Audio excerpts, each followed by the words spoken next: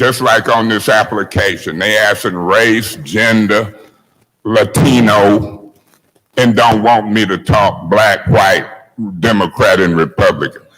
I've been around for 10 years. I know how to get more than 5 minutes. I know how to expose folks that's running around with folks in the middle of an election think they're smarter than me. I looked at Channel 12 News yesterday.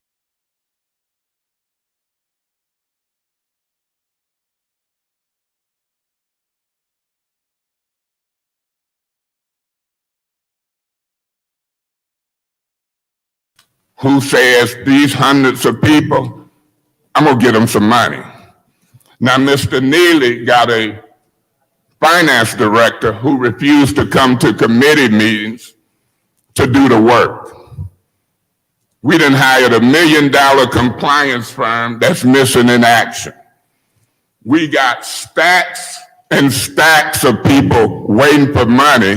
80% I bet you is black.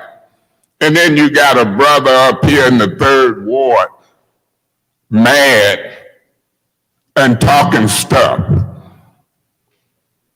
Sometimes struggle to articulate. Well, I ain't got no problem articulating. But this is October. It's time to release these dollars. It's time to expose the finance director as well as the chief legal officer. It's time to expose y'all for your discriminatory treatment toward me and other blacks with the help of 2 enablers. That is said, look at them caucusing now.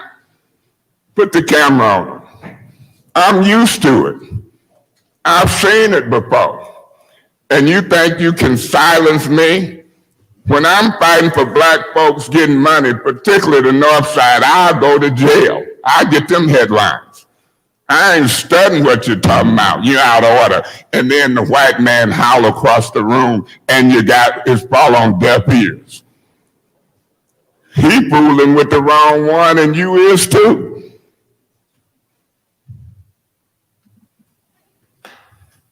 I'll show up with folks with signs.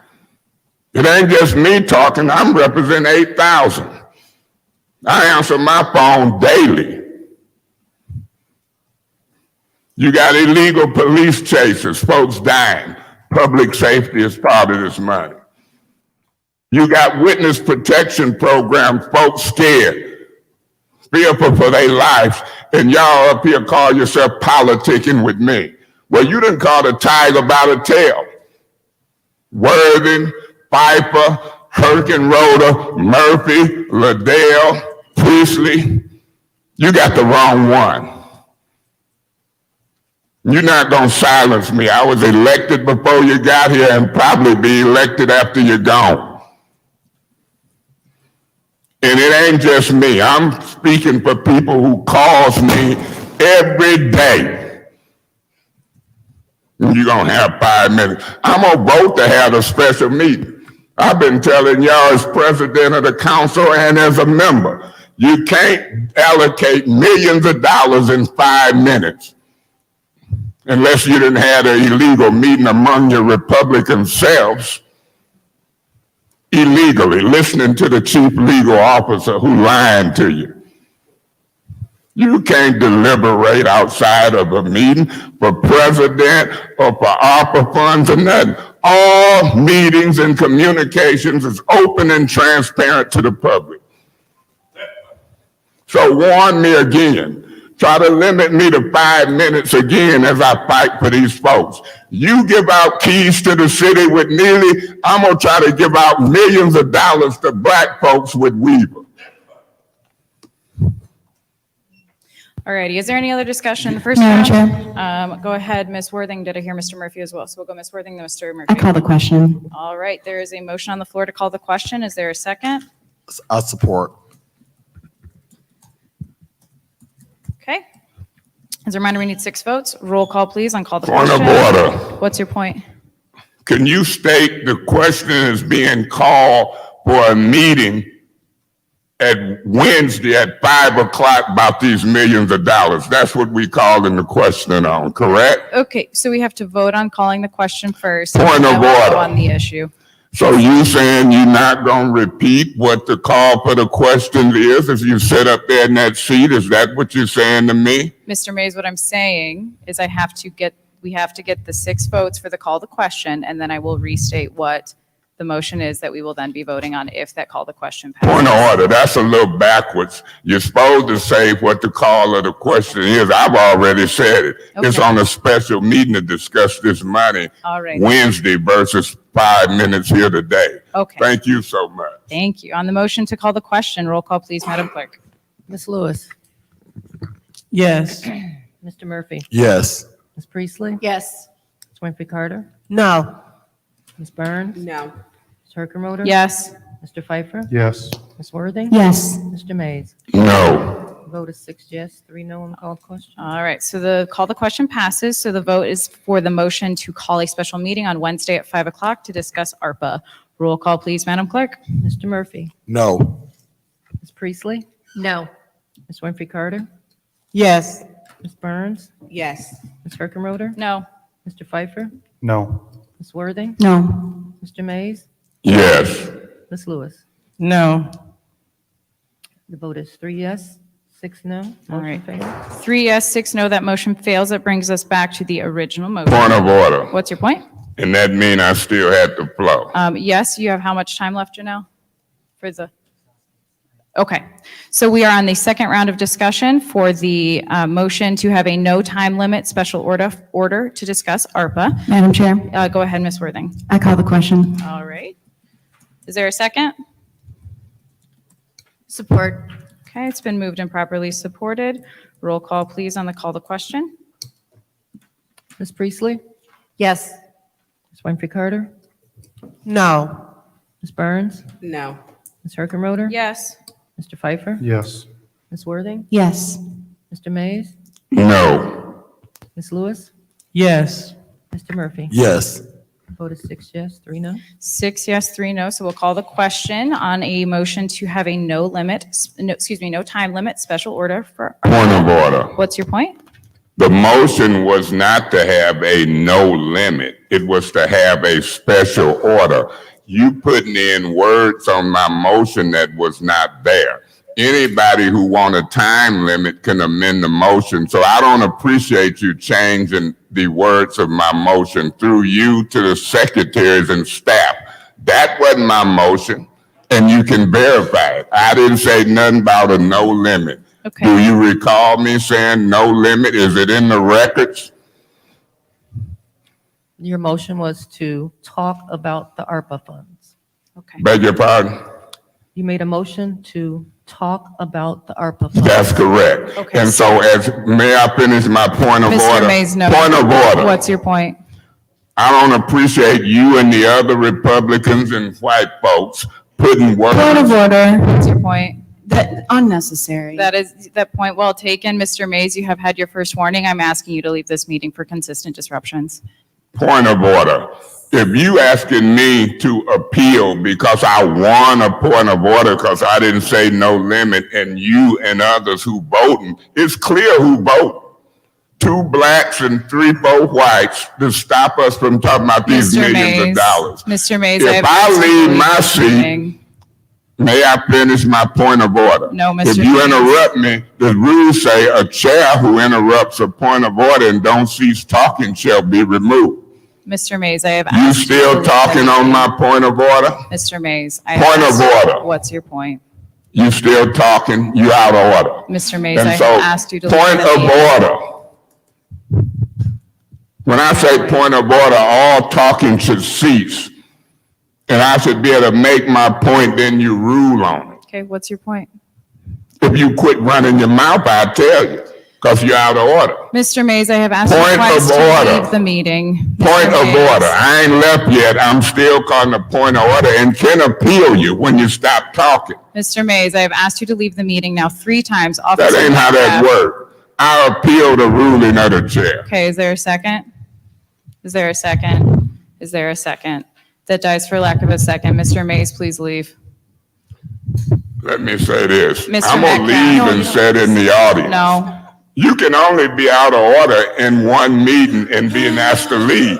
I'm gonna leave my stuff here, and when the council meeting start, I'll be back. And I'm gonna be on y'all butt Thank you, and Mr. demonstrate to the public who you are. Thank you, Mr. Mays. Madam Chair. Ms. Burns and Ms.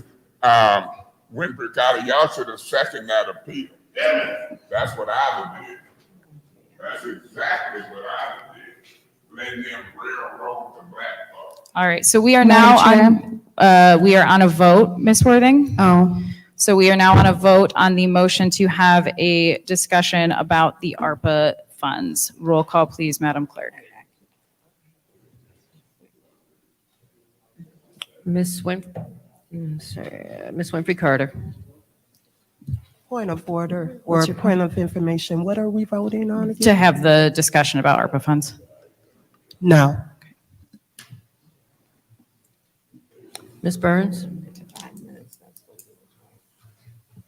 yeah, no. Ms. Herkenroder? No. Mr. Pfeiffer? No. Ms. Worthing? No. Ms. Lewis?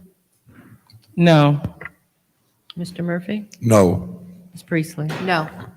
The vote is 0 yes, 8 no. All right, 0 yes, 8 no. That motion fails. Madam Chair, Yes, Ms. Worthing. based on Mr. Mays' behavior and his threat to what will happen in the council meeting, I make a motion that we do not allow him back into the council meeting.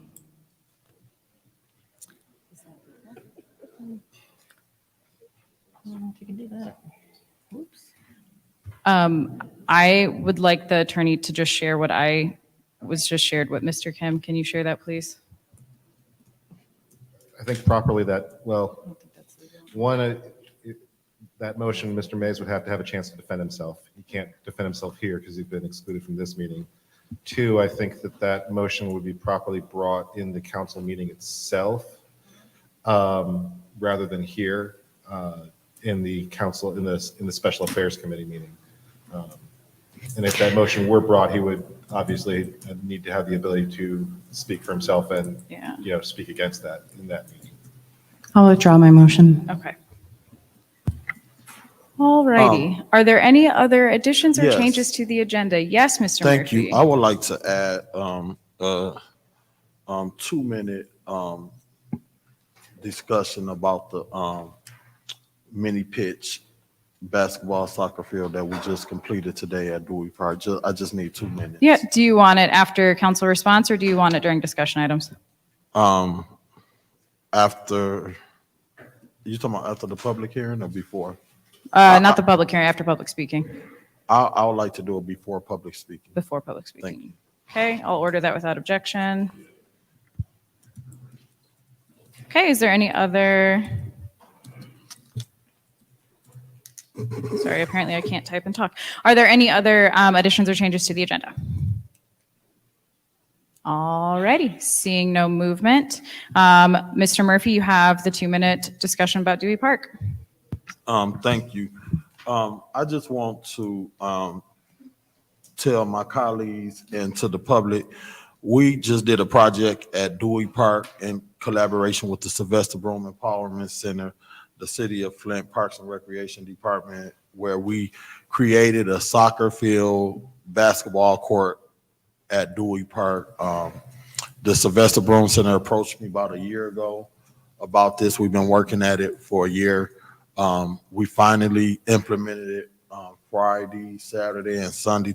Today we did the ribbon cutting. This a piece of the ribbon that we cut from the soccer field. It is beautiful. I think my colleague in the 4th Ward rode by. If you guys can go ride by, it's on Damon Street off of Saginaw Street. It looked real beautiful. It exceeded my expectations. We're going to do soccer programming. It's a basketball court that we also going to have. They haven't installed the pole and the basketball court. But if you guys are out, and thank you so much for everybody who volunteered, Linnell Jones, Fabi, Lisa, from the Genesee Chamber. We just had a lot of collaboration, and this was what collaboration looked like. So I just want to publicly thank everybody for coming out helping. And if you guys can go by there and look at that, and it's $125,000 project that's over in the heart of the north side of Flint. So thank you so much. Thank you. Awesome. Thank you. So we'll close that. That brings us to public speaking. Are there any members of the public who wishes to address council? As a reminder, you can only speak once, and you get 2 minutes per speaker. Hello, my name is R.L. Mitchell. Madam Chair, to you, to Dr. Lewis. Dr. Lewis, last week, you was addressing the House of Esther, but you broke up the forum, and the House of Esther walked out. And I wanted, for the record, I ran into Esther this morning on Civic Park bus, her and her kids. But she had a daughter and a son. The daughter got on the bus, but the son was lingering around. I thought it was the daddy, but he was the son. And the daughter talking about November the 8th, vote for us, the children, and y'all ran the House of Esther, then this letter walked out last weekend. And back to you, to Chairman, to the lady, Jerry Carter. And my neighbor come to me and said, my friend done died, Joyce and Ed. She had a son that died in that Cook Park school and still ain't towed down yet. Talking about, I know you got to do with affairs of the city, but you up and your daddy bought me breakfast the other day when he was at the same park, but the House of Esther going to have his justice with this, and you got the same attitude with what Madam Chair was doing to the peoples, her and that Murphy fellow talking about black people, the Republican drunken, and you, that was my 2 minutes? Like I was saying, and another thing, the peoples at Farrell's car lot, she checked me, said, Mitchell, you better speak up for me. Me and my husband run El Salvador, and she live over in Davidson. She always give me I didn't know her husband was a police. She's a white. She said, you better speak up tonight or else, like I did for the mayor. Last week, he told me, I went down there a few minutes ago, and he had my friend in the back room, Tressa, but his secretary ran me out of office, and Tressa come out of there, lose the keys, and she wanted it. Thank you, Mr. Mitchell. That was your time. Now what? You don't have to instruct me twice, lady, like you did to Mr. President Mays, and you and that guy, look at him looking on the eyes. Man, talking. Thank you, Mr. Mitchell. All right. Are there any other public speakers?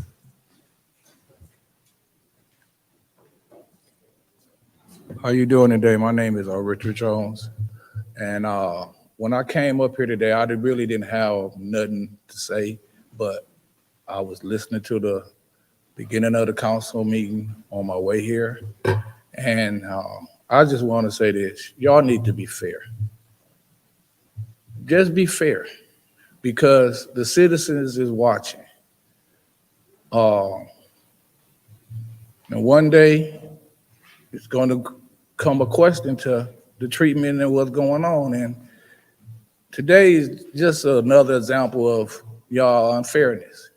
So just try to be fair and be a little leniency or whatever word you want to curb your behavior and treatment and really get some things done for the city, because all of these interruptions is prolonging the meetings, because y'all have your regular time to talk and your times to talk for rounds anyway. So let people get what's on their chest out their chest and move on. But the more interruptions y'all do, the longer y'all meetings go and the more excuses y'all come up and the more things y'all try to hide or whatever. It's just too much. But that's all I gotta say. Thank you. Thank you, Mr. Jones. Is there any other member of the public who wishes to speak? Come on up. Don't forget to state your name.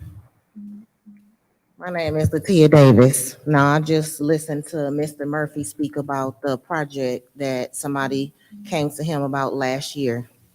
Now, ain't nothing wrong with wanting to, extend for the children, But I feel like this, that money could have been put into families. That money could have been put into something else. Our kids not even going to be able to play on it because there's so much violence going on. There's so much shooting going on. There's so much killing going on. Why not be more productive with the money? Because that park, just like it was a year to get it done, next year it's going to be towed down and it ain't going to be like it is today. I'm done. Thank you, Ms. Davis. Coming up, just state your name. My name is Shantika Davis. My son was the one chased by the police September 17th. And I am trying to bring that out. I want to know what happened and why were they chasing my son when they had already pulled him over once on Saginaw Street? Why did they pursue my child and kill my child? The chief said it wasn't a chase when it was a chase. If it wasn't a chase, how could prove it? Prove it. Prove the dash cam. Really prove the cams on them. Prove it. He's not just going to be some dead boy to the system. He's not. And I know what type of child I had. And I'm not going to stop. He's going to get his justice. And I'm not going to stop till he gets it. Y'all may not care, but I care. It was mine.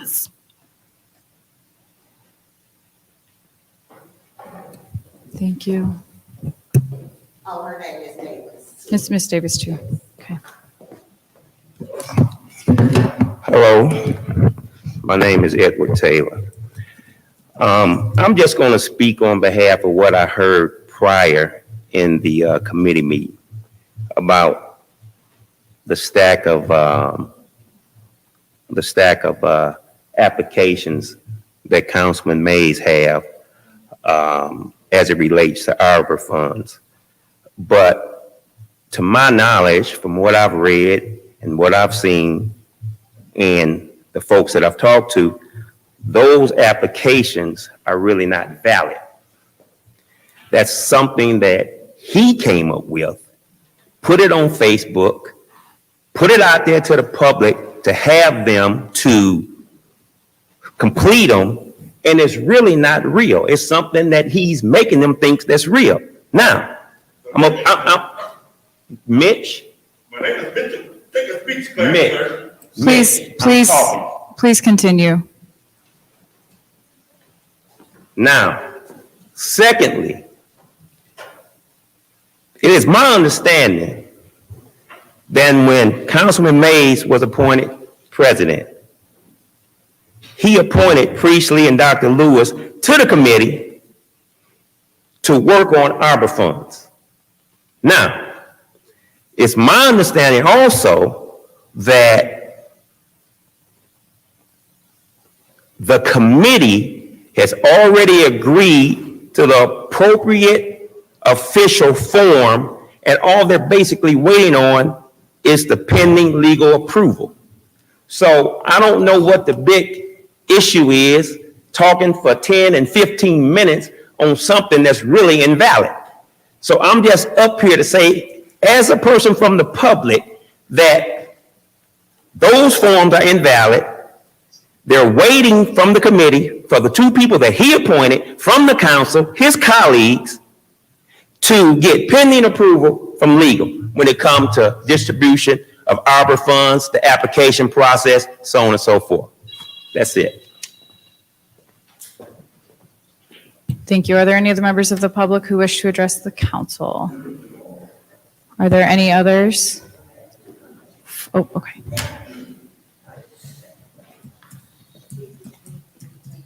Good evening, City Council. Joel Arnold, live in the 7th Ward. And I'm just speaking tonight, really that's coming up in the full council meeting. I encourage you guys to support the lease proposal for the new state park here in Flint. It's a pretty unique opportunity, and it's not that often that the state comes around with $30 million to invest in a project in our community. And I think that, we've got an opportunity here to sort of address about sort of things about opportunities to transform our waterfront, things that we've seen in other cities that have worked really well to attract new investment, to really give a lot of our riverfront, which is not accessible to a lot of people in our city, back to the people of our city. And this lease really also respects, I think, a lot of the work that residents, whether they've been park adopters, through Keep Genesee County Beautiful, or folks at the Mott Park Rec area, or all over our city have done, pouring their energy into these spaces when the city didn't have the resources to do it. And now we have the opportunity to really honor that work by making investments in these spaces that are really deserved and needed. So I'd encourage this body to approve that lease tonight. It'll make a real difference for our city in building a more equitable and inclusive city. And then we can actually get to work on creating that space. So thanks so much. Thank you. Are there any other members of the public who wish to speak to council? Come on up.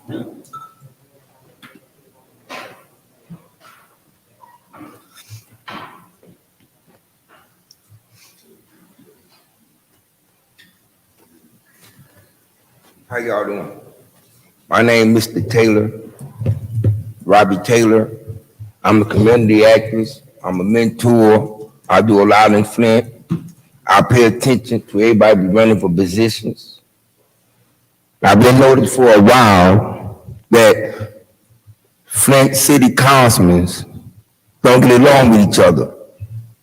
Why y'all don't get along with each other? I'm saying this. Everybody got a part of the city of Flint that y'all control and run. Everybody can't get the piece of the pie at the same time.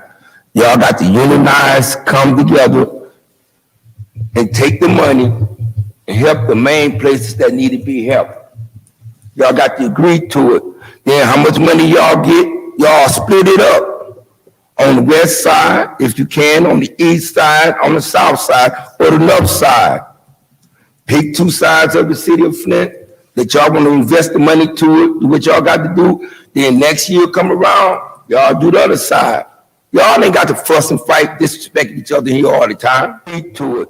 Then how much money y'all fuss and fight for each other in here? Why should y'all be here? On the west side, if you y'all respect each other's opinion. On the south side, y'all opinions ain't gonna be the same every day. Pick two sides. But all the time y'all come in here, y'all want to argue with Mr. Mays. Then next year come around, y'all do the other side. Y'all wake up and do something for the city of Flint. Unite. Show us something. Y'all fuss and fight. That's what I want to see. I'm gonna watch all of y'all face. That's why I'm videoing. Y'all respect each other's opinions. Thank you. Y'all opinions ain't gonna be the Thank same you. every day. Are there any other members of the But public who all the wish to time address y'all come in council? here, y'all want to argue with Mr. Are there Mays. any other members of the public who wish to address council? Final Y'all call wake for up and public do something for the city of speakers, Flint. seeing no Unite. movement. All right. Show us Public something. speaking is now closed. That brings us down to council response. Are there any members of council? Sure. Go ahead, Yes, Mr. Murphy. thank you so much.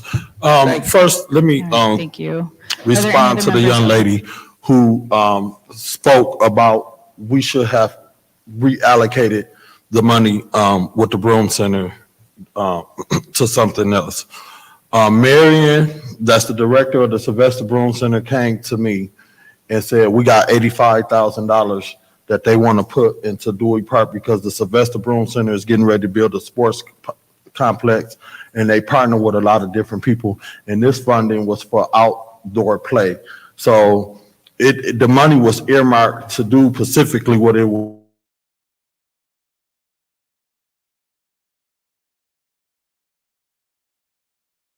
Specifically in the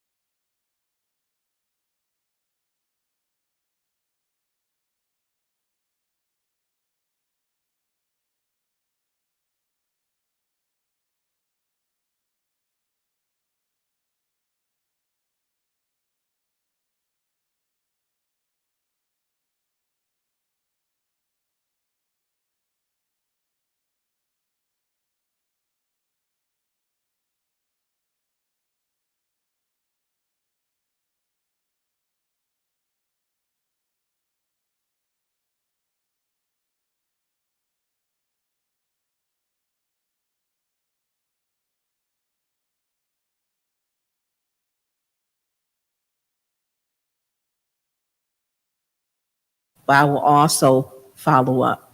Too often, minorities do not get the same treatment, nor are investigations done the same way.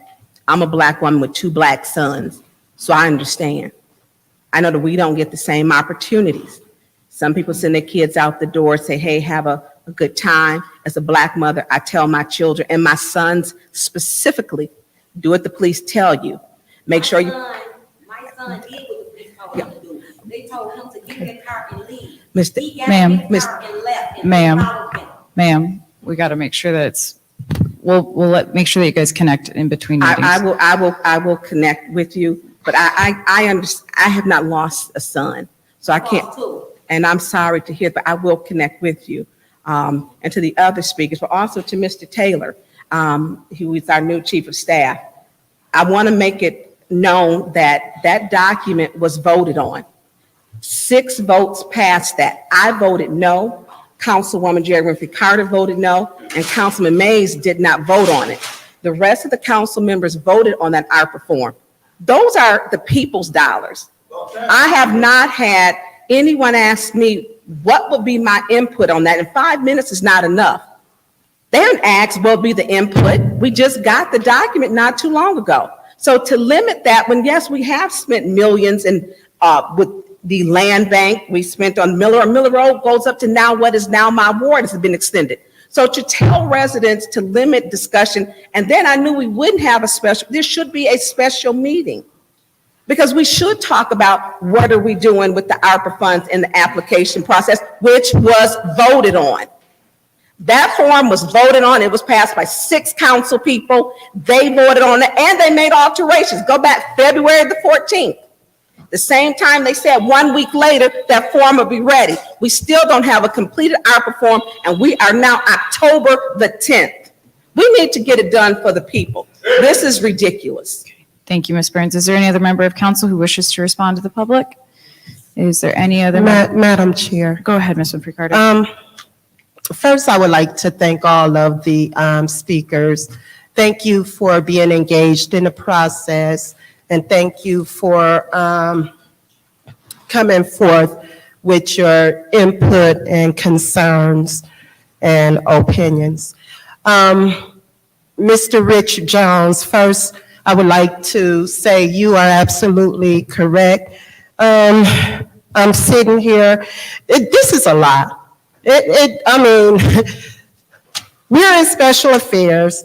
We have a full agenda, and so much has gone on. I'm sitting here, I can't even keep track of what all is happening. All of the appeals and all of it. But I do want to say, we have to be fair. We have to be fair and allow people to speak. Allow the people to, allow the colleagues, your colleagues, the council members to speak and say what they need to say. We get 5 minutes. So I don't even understand all of the appeals and everything. I'm just sorry. You know, everybody come here, and Rich Jones, you are right. Everybody comes here, they poke at Councilman Mays. Let Councilman Mays say what he got to say, use his 5 minutes, and move on. That's it. Mr. Ed Taylor, I do also want to say that that form was voted on. However, it may not be an official form, but that's the form that the people are filling out. I think the residents do understand that there may be some other forms that they may need to fill out for this process. This money, the ARPA money, is for the people, and we need to make sure that this money is given out to the people. And we should have a meeting. I don't know why my colleagues voted it down, but there should be a special meeting to talk about the ARPA funds and this new form that they are proposing.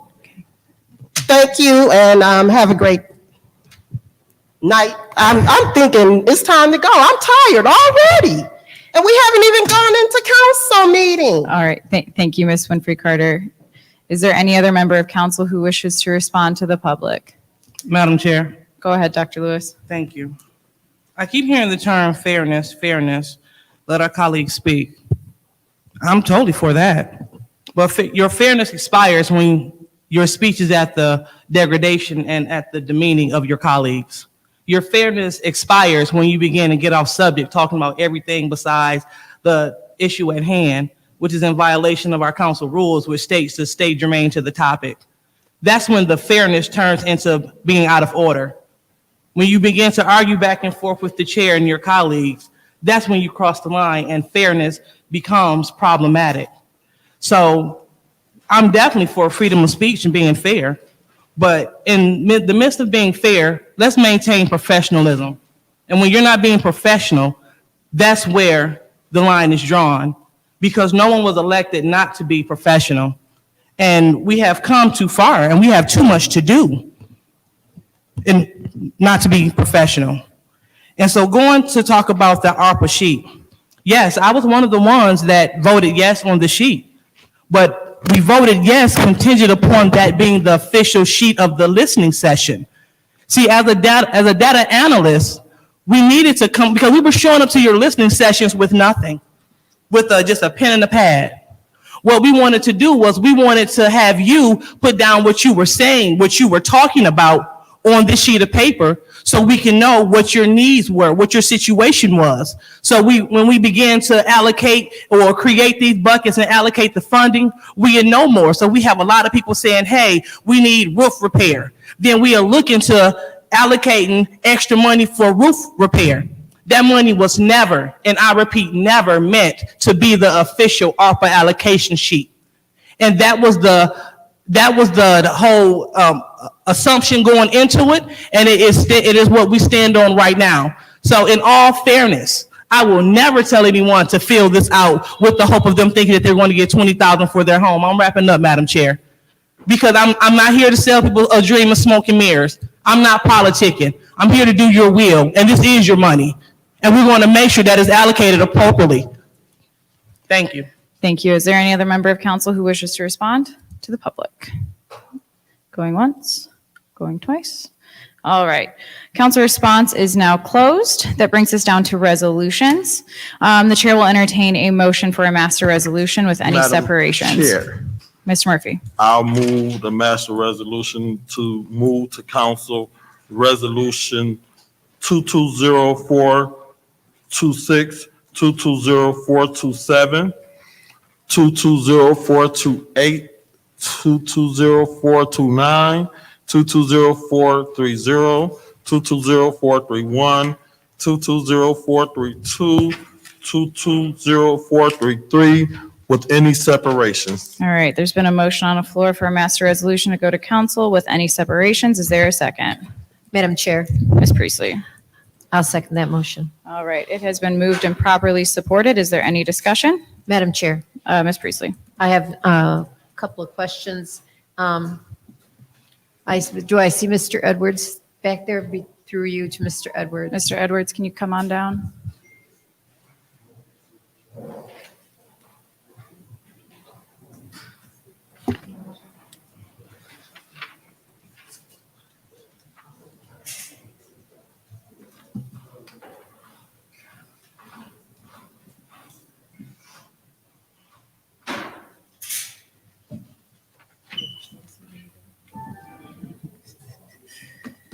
I was thinking about it.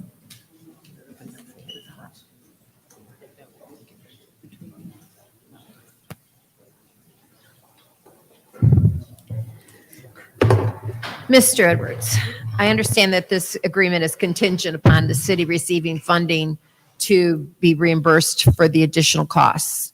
My question is that it is now October 10th.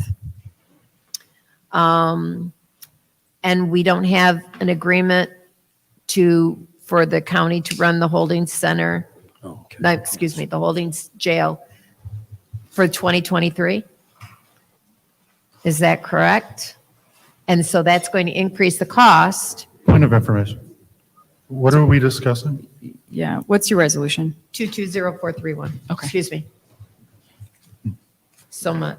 I'm Skipping ahead. skipping ahead in my brain.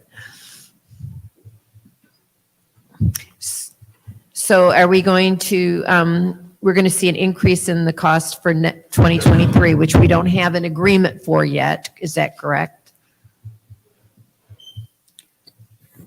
The present one is for you're speaking, of course, of the resolution for the 200,000 for Correct. the current, or for the contract just completed September 30th. As to, I don't, they gave the reasons for those increases, does not necessarily mean those increases will be valid for the coming year. Okay. Okay. And so that is contingent upon the state reimbursing us for those additional $200,000, correct? That's already been approved. Okay. All right. Thank you very much. That was my question on that one. And then I had, let me double check my notes. And resolution 220432. I've got a question for what projects, for which parks are going to be completed with these monies that are being moved around.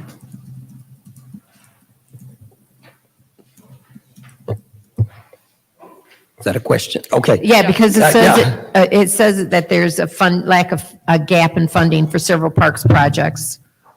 I'm going to have Ms. Wilcox come forward concerning that.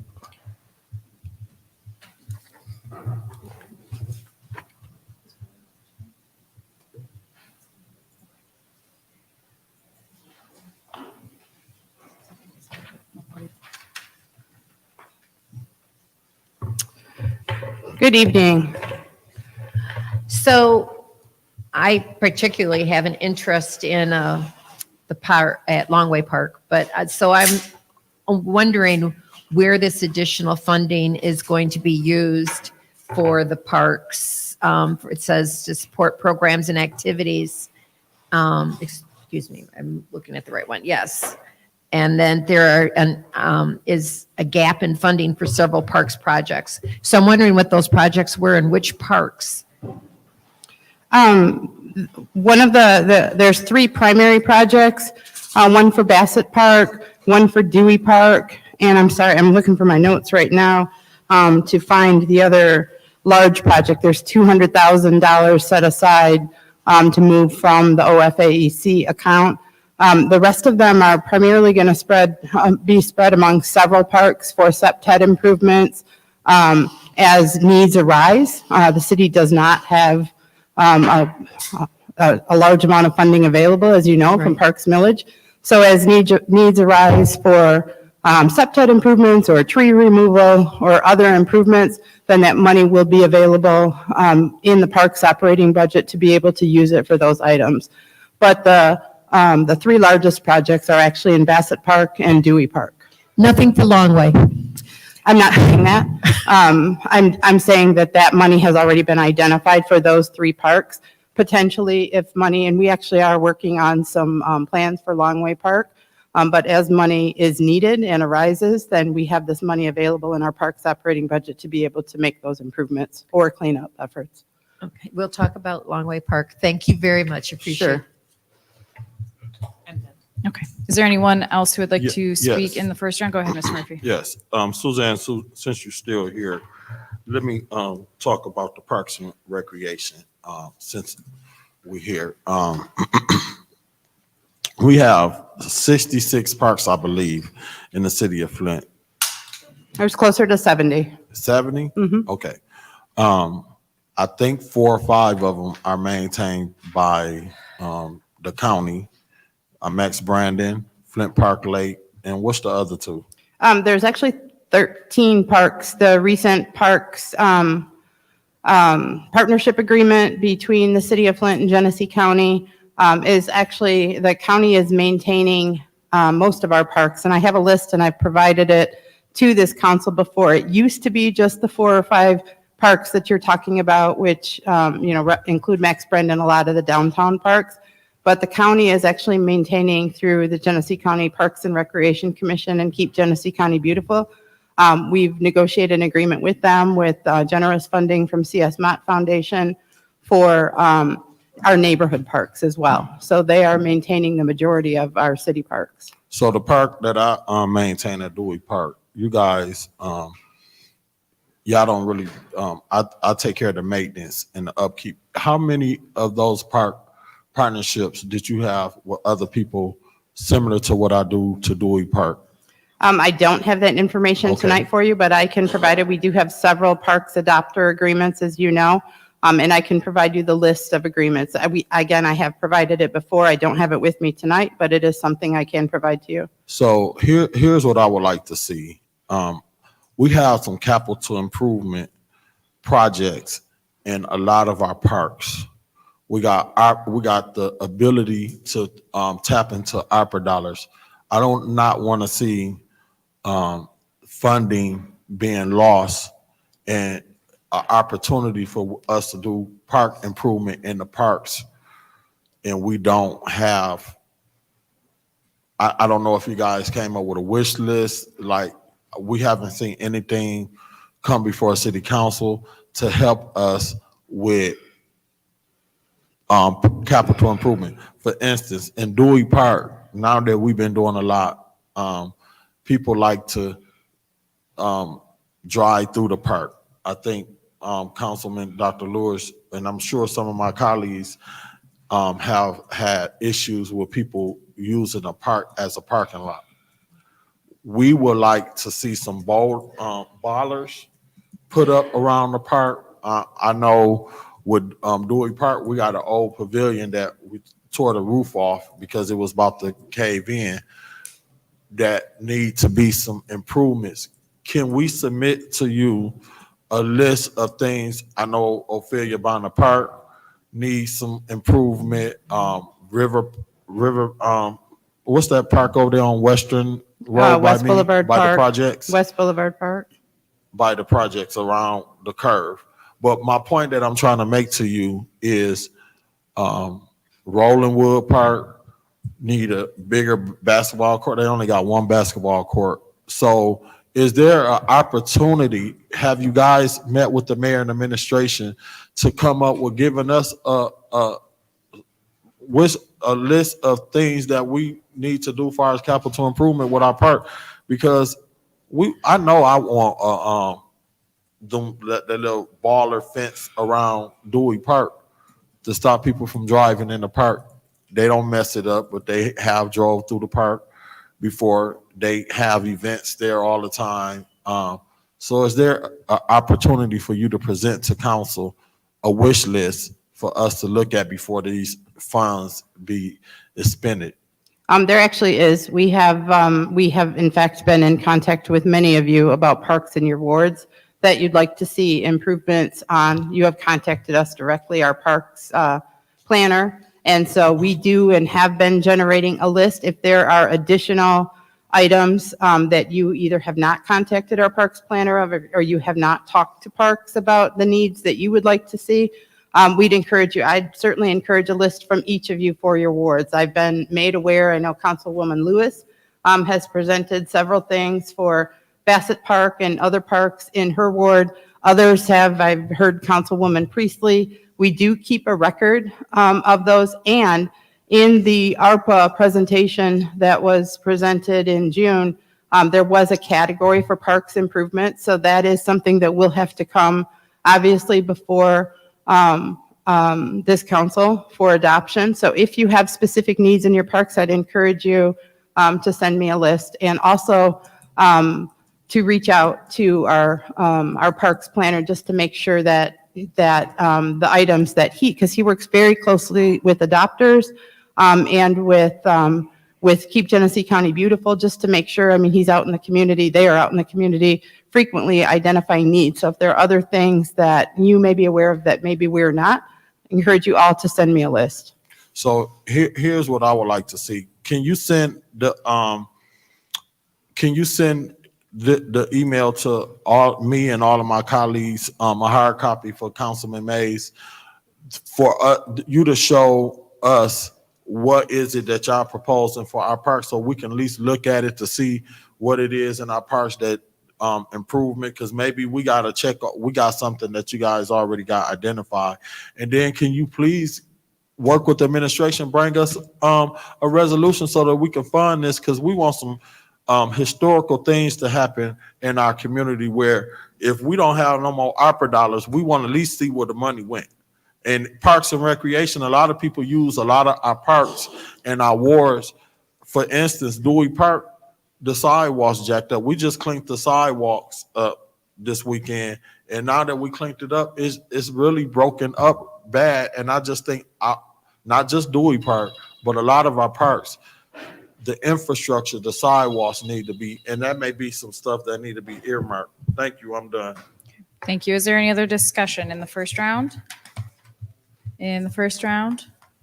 In the first round? Okay, hearing none. In the second round, is there any discussion? Yes. Go ahead. Who can speak on the resolution 220427, the contract way trim, construction engineering services for the Saginaw Street bricks? Is there anyone here that could speak on that? I see movement.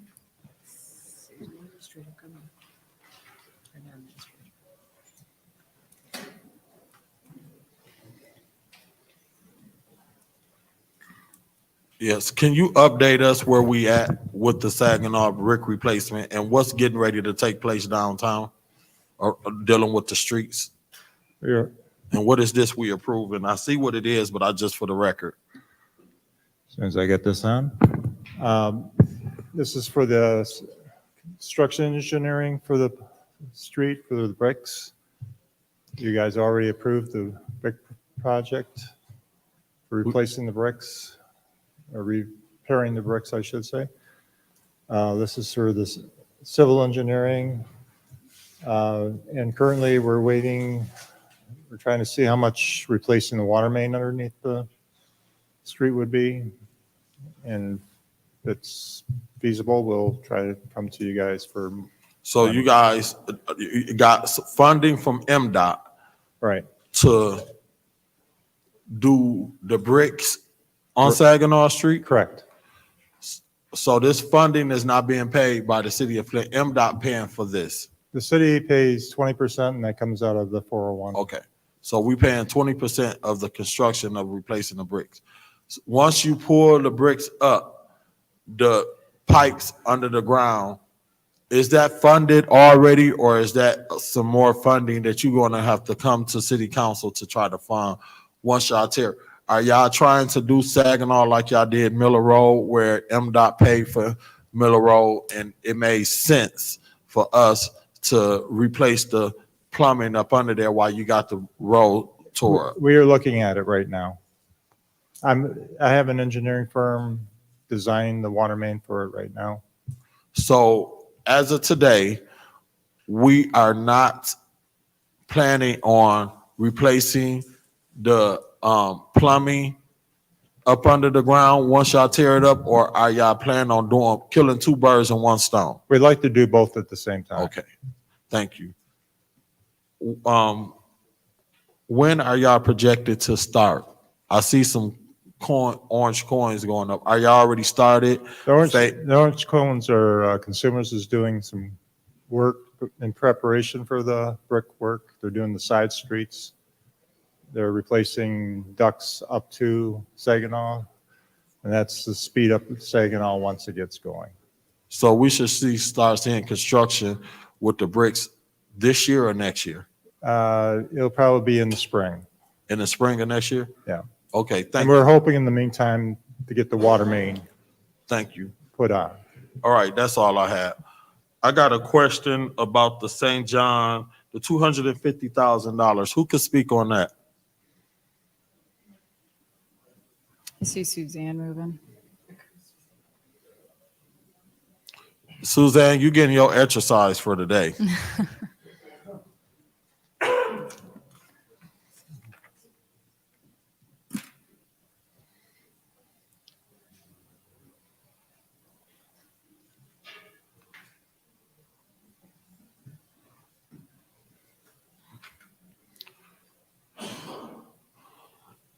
So Suzanne, here's where I'm at with the St. John Memorial Park, because they want us to approve a plan for the state park to go.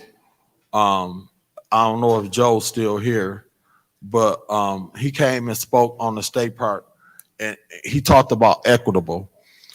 And it would have made sense to me to join in the state park with the St. John, because the state park is finna invest $30 million into redeveloping the state park. So this $250,000 that you guys have on the agenda for us to approve, is that coming out of the sale of the St. John Community Center? So y'all sold it for 500,000. Part of that, this account here is the 250. So with that being said, in addition, is it the $500,000 that we approve with the ARPA dollars? So would that bring this total to $750,000? Mic on, Suzanne. That's correct. 750 is the total proposed to be allocated for this park. So I support it. What I don't support is Joe coming before the podium and telling us we should support the state park, but yet and still leaving out a historical designated area that we creating as the St. John Park, being of the history of the St. John neighborhood, how they disenfranchise minority residents. And then here you guys come and creating a state park and finna invest $30 million, and you're stopping it at Hamilton, and from Hamilton going back down to Stewart Street, here we is trying to create a St. John Park that it could have been a win-win for both of us, because the Mott Park neighborhood thing is going to be part of the state park. That Mott Park Neighborhood Association going to still be able to do everything that they want to do, but yet and still, here we are trying to establish a St. John area park, and we finna try to use $750,000 when we really probably need 75 million, but I'm gonna leave that alone. But yet and still, y'all finna invest 30 million down there, but 750,000 right here. But he wanna come to the podium and talk about equitable. Make it make sense. Can you guys go back to the drawing table and ask them to extend the state park a block down before we approve this lease before council?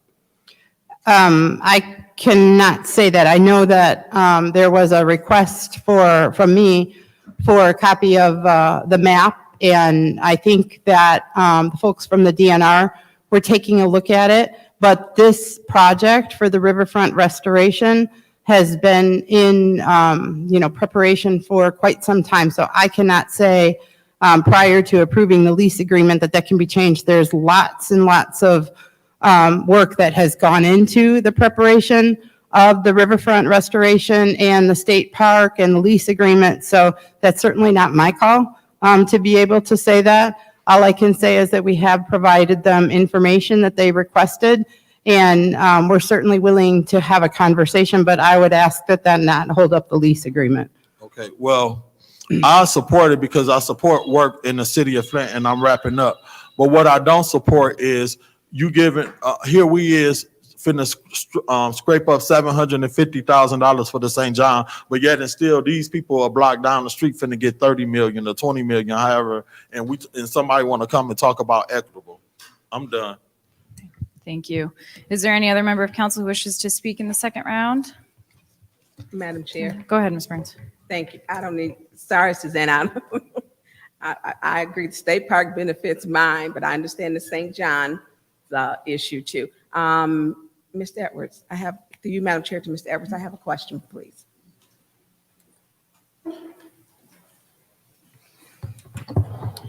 In regards to the city lockup, my question is, we've had this several times. Each year that contract expires, the county isn't able to get that money in a timely manner.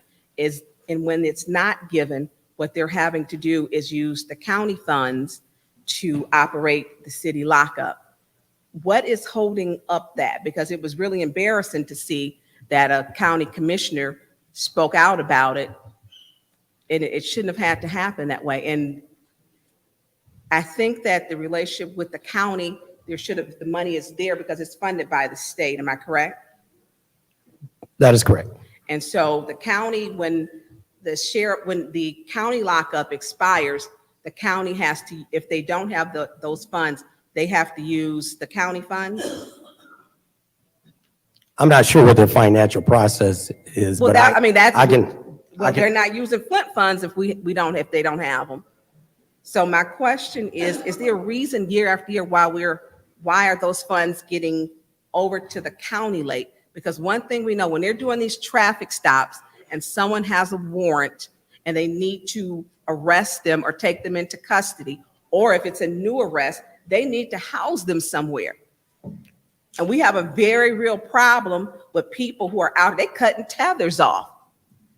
I know 2 additional shootings that happened just 2 months ago, and they cut the tethers off. And so they were warrants that were issued. So if we're not being a good partner with the county because they're housing those criminals and they have to close the city lockup, why are we not getting that over? Because everyone says, and they want the people who are committing the crimes, we want them off the street.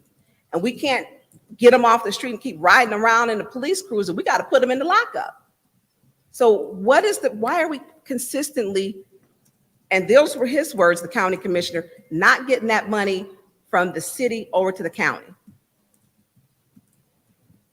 Madam Chair. Through you, Madam Chair, to Councilwoman Burns. The sheriff's person, one of the sheriff's captains contacted me. First time I've had the contact, so I took, personally got involved in this situation. I really can't speak on prior situations, but I believe it's probably the same. It was probably the same issue. Council approves the money that was necessary for this particular venture, for this holding facility. The issue often lies in the fact that the contract goes to September 30th and our fiscal period ends June 30th. So there is a mishap, if you will, between that time period. We authorize a new purchase order for the remaining time, which is 3 months, July, August, and September. And so we have taken care of that. And, moving forward, as I, had that conversation with the sheriff's officials, that we have that understanding. And I personally got involved and understand why that break happens, because you did approve all of the money. And so it is about, we only can go through so much for the period of the fiscal period leading up to June 30th. Then we have to allocate the balance that was approved in the resolution for those 3 months. So we have worked out a corrective action to deal with that particular issue. But it was a fiscal alignment problem, contract fiscal alignment. So it has now been corrected then? Yes, ma'am. Because that's really important, because I've never, and I know certain times that they'll do sweeps where they'll just do, they're going after people with warrants, outstanding warrants. And I want to make sure we're good partners with them, because a lot of these people who are out here, they're committing more crimes. And a lot of people don't think they will cut those tethers off in a minute and do not care. And so when they do those the warrant sweeps, I want to make sure that we are being good partners with them, because our city lockup, I've been down there. It's not nice at all. It's very old. It's very antiquated, very antiquated. And I wasn't down there because I was arrested either. I was there just touring it. But as long as that is corrected so that we won't have that problem, and it's unfortunate, I hate to see that issue had to be taken to the press, that it was, we were made aware of it through that. I knew last year we had a problem, but it was blamed on COVID. Then it was told to me it was council's fault. We've been blamed for the pipeline, service lines, and the restorations. That's not true. And then it was told that we were the holdup with the county. And I was called and asked about that. That's not true. We are not holding up definitely those who need to be taken off the streets. council isn't doing that. And we didn't hold up the service line replacements either. That's not true. But I'm glad to see that we have corrected this issue and so that it won't happen again and that it is now in alignment. Thank you, Madam Chair. Thank you, Mr. Edwards. You're welcome. Okay, thank you. Is there anyone else in the second round?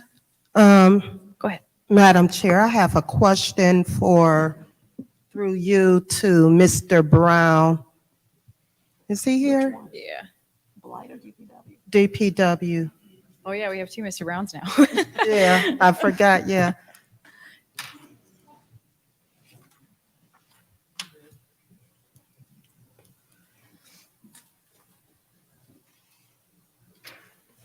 Mr. Brown, I have a question about the change order, 220429, the change order for DeAugustini and Sons.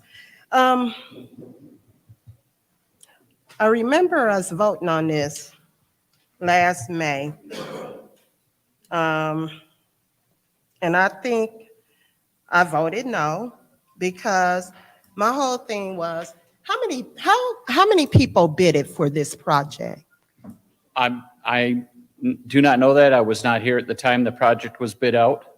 Okay, But this $205,000 is to finish the amount of money that we needed to get parts corrected and to meet the adapters for the valves that we were putting into CS2.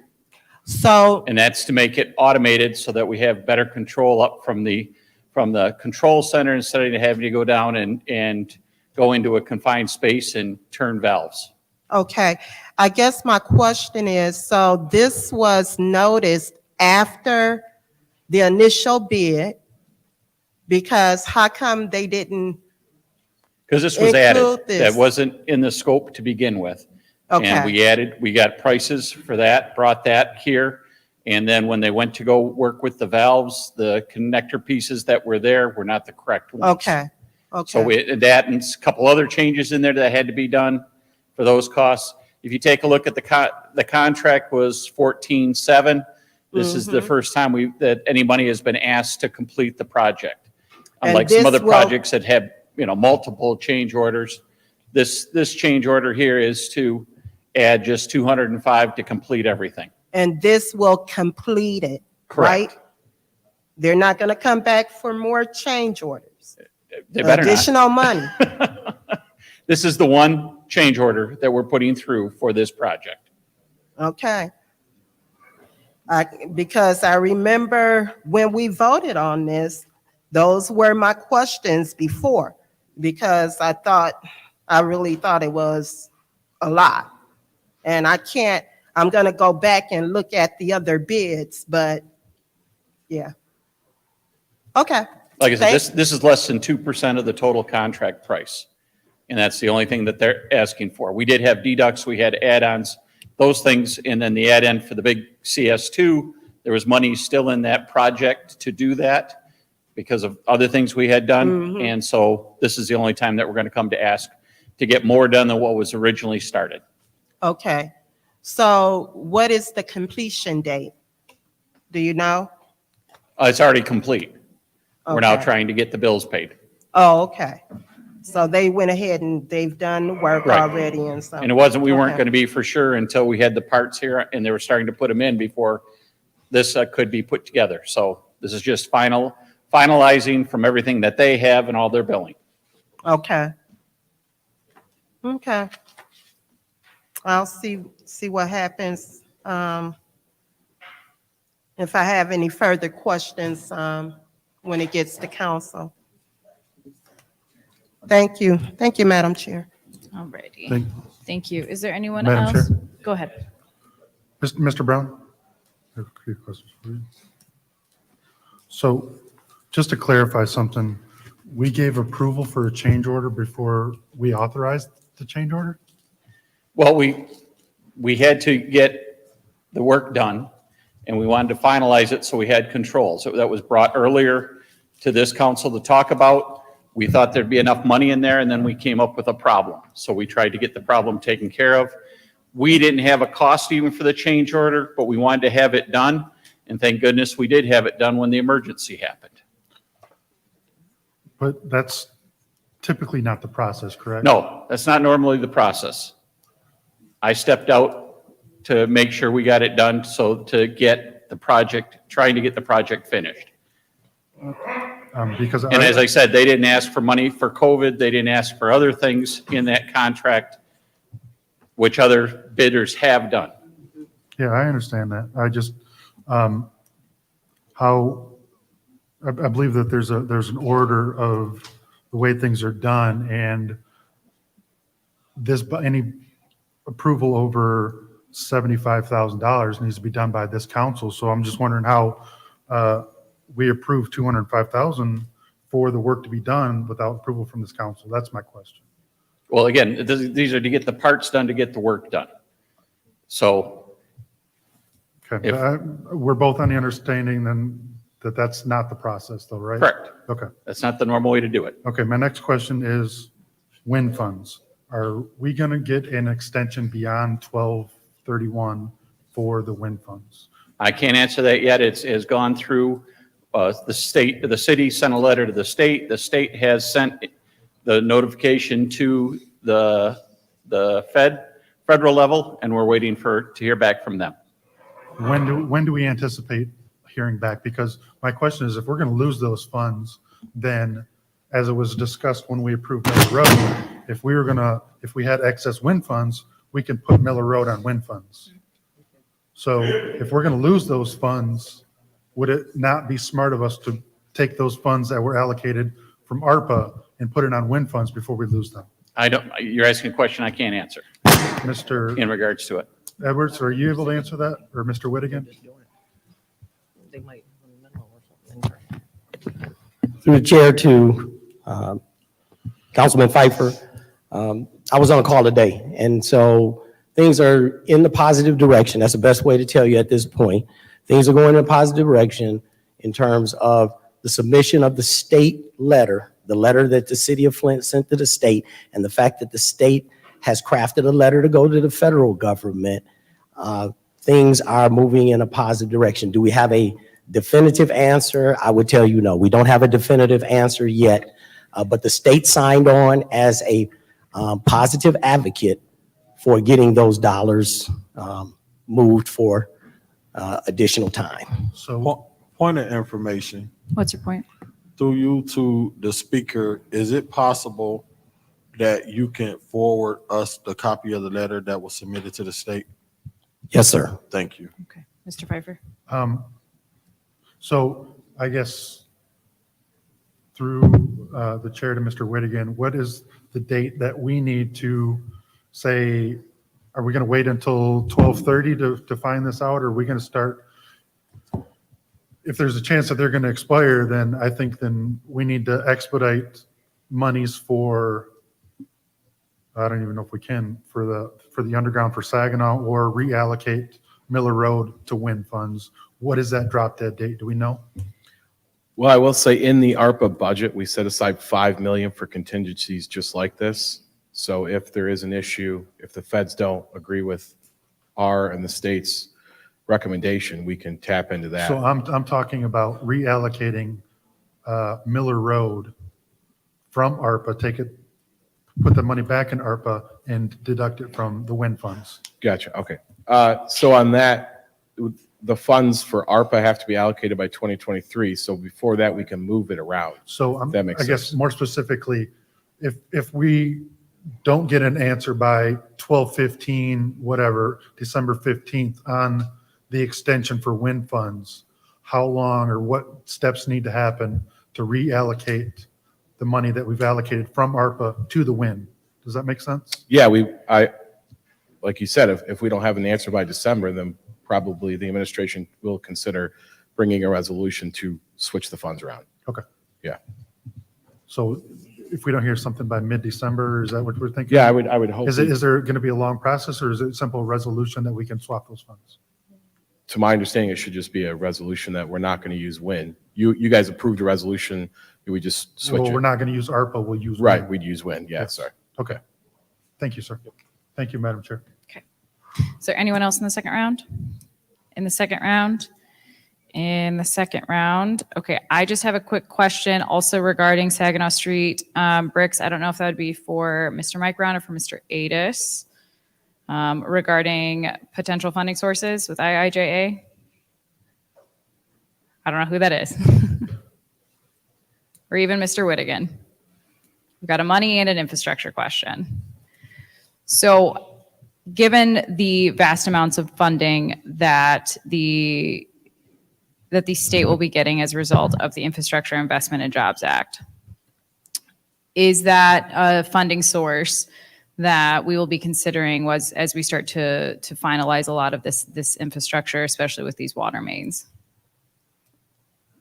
Are we going to look to IIJA to help supplement infrastructure improvements in the city? We're going to look to it once we get the information on what we can and cannot do with those monies when we ask for it, yes. Okay. And it'll be used for other water mains in the city of Flint. That current project is near shovel ready, and we're trying to work forward with that. Thought he was coming up. He's behind me. Okay. But again, there's still questions. I've been in quite a few different seminars, computer, watching what can and cannot be done, what they think. But until all the rules and regs are put together, we won't know. Okay. And then do you know approximately how much it'll cost to repair or replace the water main for Saginaw Street?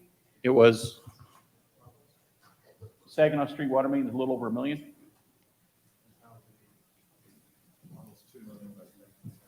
Okay. Just the water main, not resurfacing, just the water main. Go ahead. I don't have a current price on it. Okay. My guess it'll be close to 2 million, but I'm not positive until we get a quote. Okay. And then can I ask that we try to get IIJA funding to help support that so that we can make sure that the city coffers are still?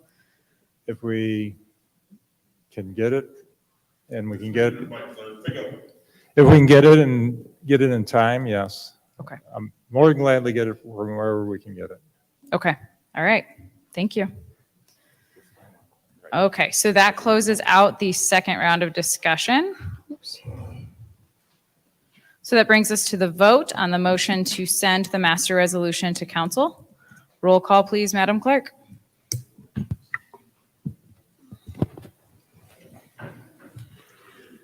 Ms. Burns? Yes. Ms. Herkenroder? Yes. Mr. Pfeiffer? Yes. Ms. Worthing? Yes. Ms. Lewis? Yes. Mr. Murphy? Yes. Ms. Priestley? Yes.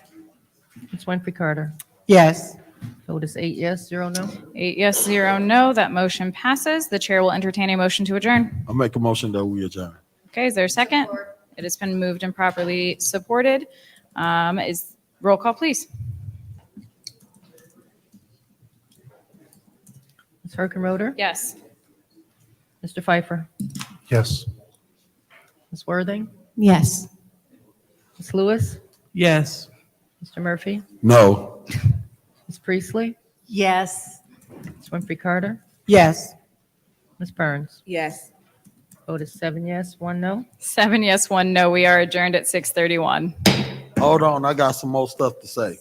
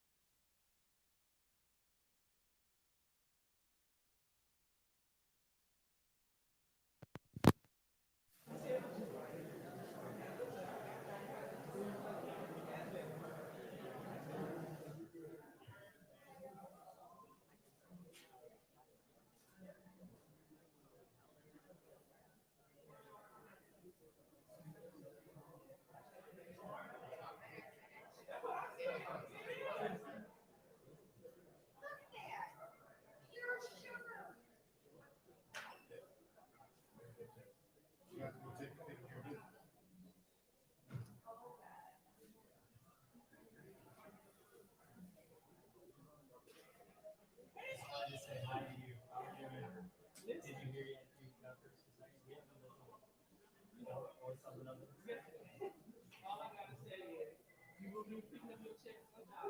really? When I saw you, was like, me that same crowd at 6:45 a.m. I said, man. That's what she told me. She said. I said, man. So I said, I'm gonna have to relinquish my Dickie suit. I think what we need to do is pressure, but in essence, to throw a dinner party to celebrate everybody. You know, it's really something about the money. It's about Getting up there. Yeah. I think that would be really fun. We'd love to do something like that. And I love to eat with you. Yeah. Yeah, because I never met you in person. Right, I know, that's what I was gonna say. Yeah, well, you're definitely a legend. Yeah, thanks for what you do. For the trash talk. Whenever I get caught trash, I'm with it. I wouldn't have you get in here. All right. Thanks, Chad.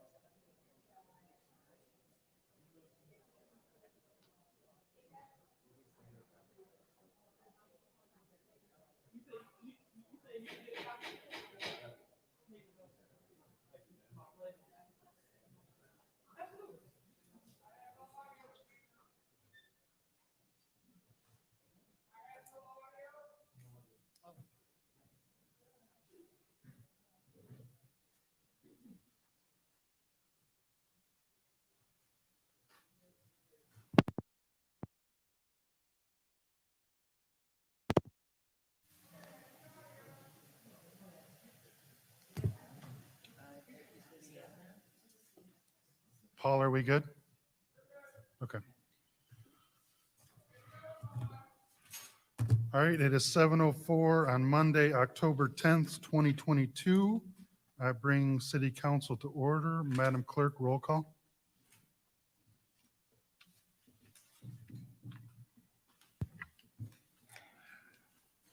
All right. Mr. Mays is not in. Ms. Lewis? Present. Mr. Murphy? Present.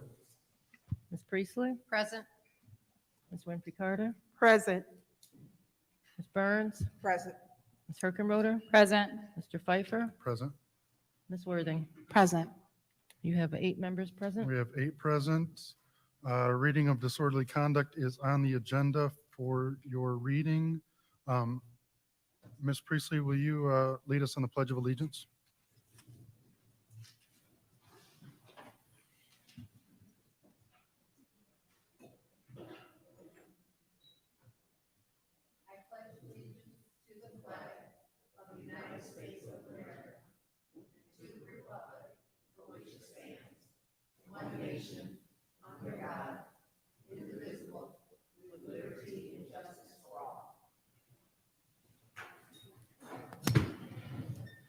Thank you for that. Are there any requests for prayer or blessing? Anyone? Anyone that requests a moment of silence?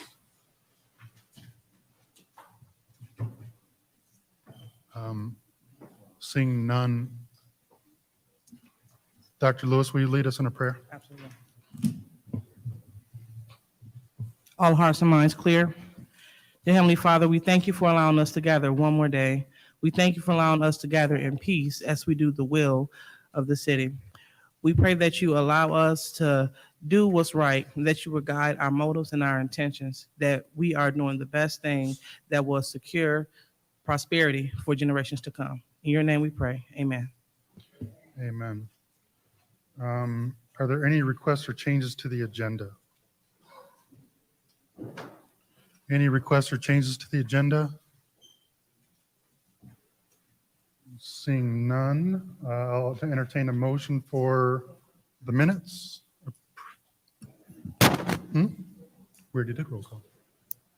Mr. President, Ms. Herkenroder. I'd like to make a motion to approve the minutes from the meeting of September 26, 2022, With any corrections? with any corrections. There's a motion to approve the minutes for September 26th. Is there a second? Mr. President. Dr. Lewis? I support. Been moved and properly supported. Is there any discussion on those minutes? Any discussion? Seeing none, Madam Clerk, roll call. Ms. Lewis? Yes. Mr. Murphy? Yes. Ms. Priestley? Yes. Ms. Winfrey Carter? Yes. Ms. Burns? Yes. Ms. Herkenroder? Yes.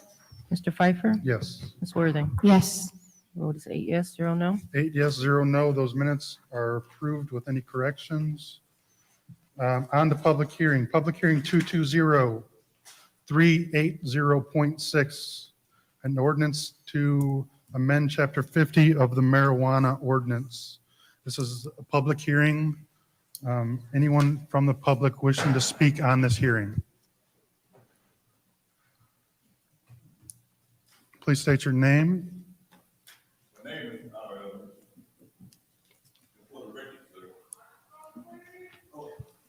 Hello. My name is R.L. Mitchell. And for the record, sir, I voted in that room back there, committee room on marijuana, to legalize marijuana with Kevin's.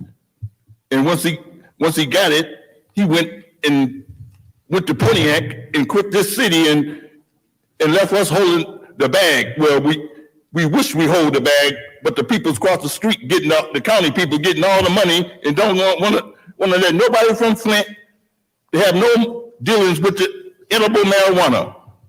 And they got gummy bears and all kind of cookies, and they eating them right in front of people, and nobody saying anything about it. And I feel like I done voted for the stuff, and no one.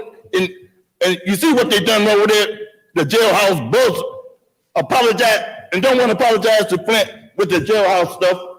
Had to get somebody like this police chief, Robertson, I can't think of his name now. He was in here talking stuff about false documents on it and all, and then there she go again, Dr. Whoever that coughing over there bringing that stuff in there. Anyway, he was in here talking, whoever that guy.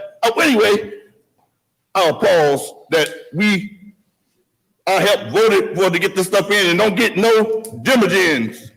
So we the people speak out against that stuff. Any other member of public wishing to speak on the marijuana ordinance? Yeah, I was looking for Arthur Woodson. I was looking for ordinance back there. No, I didn't see any on the table. Here, you know. So I don't know what it is that you all are amending.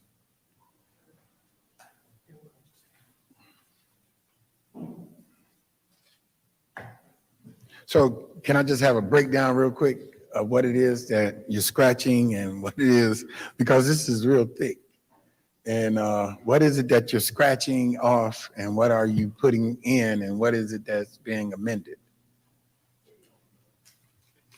So, I mean, in order for us to be able to speak at the hearing, I yield 3 of my minutes so that I can hear at least some of the things that's being scratched so I can speak on it.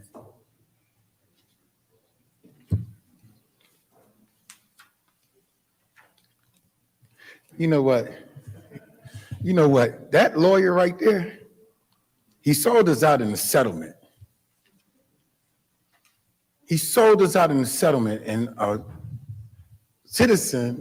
resident is just asking a simple question in order to be able to respond intelligently about this ordinance dealing with marijuana.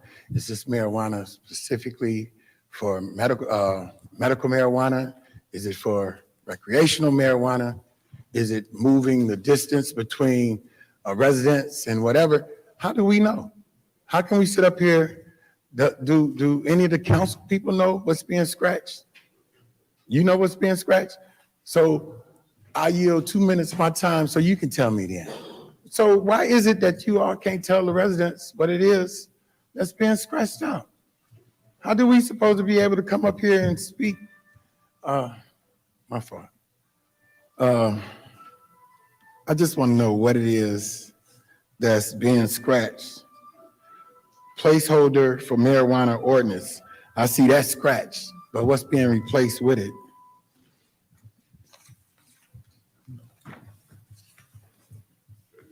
And I don't see anything else scratched out.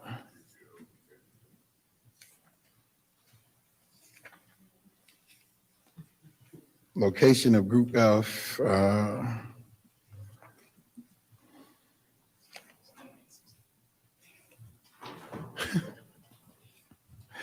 this is funny, man. This is real funny, for real.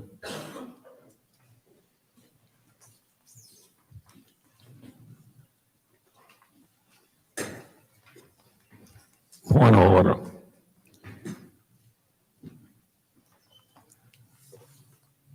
Point of order. What's your point? Not only do that resident have the right to have the ordinance laid out on the back table, that's been a practice, that resident also have the right for a brief description from you and or the city attorney before you open up the public hearing. I know you only been here a few months, but you can't mess up the due process for public hearings and so forth and so on. So my point of order is somebody needs to give him a brief explanation since the ordinance wasn't laying out for the public. That's just normal procedure. And then you need to start his time over.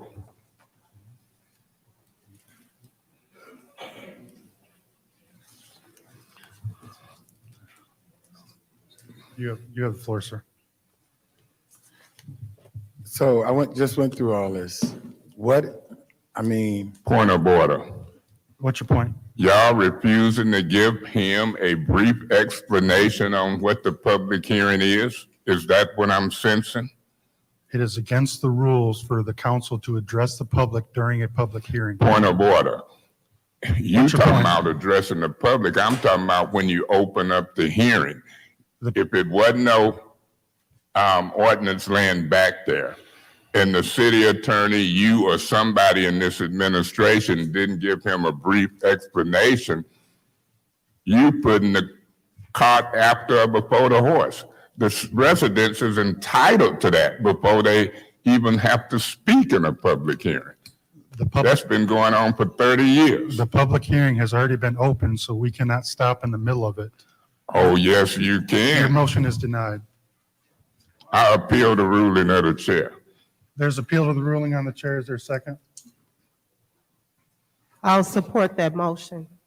Okay, it's been moved and properly supported, and I will start by saying that Rule 29.4 states that council cannot address the public once the city council has started a public hearing. And that's why I ruled on it. So I would love to answer Mr. Woodson's questions. I know them, but I'm not allowed to. That is the rules. Miss, are you done? So is there anyone else that was to speak in this appeal? Yeah, I do. Mr. Mays. Mr. Chairman, the city council, we make these rules. We can suspend them and change them anytime you got 5 votes, or 6 in some cases. You got probably 6 new council members on here, and they done put y'all in power, and you don't understand the rules. In midstream, we can give a brief explanation, and it should have been done on the front end before you call people up to speak. The rule you was referring to is after the hearing started. He made an excellent point. You open up a public hearing and ain't gave a brief description, and you don't have it laying back there. So if you really understood serving the people, and to me, you just fumbling around and don't know. You've been in that seat probably 2 weeks.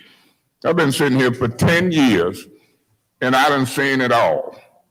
I done seen in a public hearing where stuff wasn't done right. You can speak on it. Now, I probably ain't got but 2-3 people want to speak on it. I've seen public hearings where 50 people get up.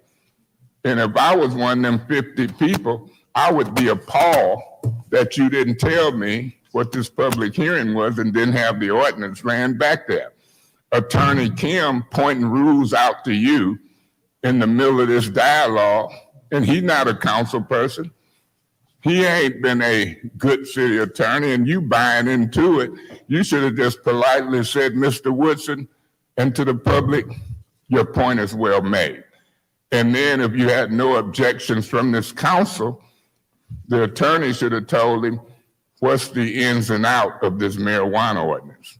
And if the attorney didn't know, should have called up Suzanne Wilcox and give a brief explanation and then open up the hearing. Y'all trying to run this city into the ground. And what you're doing is just being like a dictator. Whenever I try to tell you something, because it's coming from me, I just ain't gonna do it. Whoever seconded this appeal, I don't expect to win it because of this group sitting here. 6 of them, they knew. They running Flint and running it into the ground and cheating the people. And guess what? People condoning it. It's gonna come a day. It's gonna come a day. I'm gonna make 50 to 100 people come in here, and y'all gonna sit and listen and respect this public, because y'all think it ain't what it is. And I know from the civil rights movement to now, we ain't gotta take this from y'all. And you can talk to him if you want, but this was easy. Who would object to somebody giving a brief explanation before you open up the public hearing? I'll be voting no on your ridiculous and unpolite ruling. And really, I'm kind of border on unlawful. Anyone else wishing to speak on this appeal? Anyone else wishing to speak on this appeal? Mr. President, yes, I would like to Go ahead. speak. I supported the appeal because, to Councilman Mays's point, there is always a period before a public hearing that we have someone come up and speak about the public hearing, and then we go into the public hearing. And I don't know if you forgot or what, but that's why I supported his appeal. And I'll be voting no, because I think at this point, since you didn't do it beforehand, I think we can, probably go into getting an explanation about this public hearing. If someone, if a resident want to know something, we should be transparent and forthcoming. And we should always be willing to let the residents know what's going on. So I'll be voting no on the appeal. Anyone else wishing to speak on this appeal? Anyone else wishing to speak on this appeal? Not seeing anyone else, I will finish and use my time to address your questions, because I want to follow the rules. And the rules are once a public hearing is opened, we're not supposed to interact or talk. This is just a public comments. So, Mr. Woodson, what is substantially changed is just renumbered. It's a new ordinance renumbered for the new zoning, and the only substantial change is the hours go from 7 p.m. to 9 p.m. Other than that, it's the existing ordinance that we have on. Point of order. What's your point? You can do that after the appeal. I'm doing. Point of order. Let me make my point, Mr. Piper. What's your point? Y'all done threw me out of meetings from deviating on the motion on the floor. The motion on the floor is for you to justify why you refuse to do that. And this ain't the proper time. They say, Mays, you're not germane. And then about 6 of y'all gang up on me. Mr. Mays, please make your point. I am making it. So don't discriminate. Discrimination under the charter is illegal. So now here you gonna deviate, you ain't germane to the appeal, to do what we simply ask you to do. Tell me why I should vote yes or no on your ruling not to do that. That's what's on the floor. All right, your appeal is denied. Point of order What's is your- denied. It wasn't a- Point of order is denied. So that's the substantial changes. There are really the 7 p.m. to 9 p.m. Other than that, it's a renumbering for the new zoning code. That is it. So Madam Clerk, roll call on the appeal. Mr. Murphy? Yes. Ms. Priestley? No. Ms. Winfrey Carter? No. Ms. Burns? No. Ms. Herkenroder? Yes. Mr. Pfeiffer? Yes. Ms. Worthing? Yes. Mr. Mays? No. Ms. Lewis? Yes. The vote is 5 yes, 4 no. 5 yes, 4 no. Mr. Woodson, I think you still have the floor.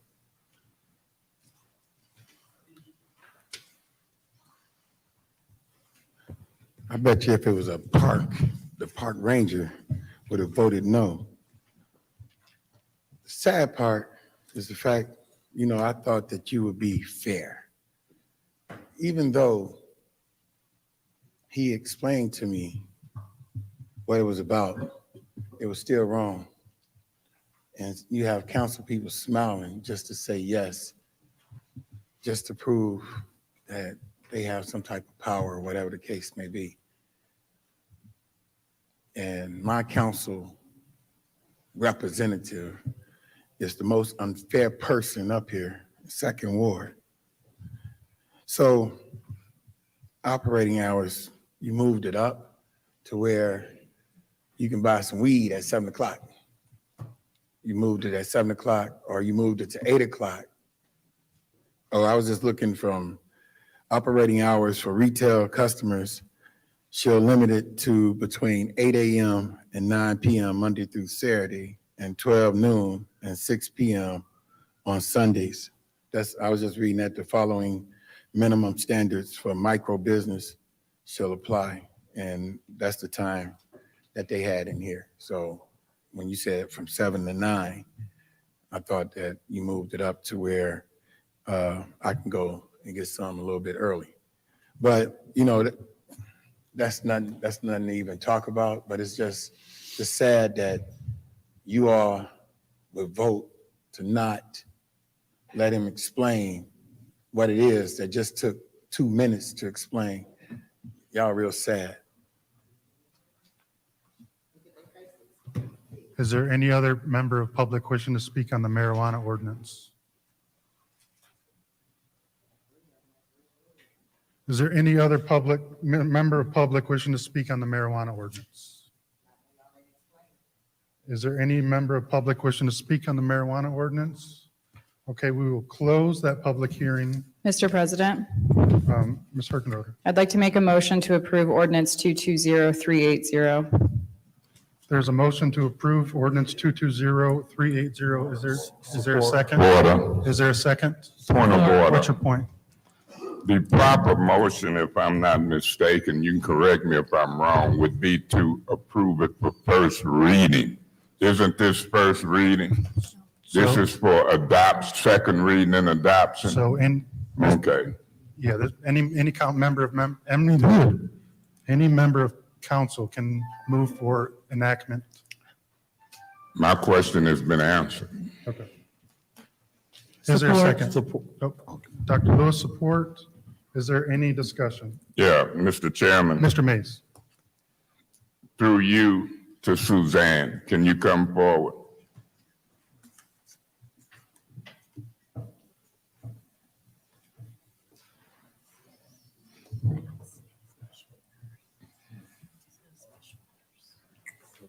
And the city attorney who worked on it as well. Was that Attorney Gurley? Ma'am, when I finish this, I'll come take care of that business.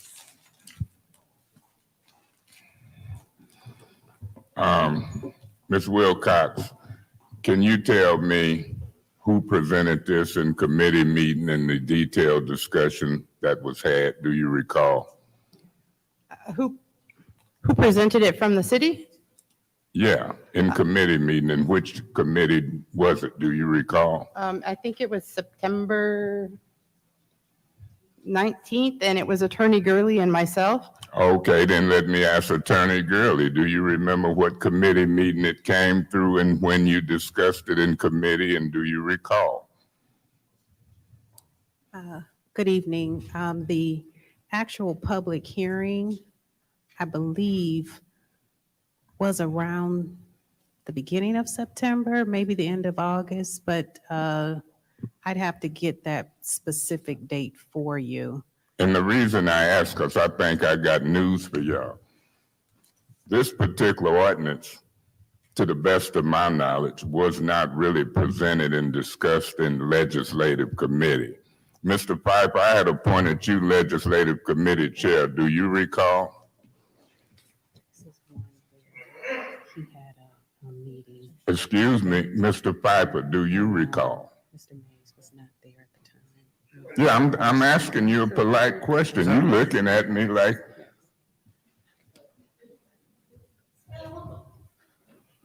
You ain't gonna answer? And that's what we're dealing with. My position is this.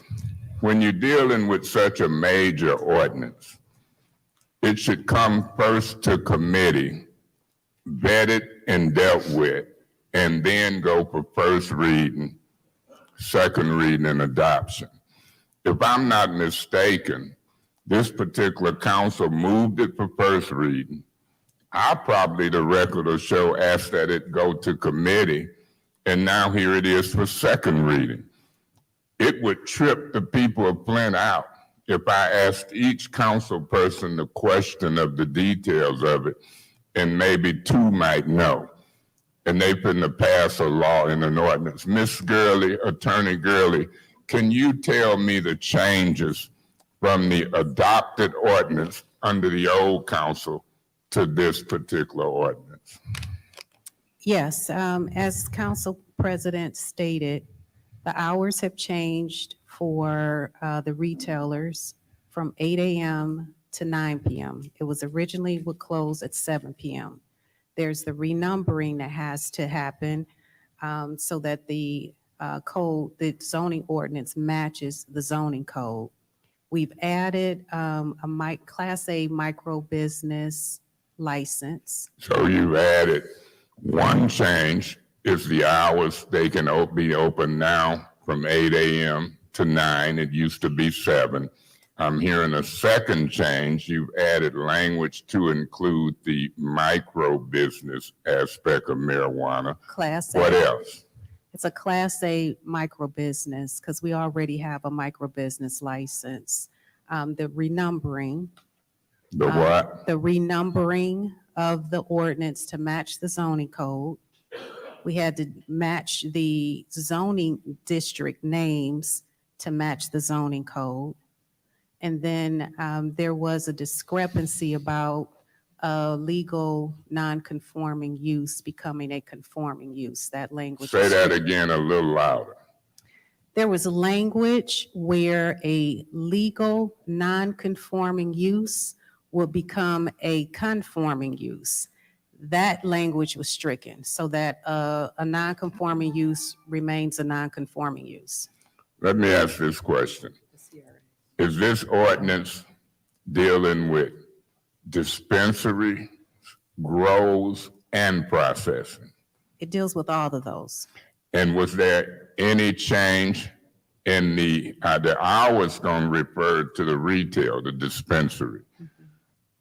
What is the significant changes, if any, to the grow and processing aspect of the previous ordinance and this one? I mean, the only significant change would be under the Class A micro business because a grower, which is part of that license, can grow up to 300 plants, where previously under the micro business license, they can only grow up to 150. Okay, so this will give the micro business the opportunity to go from 100 plants to 300. A Class A A Class A. can go from up to 300 plants. And what is the location specifications on the micro business? Do you know? The Class A, if the change was to Class A, what are those parameters on location? Do you know? No, because the zoning districts changed. Suzanne, I don't know if you know that. Now, let me say this. The dispensaries had to be in zoning section D5 and D6, if I'm not mistaken, right, Suzanne? Under the ordinance. What zoning? D5, D6, E, F, and G. Yeah, D5, D6, E, F, and G, everything higher than D5. Couldn't be in D4, D3. What is the new zoning name for those? It's Production Center, Commerce, and Employment. Those are the new districts that replace the former D5, D6, E, F, and G. And most of the D5 and D6, from my knowledge, was primarily on Dort Highway in that area. It wasn't over on North Saginaw and Pearson Road and things of that nature. Under the new zoning, did it open it up or did it close it up as far as the opportunities? It remained essentially the same because the marijuana ordinance is not proposing to change any locational requirements in the zoning ordinance. So as Ms. Gurley said, Attorney Gurley said, it was just a matter of making those connections between the previous locations and the new names for those locations. So it neither opened nor closed it. It kept it essentially the same. So Attorney Gurley, you worked on this and you are one of the main persons who works with the Planning Commission, correct? Yes, I worked on the substantive part. So anything that had to do with changing the names of the zoning districts, that was planning and development. I understand. Okay. But when I was listening and looking at her, so you'll go on record as well saying that the locations will still stay the same. Nothing on the north side has opened up under those new zonings. And then I'm gonna come back to you, Suzanne. Are you familiar with that or do you understand my question? All right, so you're asking whether, I don't know that the zoning districts have been expanded. And I don't neither, and that's what I know this council don't neither. This council, this new council voted to adopt those zoning districts where some of us had tried to be more equitable to certain parts of town. And I know from being here, this council didn't question that. They just voted. That's kind of what's going to happen here now. I guess we'll find out later, but I'm an advocate of equity on all sides of town, whether it's business, opportunities of a store or any kind of business. I want equity.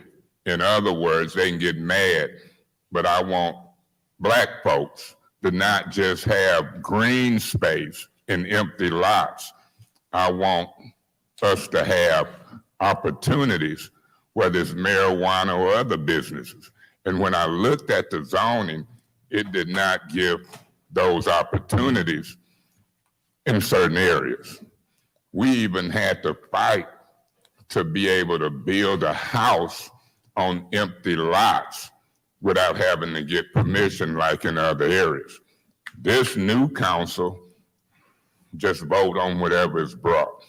And I'm mighty afraid that's what's going to happen here.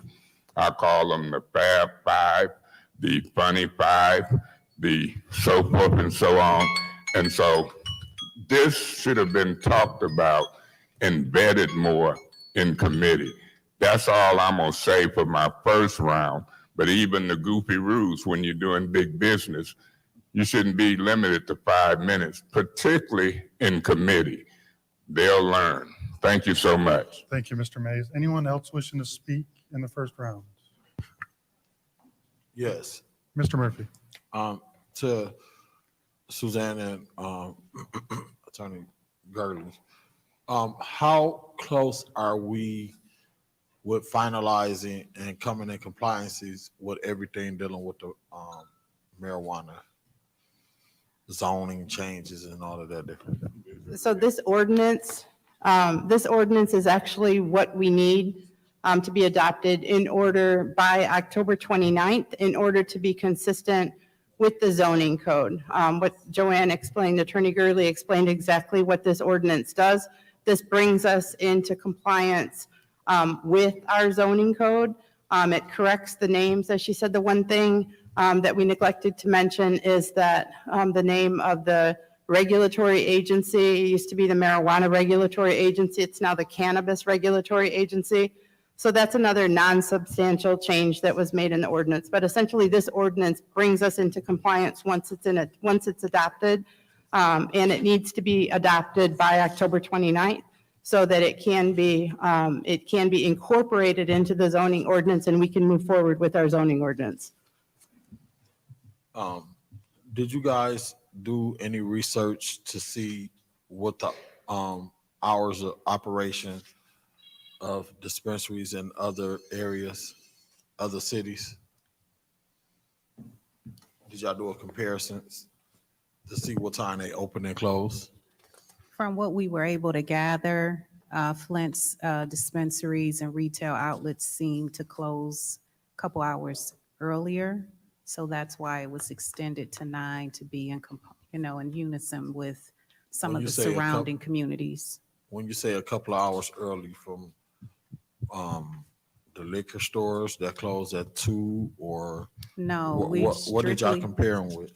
with other dispensaries and other communities. So for example, in surrounding communities, they are open till 9 p.m. for marijuana dispensaries. And so ours, we had them closing at 7 p.m. Now they will close also at 9 p.m. All right. Thank you very much. I support this change, and I'll be Just wanted supporting. to add, that is actually the latest it can close according to state law. So this Okay. this brings us into compliance with the state law. All right. Thank you. That's it. I have no more questions. Thank you, Mr. Murphy. Anyone else wishing to speak in the first round? I will just close out the first round by saying that this council has rules, and I'm trying to abide by them. Like them or not, that we have rules. Until we adopt new rules, I'm going to try to follow them. So that's my point of view. As far as this ordinance is concerned, I think everybody knows that I'm against it. I'm against marijuana. To Mr. Mitchell's point, we don't get our fair share of money. And so we don't get our fair share of money, and it's all out of town people coming in, opening these businesses. And so I'm made it no secret that I'm not for this. So while it is already law, there's no substantial changes that I directly oppose. So it's the will of the people that already have this on the books. So it is what it is. Second round, anyone wishing that? Yeah, Mr. Chairman. Mr. Mays. Let me ask this question through you to Attorney Kim. Attorney Kim, you signed off on this ordinance as to form. If I'm not mistaken, you can correct me if I'm wrong, everything in the charter tells you that when one ordinance is in place and you come with a new amended ordinance, I should be able to look at this document and see in bold black print the changes and the amendments. I don't see that. Did you notice that it might not conform as to the proper way that an ordinance should be changed or amended and come before us? What say you?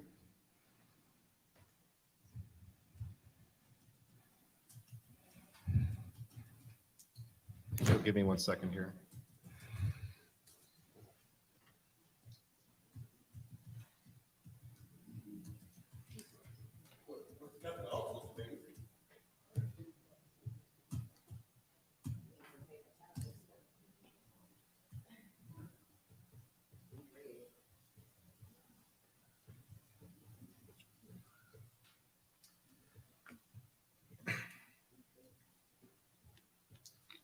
I believe you're referring to section 3-302D of the city charter where it states that any ordinance which repeals or amends an existing ordinance. Could you speak a little louder? I can hardly hear you over here. Any ordinance which repeals or amends an existing ordinance. Mr. Kim, I'm really trying to hear you. Repeals or amends an existing ordinance or part of the city code shall set out in full the ordinance sections or subsections to be repealed or amended and shall clearly indicate matter to be omitted and new matter to be added.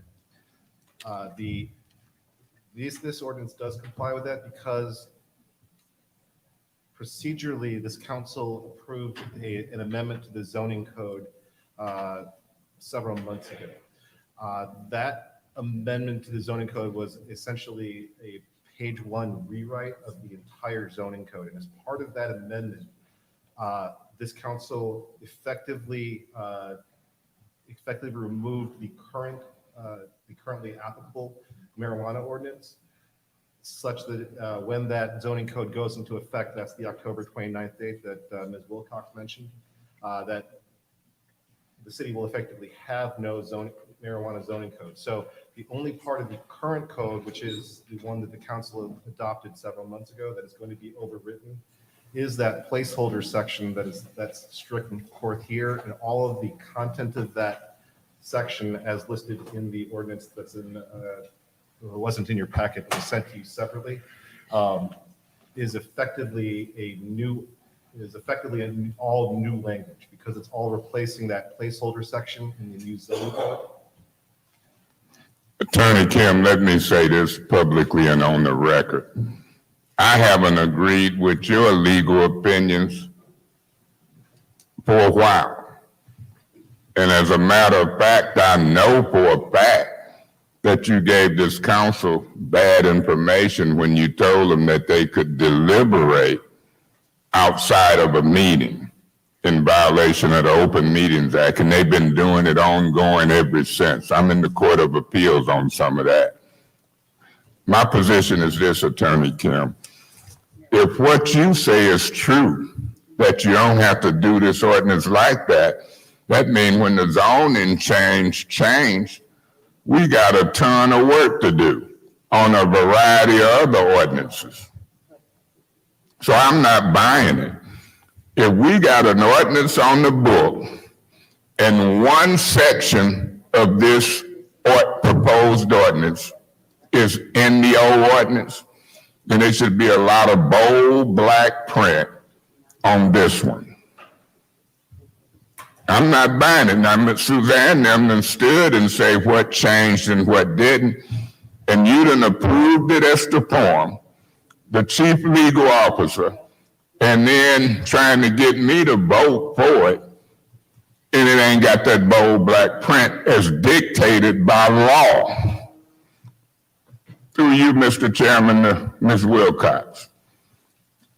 Ms. Wilcox, is that your position too, that it don't have to conform to the dictates of the charter with the bold black print? I don't think that that is what Attorney Kim said. I believe what I heard him say in the conversation that we had early on was that it does, because this was some lengthy conversations, it does conform to the dictates of the charter. And if you look at the very first line that is struck through on the ordinance, it says it deletes, it strikes through the placeholder that is in the actual current zoning ordinance. So that is what this ordinance does. And to the point that Ms. Attorney Kim said, there is no, except for the marijuana ordinance that's currently in place, that is actually gone. And that is under the new zoning code. So this does actually strike through that placeholder. So we didn't have to repeal the law that was on the books. It just automatically go. Correct. And so all of the zoning laws that's under the old is gone. That, well, effective October 29th. So when do we fix everything? It's fixed. The zoning code was renumbered. The ordinance that you adopted under the zoning code is renumbered so that it's consistent with the numbering system in the City of Flint's Code of Ordinances. It was a lengthy process to do that, but it is corrected, and it was corrected before you adopted it. Okay, now, remember this day. What's this? October the 10th. Ms. Winfrey Carter, this is October the 10th. I want to see, when I go do my research, is this same answer going to hold up 2-3 weeks from now? Because, you know, I done dealt with Attorney Kim and you and Mr. Neely and half-truths and stuff coming before this council, and it turned out not to be true. But the council done voted. Y'all can get upset if you want, but it's true. It ain't no different than I'm thinking for 8 years this man had a degree from Saginaw Valley. It's just a lot of half-truths and lies to get votes. The charter is the charter. When I look at an ordinance that's being changed or amended, I should be able to see what's staying in there in the bold black print. Now, when y'all come down the road with more ordinances, you can rely on these 5 or 6 people. But it won't be me until I finish my research, because people can talk good when they want something. And then when the truth come out, it's a different story. I'll be abstaining because it really wasn't no working committee. I ain't buying that this document should be approved as the form and law, and we'll see what happens. Thank you so much. Thank you, Mr. Mays. Anyone else in the second round? Anyone else in the second round? I will just follow up. Mr. Kim? May I be Yes. excused? Do we have to do anything with the previous ordinance? How does that go away? Because I understand that when we did the zoning core, the zoning code section, or whatever section this is, it just said placeholder for marijuana, and that's what we're overriding now. So what about the previous ones? Is there any kind of retraction we need to do on that? No, the zoning code ordinance that this body adopted, I believe it was July 25th. Thank you, Ms. Wilcox. Essentially, like, as I mentioned, was effectively a page one rewrite of the entire zoning code, that section of the city's code of ordinances. That ordinance has been adopted. I believe it's been published, and it goes into effect on October 29th. What this ordinance does is it amends the specific section within that ordinance, being section 50-80.1, striking the language that this was a placeholder for marijuana ordinances, and adding the entire content of the ordinance as listed here in 220380. So just to kind of clarify one thing, there's a publication requirement for this as well, and that requires, I believe, 7 days minimum time of publication before October 29th, although Ms. Gurley can feel free to correct me if I'm wrong on that. So that this has to be essentially published by the 22nd, no later than the 22nd, in order to meet that deadline, so that this can also go into effect on the 29th at the same time that the new zoning code goes into effect.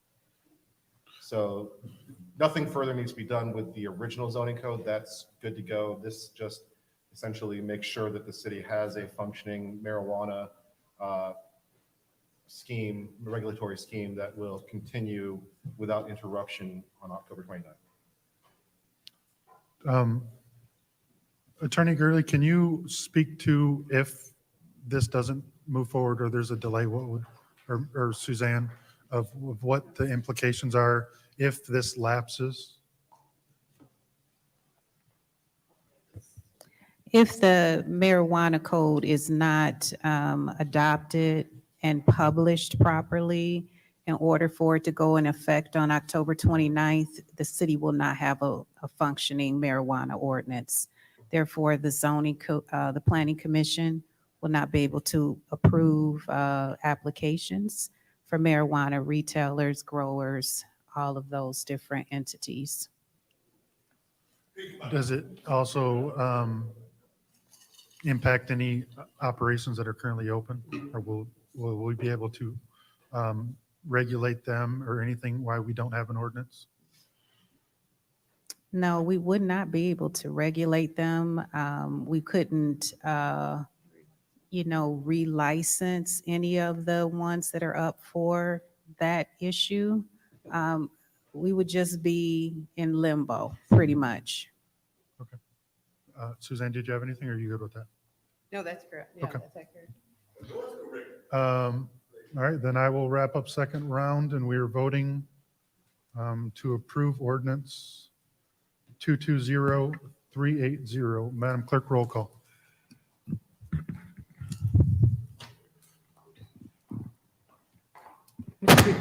Sorry, Ms. Priestley, Yes. Ms. Winfrey Carter, Yes. Ms. Burns, Yes. Turkenroder. Yes.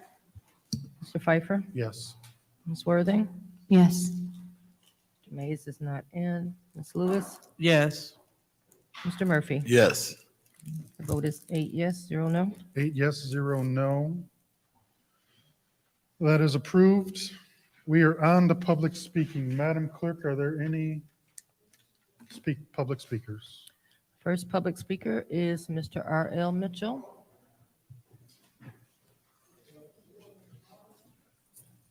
Hello, Council. I'm R.L. Mitchell. And for the record, Mr. President, 1843, Columbus discovered America, the blue, whatever. And I want you to know, Mr. President, my court date was today at 12 o'clock, across the street, to read my daily will to see what I got. And I want you to know, I went an hour early, but I went there, I wonder why. I figured they're gonna put me in a catch-22 like they did before, across the street at the front of the court. Mitchell versus Mitchell, that's my wife. But she never showed up, but some funny kind of people showed up, and I tried to use the bathroom, they blocked the door. They said, "Excuse me, Mr. Mitchell, we are told not to let you out of this room." And I ain't seen my wife from that day to this one, but I'm saying this to you, matter of fact, to you, Mr. President, to the city clerk. When I was, Madam Davina, over to the court today, on the 5th floor, I happened to, the Holy Spirit told me to walk around and go to the courtroom. I said something wrong, Holy Spirit. I went into some courtroom and I ran into the court clerk, and she said, somebody said, "Mr. Mitchell, can I help you?" I said, "Yes." The judge down there is my judge, is Judge Bladder. She said, "Yeah, she do stuff real quick." And that's all I needed. I ran back down there, but I ran into Judge Farrell, secretary, on the way back. Because I like the way she do stuff. I went into this manager court, and they said it was 5 minutes to 12. I just, because she usually give me some ching-ching. And all that stuff, but for him, because he was, but I went back and ran out the room, and I seen Joanne Wilcox, my sister, standing blocking the door. She reminded me of Suzanne Wilcox. And when I called my sister's name out, a tall white man ran and tried to block me, and all my other sisters was in there, 6 of them. My brother too. And the judge saw me coming. She said, "You rise, please," and went out the room. Then she came back within 5 minutes. She turned it over, the house over to my younger sister. Then they said, "What happened?" But Joanne Wilcox walked out of the room with a big old brown paper sack. And they said, my sister said, "We don't want a lawyer, so you should take her to court and put it in jail." He said, "We are Christians. We don't put no family in jail." And then because to go and read my mama, I thought it was all over. My mama got a will too. I'm from Georgia. Me and my mama come up here on a Greyhound bus. But from you to Miss Worthy, Miss Worthy, are you listening? You weren't here last week, and you and the people supposed to do the affairs of the city, and you got the papers. You're supposed to follow that up, because they doing what to the city, what Suzanne Wilcox trying to do to everybody in Flint with that lawyer.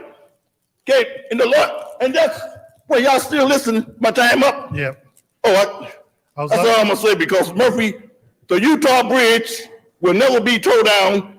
Well, and let the little baseball players come over to the darky side with you up there talking like you ain't, man, you act like you. Thank you, thank you, Mr. Mitchell. Madam Clerk, next speaker. Our next speaker is Lou Penton.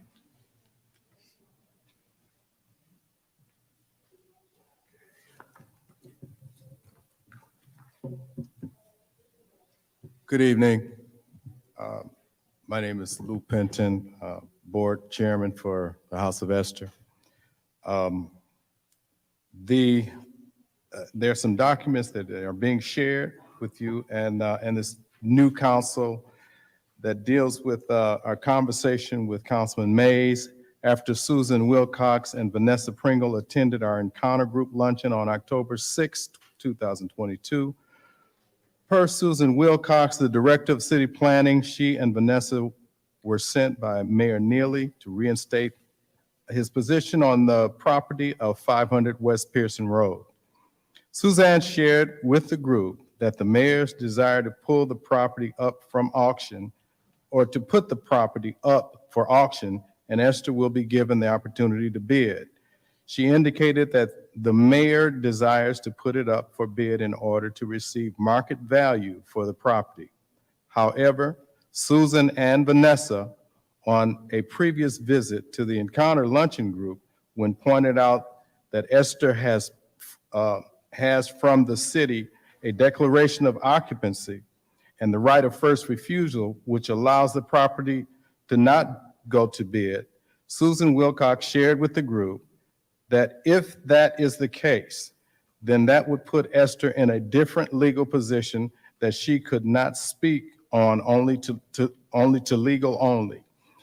In addition, Councilman Mays spoke to Vanessa Pringle and pointed out that Susan Wilcox, Deb Cherry, and Genesee County Land Bank were all present when the City of Flint policy of disposition of acquired Genesee County Treasurer properties was established. Councilman Mays shared with Vanessa that to put the House of Esther up for bid would also be required for all 17 properties which are included in this policy to be put up for bid. Councilman Mays also stated that all the other property owners are occupying the properties as is the House of Esther. Councilman Mays asked Vanessa to share this information with Susan Wilcox and Mayor Neely, and we are sharing this now with you. Thank you. Thank you, Mr. Penton. Madam Clerk, next speaker. Our next speaker is Chad Schlosser. Good evening, City Council. Thanks for letting me speak. My name is Chad Schlosser. I'm the president of the Mott Park Neighborhood Association. I've been a resident of Flint for 12 years. I'm also on the board for the Mott Park Recreation Area and a park adopter through Keep Genesee County Beautiful for both Mott Park proper and the Mott Park Recreation Area. Really just want to say that we in Mott Park, we support the state park plans and are excited for the investment that Flint is going to receive, something that we hope the whole city will benefit from. We support what Councilman Murphy was speaking to in regards to including the St. John's area and honoring that historic space. And we'd love to see that happen and are grateful for the conversations taking place around that. We've been taking care of the Mott Park Recreation Area for the last 12 years completely with volunteers. Neighbors donate around $4,000 to $5,000 a year for the cost of mowing, and other neighbors do the mowing. And we're very grateful that may be taken off our plate so that we can put more work into other forms of beautification as well as programming to make it a vibrant space for all residents of Flint to enjoy. When I saw the plans for the whole state park, not just the recreation area, it reminded me of the beautiful Maggie Daley Park in downtown Chicago. If you've never been there, it has one of the most amazing play areas for kids that I've ever seen. And it's really a destination park for kids from all over Chicagoland. And I think this is what the state park can be for people in Flint, that it will be not just a city park, but something on a whole nother level, something that we can be proud of, something that kids and families from all over Flint can come to enjoy, but also something that might draw people from around our county or even outside of our county to come into Flint and enjoy, as well as spending money here. So we support the plans and we hope that you will vote for them as well. I just also want to say that The committee, Natalie Pruitt especially, has been phenomenal to work with throughout this. I've heard a few people use the word takeover, not any of y'all, but just neighbors that have asked me what's happening with this. And I try to always correct them. It's not a takeover. Nothing has felt like a takeover by the state of City of Flint property, but rather a recognition that we're doing what with volunteers here, what in most cities and most townships and most municipalities happen through other means, through government funding. And so we're now going to have access to that, something that every other county in Michigan has had access to for a long time.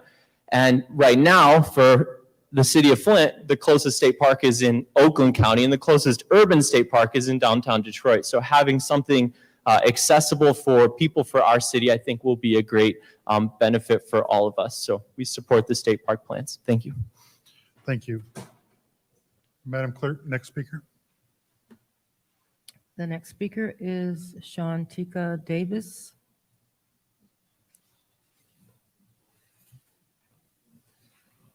Y'all my city council, right? Right? That's why I came.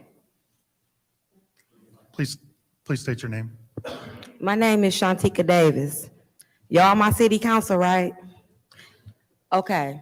Since this stuff happened, I tried to contact our mayor. I tried to contact our chief. Won't nobody reach out to me. They just keep saying it's an in-law investigation.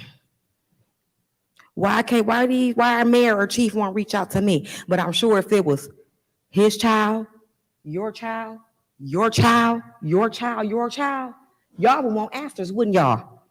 Yes, y'all would.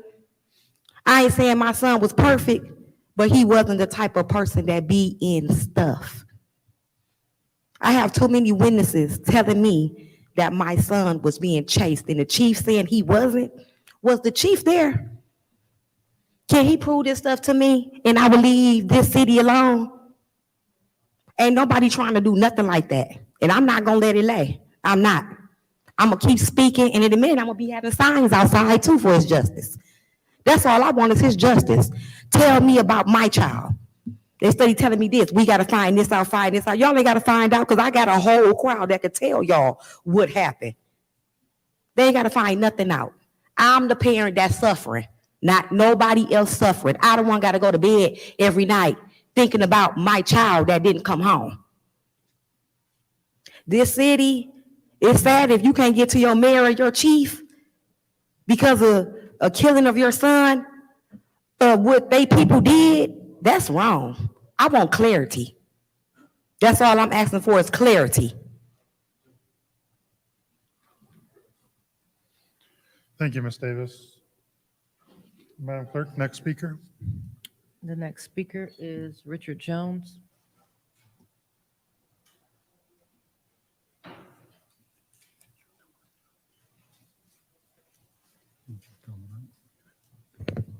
How y'all doing? My name is Richard Jones. And I tried to come up here about 3 months ago when I was trying to bring up the awareness that the police officers needed body cams.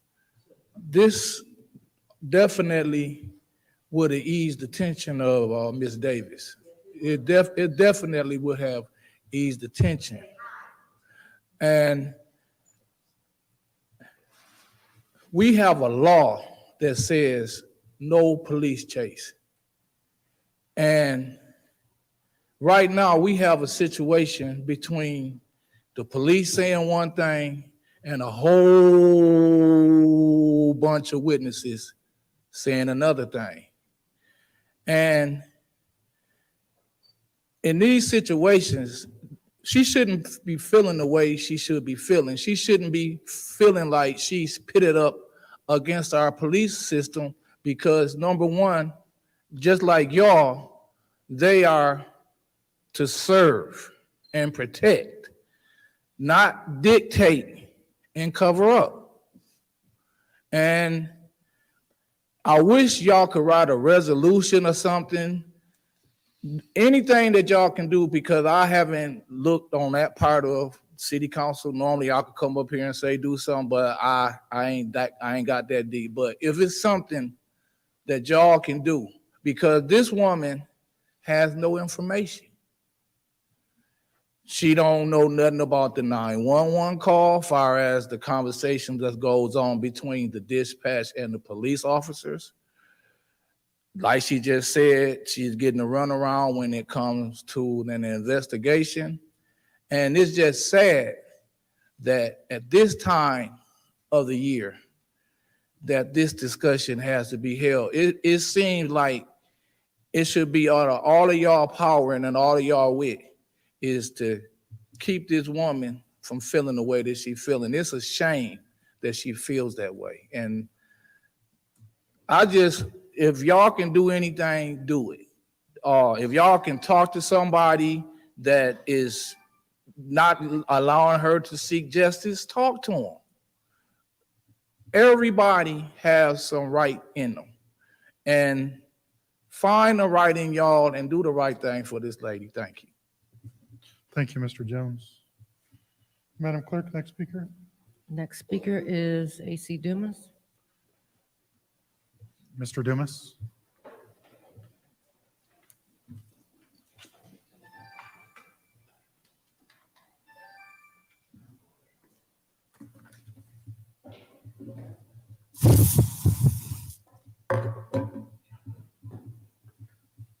Good evening. My name is AC Dumas, and I reside in Flint, Michigan. Mr. Pfeiffer, first I want to say that when you speak about order. I want to let you know you did not follow the agenda. The agenda calls for call to order. You did that. Roll call. You did that. Reading of disorderly person, city code subsection. You did not. And you can't take it for granted that everybody has vision. Some people may be blind in here, and they need to hear that. That's why it says reading of. Well taken. Okay, as long as we got that. Also, I want to say that I have to agree with Councilman Mays and Councilpersons Winfrey Carter and Tanya Burns.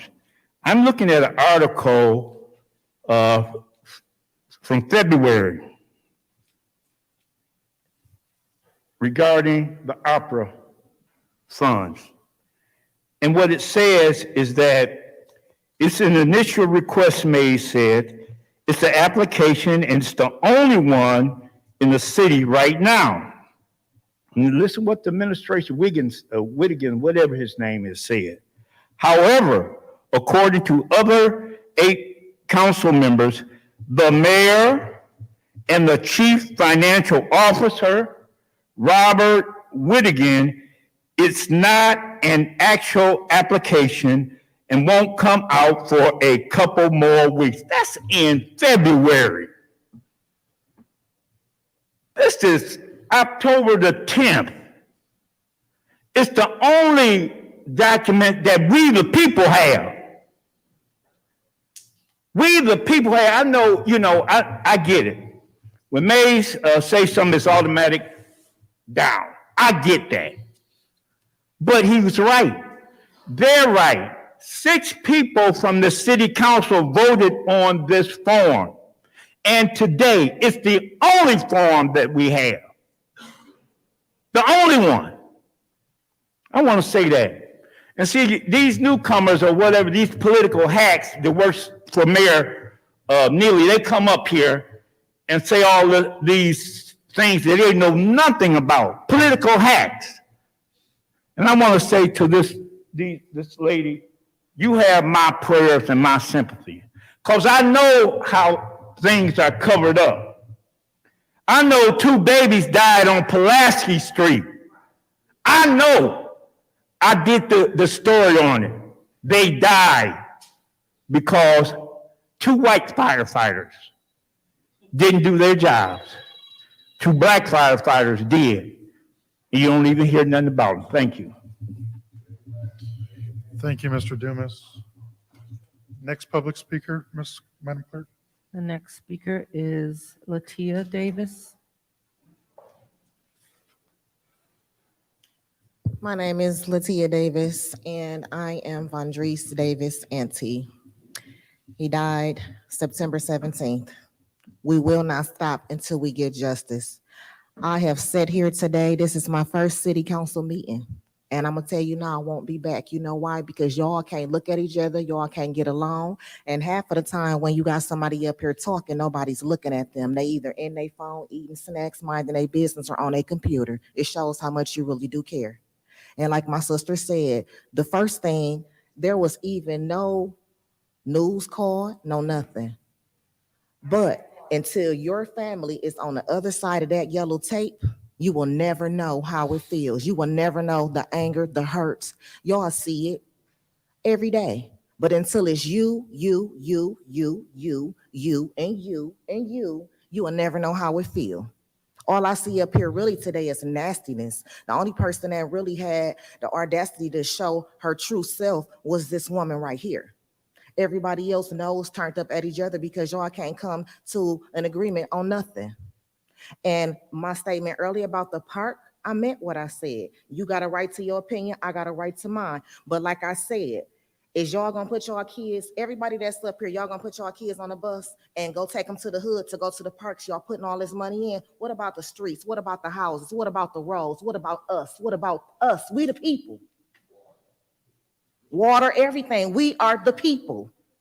So on that note, yeah, if it's set on your heart for God to do it, do it. But if it's also set on your heart, not because you sit behind a desk, do that too. And thank you.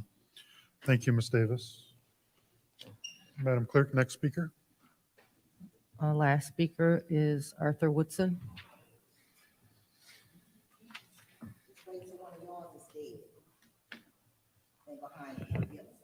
Arthur Woodson, I was going to talk about service lines and road restoration, but since this young lady got up and talked about her son, I'm going to talk about the two young boys, Lamar and Zaire Mitchell, that died on Pulaski Street. This is the sorriest city council I've ever seen in my life. The lyingest administration I've ever seen in my life. Incompetent administration. If a mayor would lie and say that he has a degree, it's not about the degree, it's about the lie. If he would lie and say that he has a degree and knew about it for 10 years, you know he would lie about something way bigger. So what I have in my hand is the investigation report, which city council has not even asked for to even find out what went down at that fire. This investigative report is from Fire Chief Raymond Barton to Clyde Edwards, Eddie Smith, and the two firefighters. In this report, it says on June 6, 2022, Flint Fire Department held a meeting with the city administrator and the Lyme Flint Legal Department. In this finding, after concluding the investigation, I have determined that Sergeant Skowski, or whatever the hell his name is, have knowingly made false reports in their incident write-ups. Their actions or inaction rises to disobedience according to the FFD rules and regulations. And then the last page. Due to the nature of this incident in question and the actions of lack of action, possibly contributing to the loss of life of two victims, I have determined to terminate the two firefighters' employment with the City of Flint Fire Department. These two employees, one resigned, the other one 2 weeks vacation. Why wasn't these firefighters terminated? Why wasn't they even charged? They lied. Negligence. Lied on documents saying that they searched the second floor and never did. And you all sit up here and bicker and fight over an ordinance. And Ms. Worthing, I know you don't even understand. You look like you don't even understand. And I know you'll say something stupid after I get done. Then Ms. Lewis, you don't even answer your phone. You have me blocked. You have me blocked. I don't want to come over there to the mini station. What I asked up here, I feel that we should be able to address it here and you address the administration, even though they're going to tell you a lie, even though the administration isn't going to tell you the truth, and y'all still go along with it. Mr. Murphy, I know your loyalty because I've seen your loyalty before with Mayor Dane Walling. I know you're gonna get emotional when you respond to what I'm saying, but you have to remove your loyalty just because they did something for you in the past and vote right. Mayor Millie is a liar, a manipulator, and can't be trusted. Yeah, Mr. Chairman. Thank you. That will end public speaking. We're on to council response. Mr. Mays, you want to? Yeah, Mr. Chairman, I hate that I was wrongfully removed from the previous meeting. I was in the store in my ward on DuPont and Pearson Road. That's how I met the mother of the young man who got killed. And then we talked on the phone. What I found out from talking to her and witnesses, I made up my mind from the witnesses. It was a police chase. It was a police chase. When I talked to Chief Green about it, he disputes whether it was a police chase. But the witnesses not only said it was a police chase, it started at Vibes, used to be Mona's. They were stopping people from hanging out. And one of the police from the witnesses spit on the gentleman's car. Once he spit on the car and left, they pursued him. And if I ain't mistaken, and the witnesses ain't, and I told them, tell me the truth. If a police pull a gun on me, they gonna scare the hell out of me. Now, the mayor has been bragging, I've stopped police chases in the city of Flint. That's not true. I'm getting calls from people in the witness protection program, and the chief told me he was gonna bring a resolution to deal with that. Where is the chief of police? Where is the chief of police? I think I kind of know. But you ain't heard it released in this political season. The deputy chief was here. Folks should be knowing what's going on and should be able to, if folk need prayer, pray for them. But watch this profound question when it come out. Where's the chief of police? Where have the chief been in the middle of this serious business? I'll wrap up by saying this. We've experienced a cover-up on Pulaski Street, First Ward.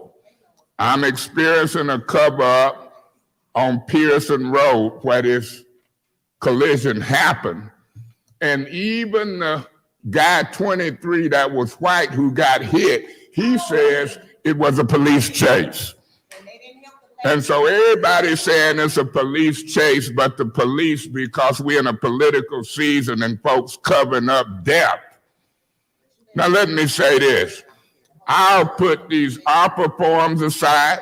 Y'all know me well. I'll get arrested speaking and fighting. You can cut me off. But when it comes to death in my ward and cover-ups, oh, I already know the rules. I'll circle back on this, but ma'am, I'm gonna speak on it. I'm gonna deal with it. I'm gonna help you find lawyers and do whatever I can. This council has subpoena power, and we can get to the bottom of it. Folks shouldn't be covering up. Point of order.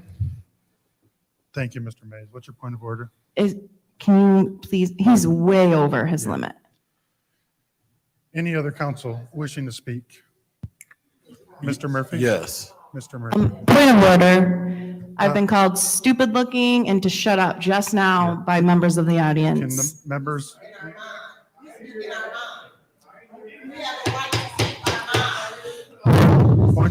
Point of order.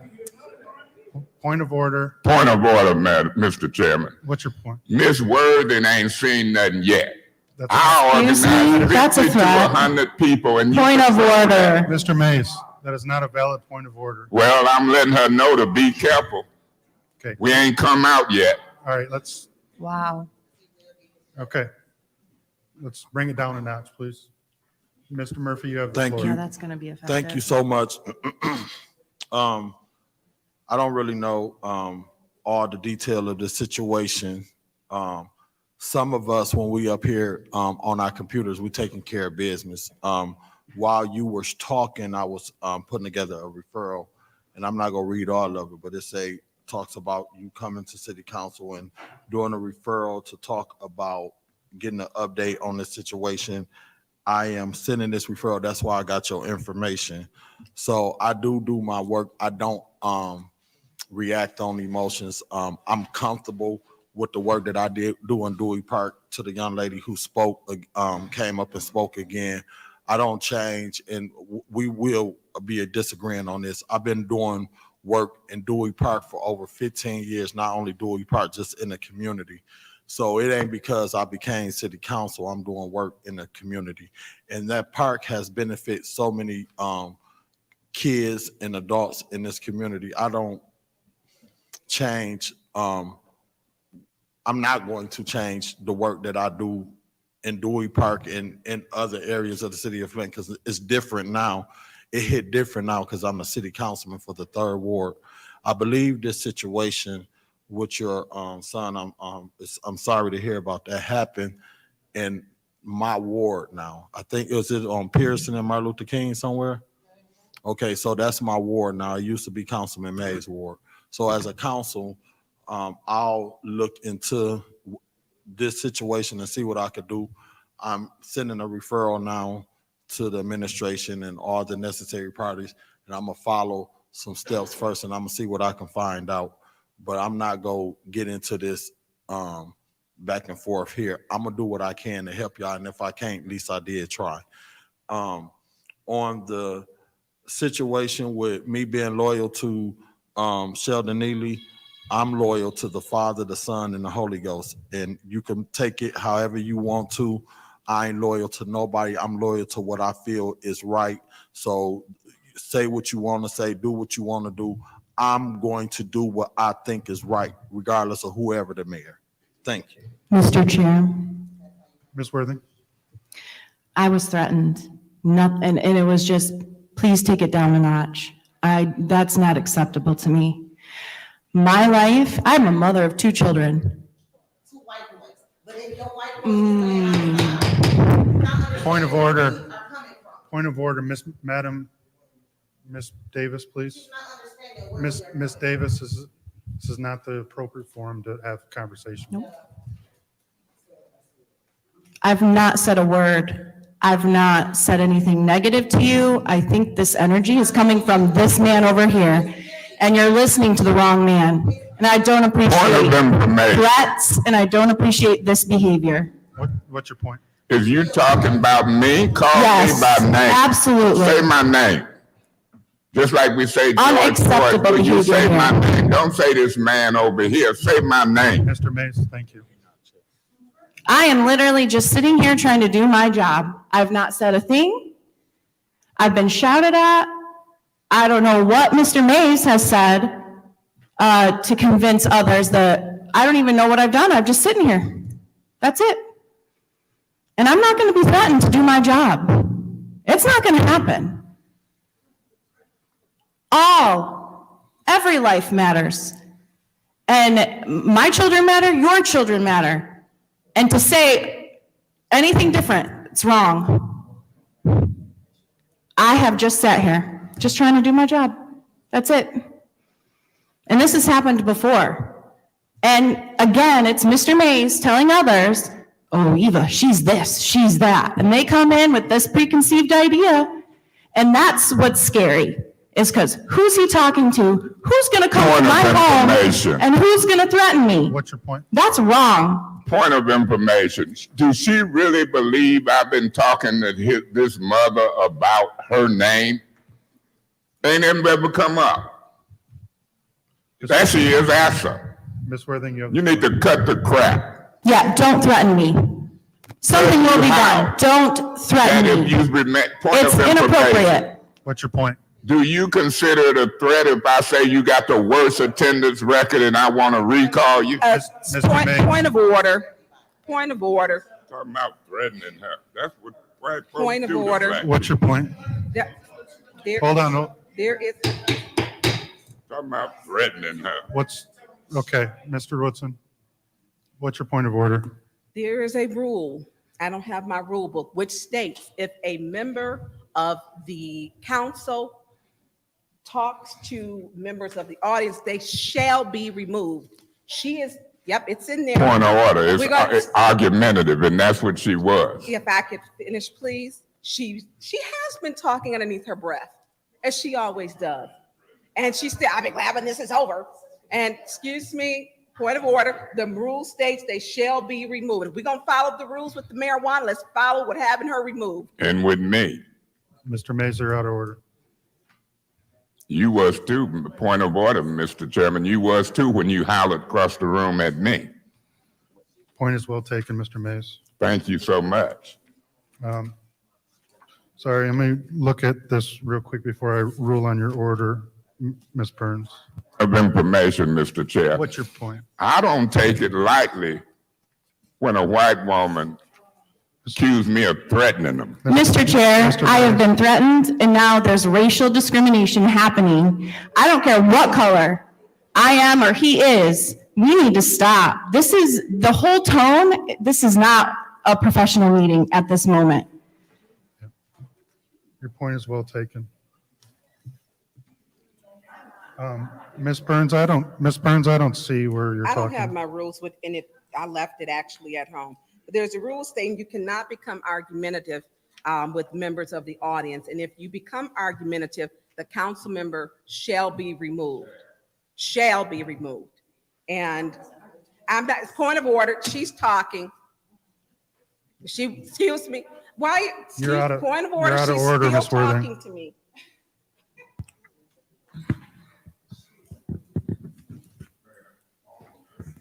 Point of order, she's still talking underneath her breath. Ms. Worthing?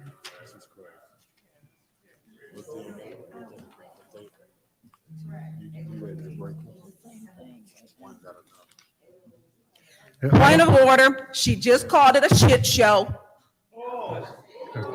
I can keep going, Ms. Burns, if you'd like to repeat everything I say to myself. Ms. Worthing? 'Cause I have more to say. Ms. Worthing, you're out of order. That's your first warning.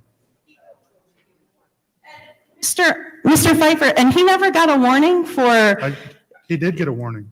just in this meeting, you just said, Yes, please tone it down. You didn't give him a warning for threatening me. You're out of order. Your second time, please remove yourself. I'm leaving the meeting. Please remove yourself. I appeal the decision of the chair. There's been an appeal to the decision of the chair. Is there a second? I support. It's been moved and properly supported. It's been, Lewis supported it. Councilwoman Worthing was speaking out of turn multiple times. She didn't call points of order. She just blurted out. So she got a warning and she got a subsequent warning. So that's why I ruled. You get two warnings and then you're gone. That's the rules. So, anyone else wishing to speak in this? yes, I will. Mr. So Murphy. here's the deal.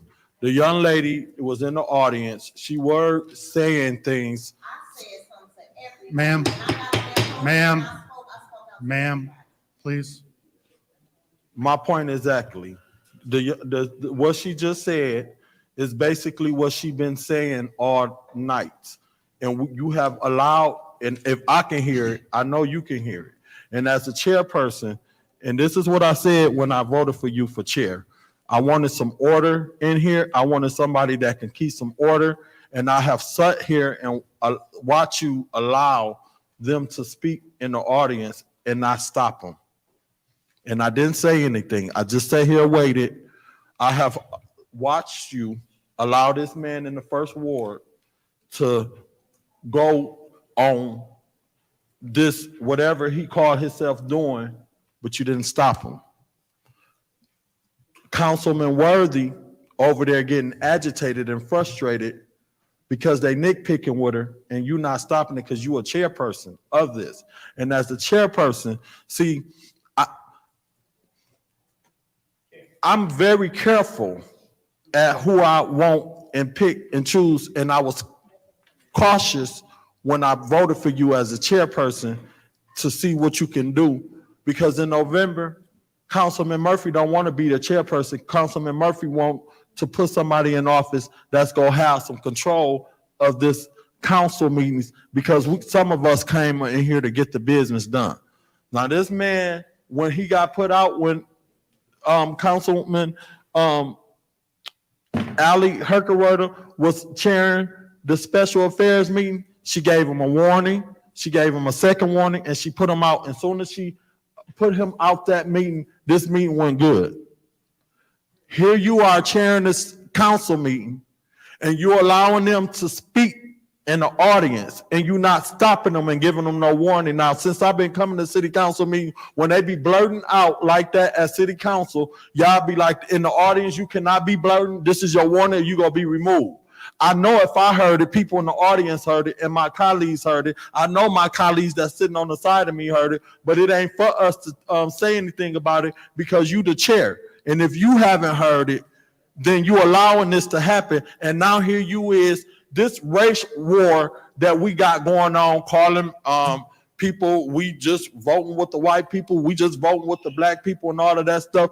Say what you want to, but Councilman Murphy tried to do what's right and vote the right way. And as a chairperson, you not doing right by allowing him to do what he do and not give him no warning. And then as soon as she do what he been doing, you want her out. It's wrong. And that's why Quincy be getting up, walking out, protesting these meetings, not because of me, because when you set the tone and you allow this man to do what he do and then give her a warning, and now you want to put her out on stuff he been doing all night, it's wrong. I won't be supporting you on this. Mr. Chairman. Mr. Mays. Quincy Murphy don't understand all our meetings is recorded. He done attacked me when I was president. It's recorded. Him and Liddell Lewis, not only have she attacked me, she even stood up attacking Ms. Burns. I call it hypocritism. If you got a guy talking about somebody and then talking about you, and then when one of his colleagues who he liked to have that fifth vote with get in trouble and break a rule, you got hypocritism. From November to now, you go back and look at the tapes and see who was talking about me. Mr. Murphy. Quincy, as it's called itself in the third person.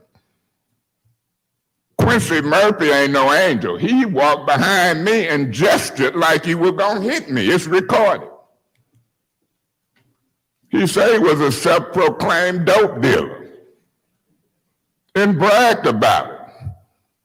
When we said Pastor Hart was found dead on his property, we was concerned. When he said in this public meeting that for me to take it to the street, I told him to shoot me in the head. I'll be dead, hope I go to heaven. This ain't no angel sitting here. And that's the problem. He done started a bunch of mess on this council. Now he's threatening you about, I won't vote for you in November. Don't. Hell, you shouldn't have voted for him in September, October. That's why I called you Uncle Tom. Here you sitting with 5 blacks on the council, stone Democrats, you voting for Republicans to set up over us.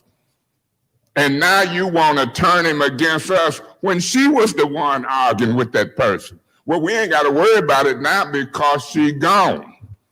She got the worst attendance record. I done took more chastisement and removals from all of y'all illegally. I'm in the Court of Appeals now. The beauty of this council is the meetings is recorded. People don't have to listen to you in this instance. They can look at your history. And they talking all across the city. So while you think you making some heck of some points, people talking. They talking. You part of the cover up, the intimidations. If I was you, Mr. Piper, I'd tell him don't vote for me. I don't roll with Worthing and Quincy now. I'll roll by myself before I roll with some mess. And in November, I'm gonna try to recall you. She gonna say publicly, I'm threatening her. Do you know black men get in trouble sometime when white folks say that? Nobody threatening you. Threatening you how? Some of this stuff is common sense. I don't like lies and half-truths from politicians or a regular person. My pastor and my daddy was my pastor. They say, you catch a guy lying, they have to tell two more to cover up the first lie they told. Mr. Murphy, you ought to be ashamed of yourself. And if you believe in the Holy Ghost and the Spirit, pray. That's what you do, because you ain't fooling me. And you ain't fooling the majority of the people watching these meetings. They telling me. They really think that y'all is a mess in some way. I know I'm a mess. You know why I know it? Because I don't put up with no stuff. And the Lord bless me with a brain. If y'all was to apply rules undiscriminately, you'd be gone. Liddell Lewis would have been messed up when she stood up like she gonna fight Tanya Burns. Y'all is a mess. This is the worst council of the three that I've sat on. People jockeying for position and power, and here you gonna tell this man, if he don't do this, I won't vote for you in November. Hell, they didn't vote for you really when you won the seat. It was illegal literature mailed out on your behalf. Liddell Lewis and Herson wrote it. I know what didn't happen here. You shouldn't even be sitting here. Thank you, Mr. Mays. Anyone else wishing, Ms. Burns? Yes. There probably couldn't have been a better example of what Ms. Davis stated. And it's hard. I will be supporting the chair. And I'm going to tell you why. We sit over here and you and I hear a lot. And a lot of times we don't say anything with what's said. When someone has lost a child tragically, you can't hold in your emotions. We can't tell you how to grieve. I can't tell your family how to grieve. I can't, and I won't even try to, because my two sons are living. You told me you had two sons who are deceased. I have one died at 8 and one died at 26. So we have to have empathy. And especially when we're public servants. We serve the public. According to the council rules, 27.3, during any portion of any meeting, council members may not engage in any type of argumentative discourse with the members of the audience at any time for any reason. Any council member or audience who engages in this behavior during a meeting shall be removed from the meeting. She was talking to her the whole time. Now, if my colleagues choose not to call her out, but I'm tired. You're here and I can't imagine what you're doing and what you feel. I can't. And I'm gonna be honest, I can't walk in I wouldn't want to walk in your shoes, the grief that you would be carrying. But I think that it's for us as a council to be fair. I'm not gonna admonish you for speaking out. How dare anybody do that? You have a right. If they can't understand that you lost your child's life, and the president, he was understanding. I saw him giving leniency to keep you in here, to be engaged. I'm happy I have 6 ward residents that have been here and in here today. Some are still in here. But when you come here, we have a right and we have a duty to listen to you. And they are on their phones and text back and forth. They do that. I will be supporting the chair, and I'm sorry that you had to put up with this. I'm sorry that someone had to argue with you. It shouldn't be happening. It shouldn't be happening. And I understood when you were able to communicate. And I don't always agree with Councilman Pfeiffer. I really don't. I think maybe one subject we agree with all the time, and that's with public safety. And on that one, we agree with just about everything. But I can have dialogue back and forth with him. And that is I don't have to like you to do my job. and I'm here to do the job. The residents of the 6th Ward know I will do my job.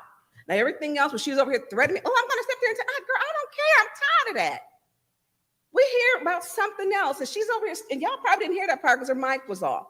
So because I stated a rule 27.3, she got upset. It's not my rule. This rule was made before we got here. It wasn't my rule. I'm going to support the chair because I saw him giving leniency. And she kept going and she kept going. She doesn't like me, and that's fine with it. That's fine with me. It's perfectly fine. She's got on here something else for the 3rd time tonight. She won't be here to vote on. Matter of fact, she didn't even know that it was in her ward, the McKinley Center. I had to be the one to tell her. So when we talk about none of us are perfect, including me, and when we get religious, we will all fall short of the glory. I'm not going to play with God. That's one thing I will not do. I will not. And when I said to you, I will inquire, I will, because I did inquire about the fire. I did. I didn't get all the information back, but I follow through. Unfortunately, things don't come back in a timely manner. I'm going to support the chair because I saw what he was doing. And Rule 27.3 was broken. It was broken. Thank you, Mr. Chair. Thank you. Any other members of council wishing to speak? Mr. President, Ms. Hickenroder. can you provide clarity on what the appeal was? Because from my understanding, it was on a ruling for a warning. I believe the appeal was me asking Ms. Worthing to leave. To leave? Yeah. Okay. So I will be supporting the chair because there were a number of things that were said under the breath. I did not hear them throughout the whole string. I did hear a particular comment directed toward Mr. Woodson that started all of it. Again, I don't support any kind of argumentative behavior in that kind. I understand that we need to come in, we need to do our job. We're not going to agree. That's a fact. I disagree with the way in which Ms. Worthing handled herself in this situation. I disagree in the way in which that Ms. Burns handled herself in this situation. I understand that we're all very tired. I understand that we have a lot to do. I understand that we still haven't even gotten to our first resolution of the evening, and we all want to do what's best for the city. I will be supporting the chair. I believe that Ms. Worthing was out of order, and that's all I have to say about that. Thank you. Anyone else wishing to speak? Mr. President, Dr. Lewis. thank you. So we just need to clarify a few things. And the first thing is, it's not in order for anyone to be out of order. And I'm talking about whether it's coming from council, whether it's coming from the audience. We must maintain proper decorum, and we must be fair at all times. So, I wasn't over there. I didn't hear what Ms. Worthing said. I did not, so I can't speak on that. But what I can speak to was what I was hearing over here. If we're going to talk about people talking under their breath, saying things directed to you and to everyone else, over talking you, violating plenty of rules, taking the floor before you call his name. I mean, we can really get into some stuff. But we got to be fair. If you're going to give her 2 warnings and put her out, you need to legally, because I didn't hear you give her a warning. You just told him to tone it down. He need his first warning legitimately on the record, because the things that he was saying, I mean, that they're beneath board. And then he did make the comment threatening to bring people in here to I guess show Ms. Worthing something. Those weren't his exact words, but that's what he said. Again, when we stop focusing on the business of the city and start hurling personal attacks, we can't get things done. We cannot handle personal attack from the audience. We should not handle them from our fellow council members, period. So yes, you did go harder on Eva than you did on Eric. We got to be fair. If you're going to talk and blurt out things, you need a warning. She gonna blurt out things, need a warning. We just need to make sure that this is fair. As Councilman Murphy said, this meeting was flowing after he got put out the first time. Why? Because no one was attacking one another. No one is against your freedom of speech, but when you start attacking people, making false claims, especially telling me that I stood up, see, no one tries to attack people. You just attack them if that's what you set out to do. There's no trying between this. Either you Point in or of you're out. information. What's your point? Was I in the meeting when you stood up and was arguing with Ms. Burns? Are you blaming me for that? Was I in that meeting? Improper use of a privileged motion. Could you please warn him? Ms. Lewis, you have the floor. Okay. Another action of improper use of our rules. And here we are as we continue to let him do what he wants to do. Thank you. We have to stop insinuating now I stood up and I was attacking someone. If we go ahead and play back the tape, you will see that I was looking for the garbage can because I have garbage on the floor. I throw it away every meeting. Someone moved it. I was looking for it. But then all of a sudden. Point of information. What's your point? So you was talking to the garbage can Mr. or Mays. Ms. Burns? Mr. Mays, it's improper use of a point of information. So, Mr. Chair, that's the second time he improperly used a point of information. Does he get a warning for that?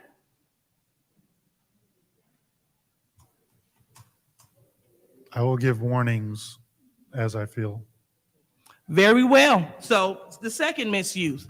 So the point is, as I was going to throw my garbage away, and I was having a conversation with Mr. Murphy before I was interrupted, this is what we have. Someone who wasn't even here, but keeps repeating his version of the story so he can brainwash the people to hear. Because, you know, if you keep hearing something over and over, you begin to believe it. So that's one thing that's not true. They didn't vote me here to attack people. They did not, and I will not physically attack people. That's beneath board. Dr. Lewis, don't do that. But what we need to do, we need to hold folks accountable. If not, we will continue to have a disruption of our meeting like we did the first time. We will probably lose quorum, and then we will go home and the business will not be completed. So please, as you see fit to give people warnings, please see fit to follow the rules and give him a warning when they're broken and when he misused privileged motions and so forth. Thank you. Thank you. Anyone else wishing to speak? Mr. President, Ms. Priestley. I'm going to vote with you. But I have seen during that exchange, and I wasn't here for all of it, I saw other members of this body behave in what I would say with lack of respect. So I do agree with Dr. Lewis that we do need to be more considerate of each other. We also have to be more consistent in following our rules. And so I do ask that everyone who chairs meetings take this into consideration as we go forward, because this has got to stop. It's just got to stop. We aren't getting the business of the city done. We're here because we care about this city. And how much, what is it, 9 o'clock now? And what have we done? We've had a hearing. We've listened to a grieving mother and other residents. That's about it we approved the marijuana ordinance. That's it. It's 9 o'clock. This has got to stop. We've got to be respectful of each other. We can't be calling each other out. Keep your mouth shut if you're hearing stuff if you want, unless you want to keep going for another hour on appeal after appeal after appeal. And that does not do anything for this city for which we care. And we love this city, or we wouldn't be here, because this is not easy being up here.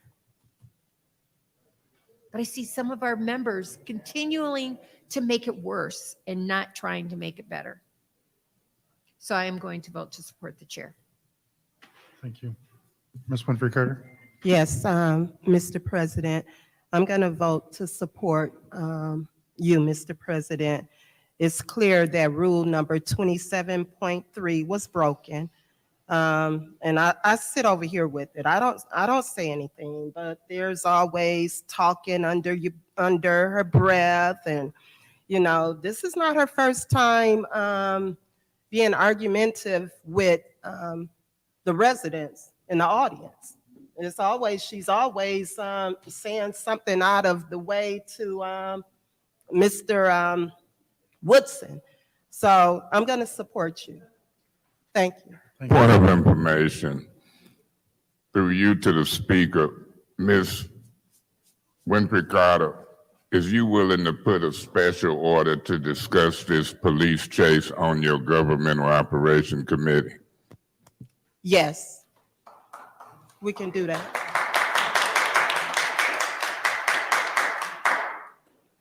So I think everybody has spoke, so I will wrap up by saying that, yes, we need to have decorum, we need to have order, but the members up here need to have a little empathy, and we need to have, we need to allow ourselves to absorb what is being said. And if any member thinks that I'm going to throw out a grieving mother or a grieving aunt, I'll help you suspend the rules and remove me now. Because I'm going to allow leniency. We allow leniency every day to certain members of the audience that blurt stuff out. And even more, I'm going to allow leniency to parents and aunts that are grieving. So we need to hold ourselves up higher and to get into back and forth with members of the audience that are emotional and grieving. I think we should know better. So, Madam Clerk, roll call. If you vote yes, you support the chair. If you vote no, you vote against the chair. Ms. Winfrey Carter, Yes. Ms. Burns, Yes. Ms. Hergenroder, Yes. Mr. Pfeiffer, Yes. Mr. Mays, Yeah, I abstain. The votes was there, plus she's already gone. Ms. Lewis, Abstain. Mr. Murphy, No. Ms. Priestley. Yes. The vote is 5 yes, 1 no, 2 abstentions. 5 yes, 1 no, 2 abstentions. The ruling of the chair stands. Ms. Worthing had the floor, so does anybody else want the floor for council response? Ms. Burns. Thank you. I appreciate your fairness in chairing, even though my colleague stated she had a problem with me, and then it's all part of the course, unfortunately. I do want to say this, Mr. Whitson. I did request the report, and I requested the report June 26th. I got one portion of it back August the 11th. Another portion came August the 15th, and they came in different spurts. So I did. I began to read the report, and then I called someone who was a retired fire marshal to ask questions about the report. What I did not get back was the recommendation that was given from Attorney Kim to the city administrator to Mayor Neely in regards to his recommendation.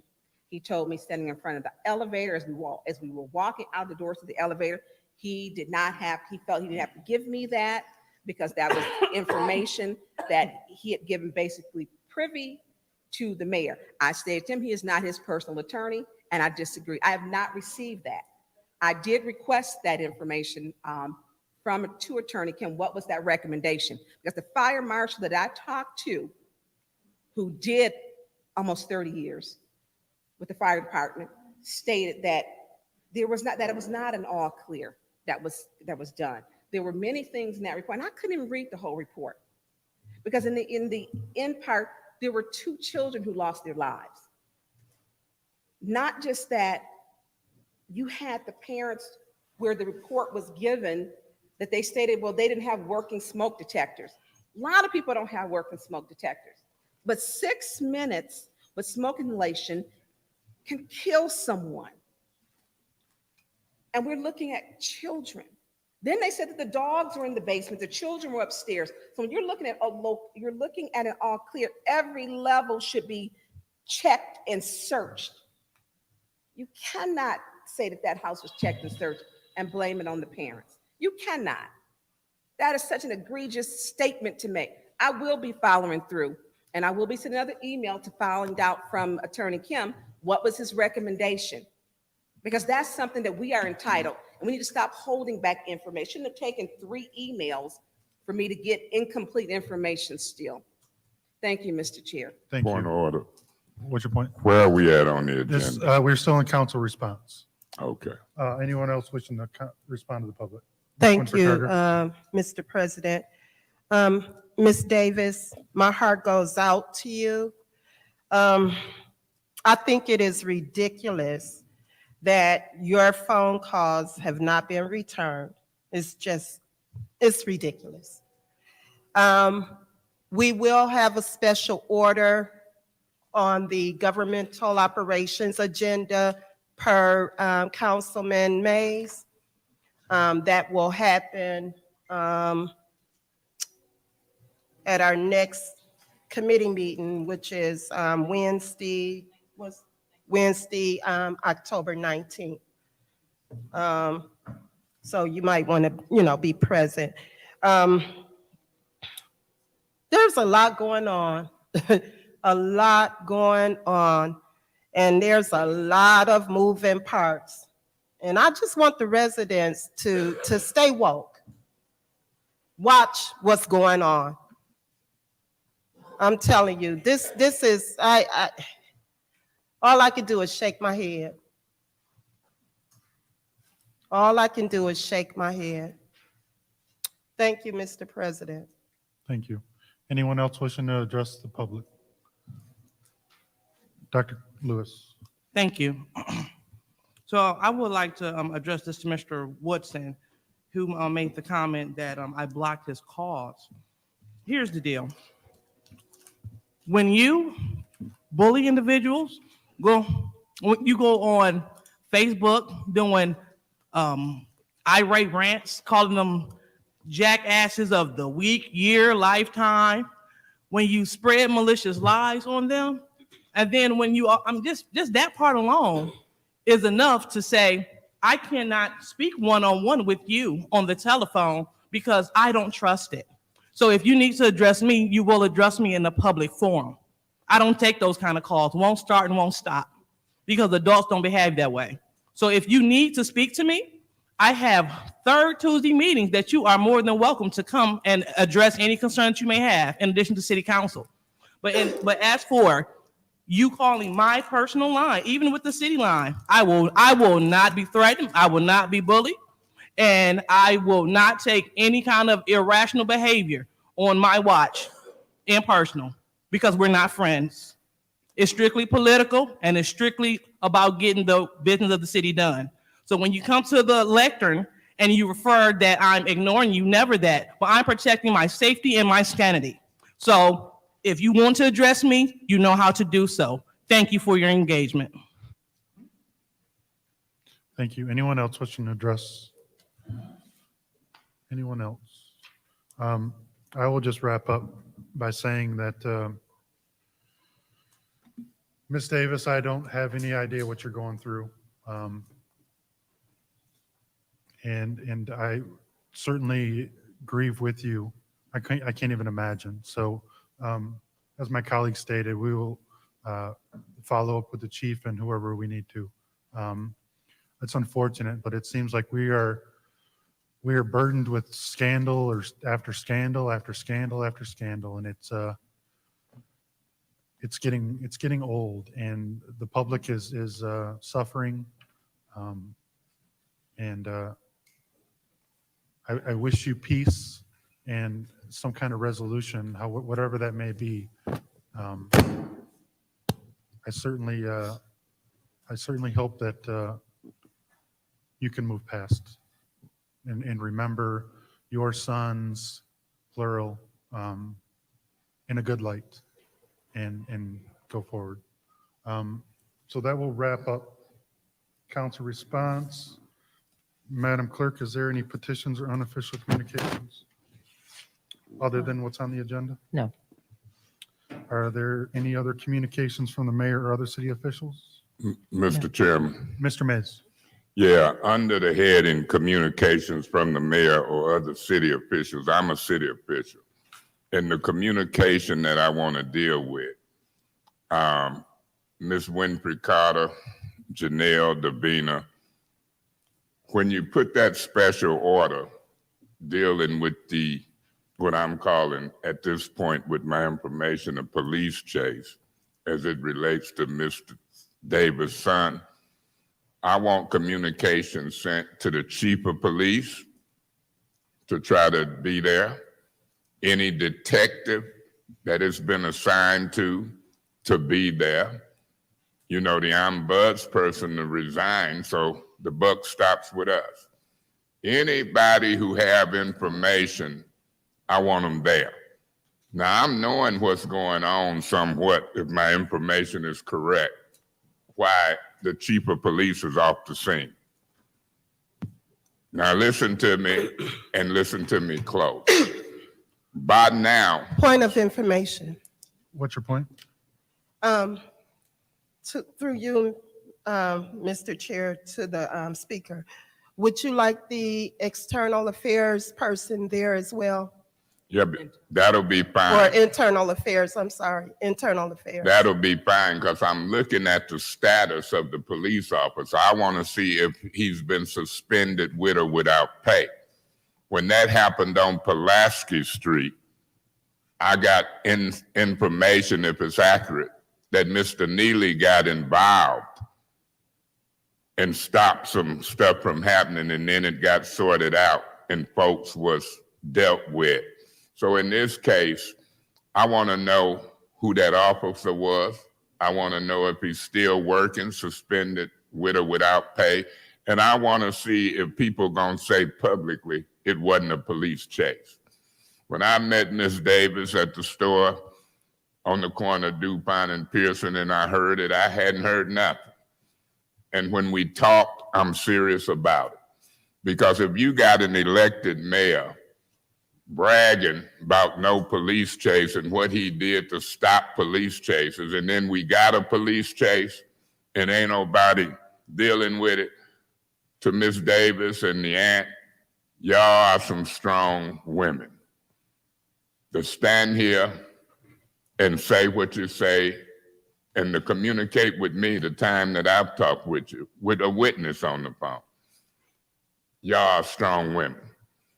I'm a strong man, but I get emotional sitting here looking, thinking about it, and I ain't playing with it. I told you I ain't gonna play, so Ms. Winfrey Carter, Mr. Chair, those are the official communications that I want Janelle, Ms. Winfrey Carter. I don't just want a special order where we talking. I want them to come before this council and say what they will and won't say. And I want to ask relevant questions about who the officer was, spitting, chasing folks if they will, possibly pulling guns. And I want to know what detective has been assigned to. And I want to know why the chief ain't returning my calls. I think I know that answer, but somebody better tell this public something and quit covering that up. If I need to pray for the chief and others, fine. But public safety is number one. And communications ain't flowing because people trying to win an election, and I'm not going to let them win and play games on the back of your son, Ms. Davis.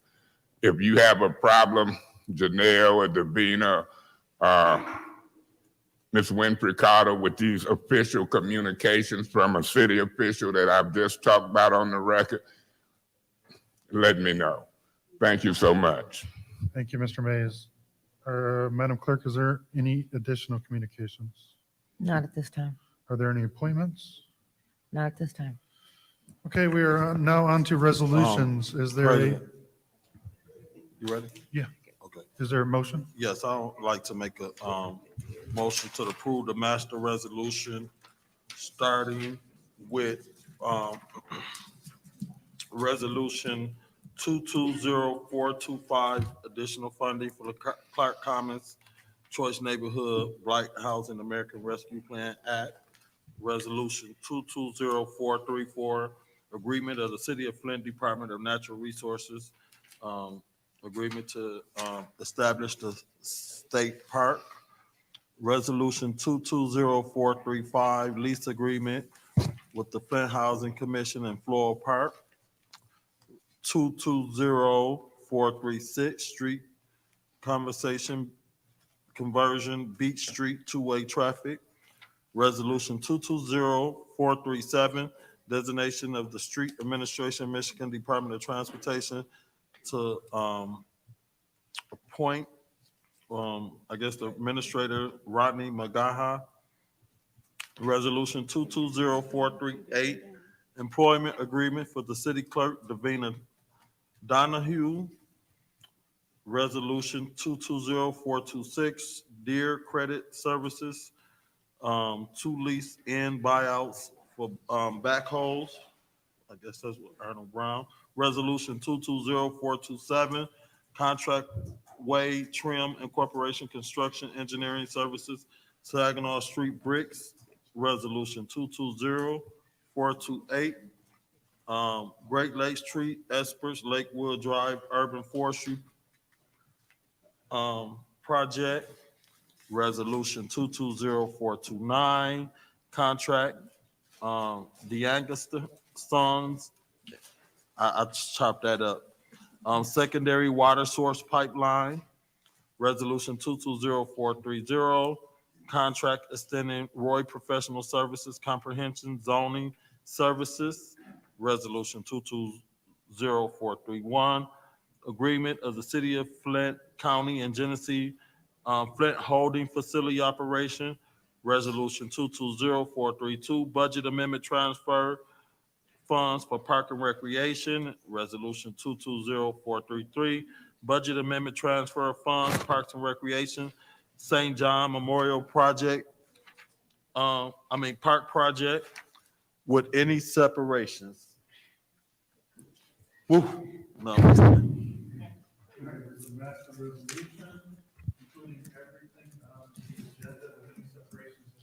Mr. President, support. Yes, yes. I would like to separate resolution 220433, the transfer. Nope, not that one. The resolution dealing with the state park. Which resolution is that one? Resolution 220434. I would like that separated, and that's it.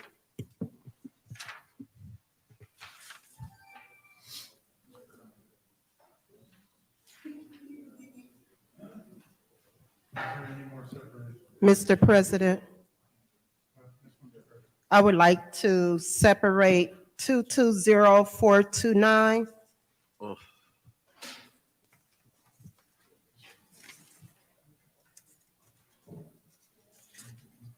What page is that on?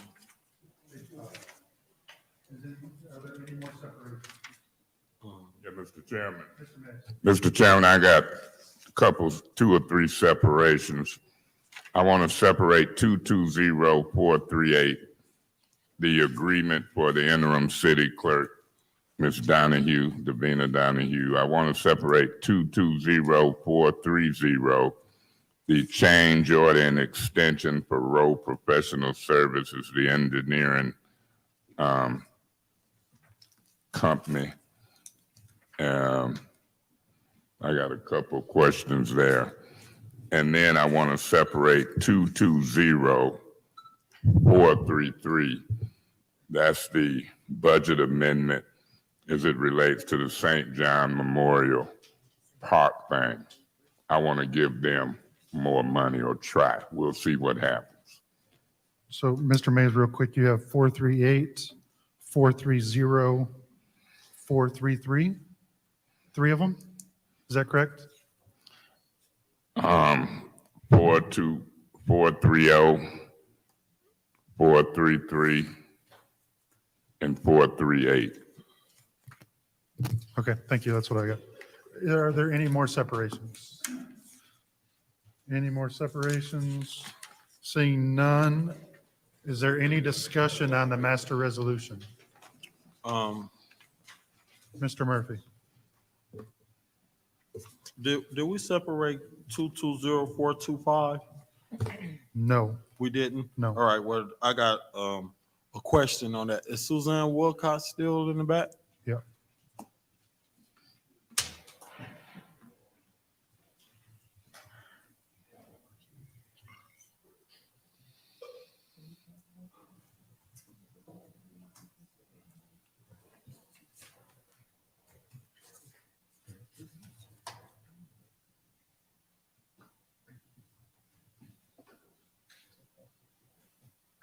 minute, what just happened? What y'all doing?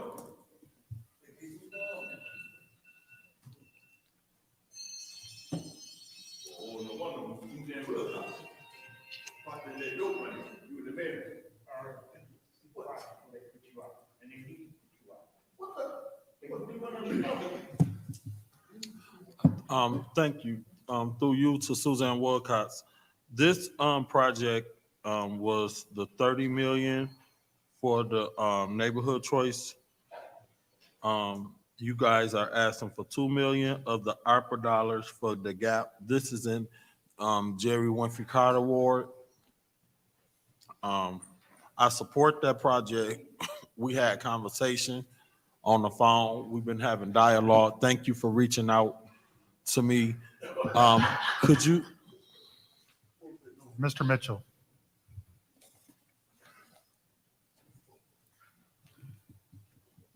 Part of the 30, one of my concerns to my colleague in the 5th Ward, Jerry Winfrey Carter, part of my concern with this project was that we built the Smith Village housing, we doing Clark Commons, but there were homeowners in that particular area that needed assistance to try to blend their house in with home improvement. What I was told was $1.2 million was earmarked and set aside out of this $30 million project to help homeowners. So I asked for an update of where they was at with this, because it's earmarked already for those homes. I support this. I support using $2 million of ARPA dollars, but they had to work on getting a contract together with Habitat for the $1.2 million to help those owners that's in that particular area. I'm not sure if it's just for owners or is it for owners and landlords. Could you update me on where we at with the contract being together for us to be able to utilize those funds? Sure, through you, Chair, to Councilman Murphy. As we spoke on Thursday, we did work together I talked with Roy, and we've been working with Habitat for Humanity, who is the contractor subrecipient that was identified in the critical community improvement plan to HUD for the rehab component of this. As I shared last week, approximately $1.2 million is available for rehab. It looks like it's a combination of owner-occupied rehab as well as some commercial repairs. So there are still components of the program. When we talked on Thursday, we started working to put a contract together, but realized that there are pieces that still need to be worked out. So we've met with Tom Hutchison from Habitat for Humanity and are trying to work those pieces out. There's some additional guidance that we need from HUD to make sure that, as you know, there's been the staff who worked with this program are no longer with the city. So we are filling in that gap right now to try and make sure that we understand exactly what has been approved. We don't want to just put a contract together. We need to make sure that all the details are worked out. And there's also some other questions that we would like to have resolved, because some of the same issues that are experienced with, for example, our CDBG rehab program, and you brought these up, Councilman Murphy, where owners are unable to access rehab funds because they have outstanding delinquencies, whether they're water bills, or they don't have, their taxes are not up to date, or they don't have insurance. Some of those same things exist in this program. So we are trying to see if there is a waiver that the city can grant, and if there are any requirements that HUD has that prohibit us. There are in the CDBG program. These are also federal funds, but the restrictions are not quite as onerous. So we think we'll be able to work through some of those things. And we are working on them right now. We are scheduling some conversations with HUD, and once those issues are resolved, we will put the contract together for rehab, as I shared with you on Thursday.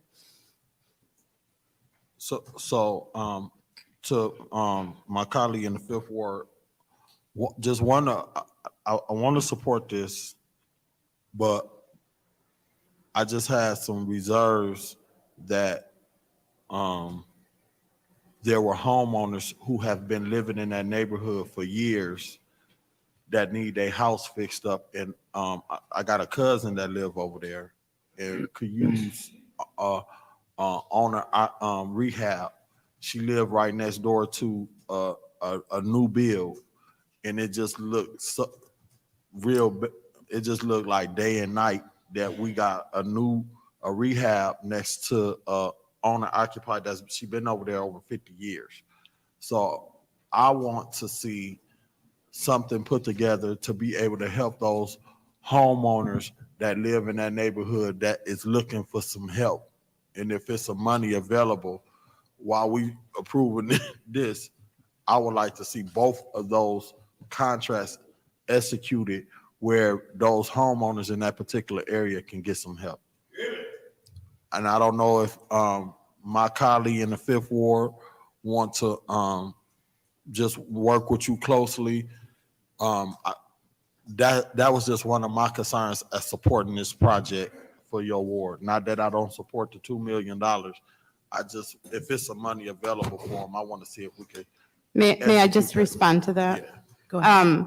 So the difference, and I shared this at the last council meeting, the difference, and on the phone with Councilman Murphy, the difference between the $2 million that we're asking for from ARPA and the 1.2 million that's allocated is the fact that it's already allocated, the 1.2 million for owner-occupied rehab, and it needs to be effectuated in a contract. So this $2 million that we're requesting has not been allocated, and it is money that is needed to secure MSHDA financing, so it's time sensitive.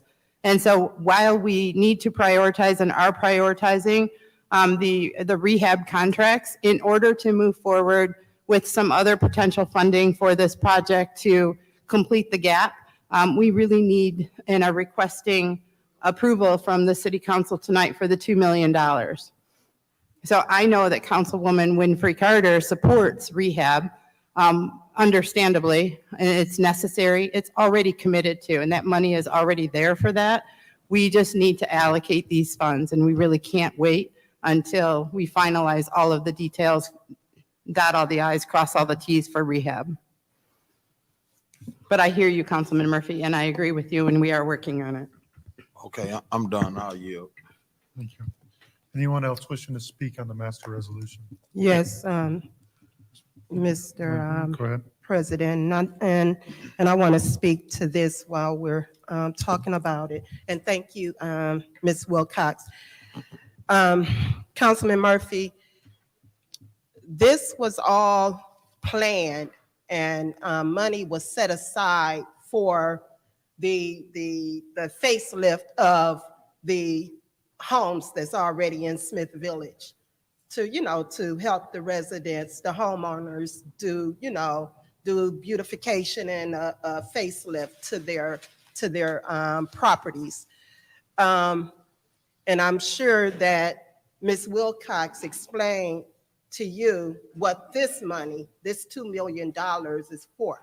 Now, this is very important because if we do not do this, we may be owing HUD back some money, millions of dollars. So we got to finish the project. It's very important that we finish this project. And I hear what you're saying, and we're going to make sure that that happens. There's a whole list of things that's supposed to happen that's earmarked with that $30 million. And we're going to make sure that that takes place. But we also got to make sure that we can continue with the project. And we need to approve this this money for the gap that that's in front of us. So thank you for your concern. I'll make sure that everything that's supposed to go along with this project, everything that we're supposed to do as far as finishing up the entire Clark Commons project, I'll make sure that, that it gets executed. Thank you. Thank you, Mr. President. Thank you. Anyone else wishing to speak on the master resolution in the first round? Yeah, real quick, Mr. Chairman. Mr. Mays. I just wanted to chime in on the master resolution to say this. I'm mainly talking to the public. If you listen close and rewind this meeting, I think it was Mr. Murphy or Ms. Lewis. They say, when I ain't here, things go smoothly. The fact of the matter is everybody get 5 minutes on a motion, 2 rounds.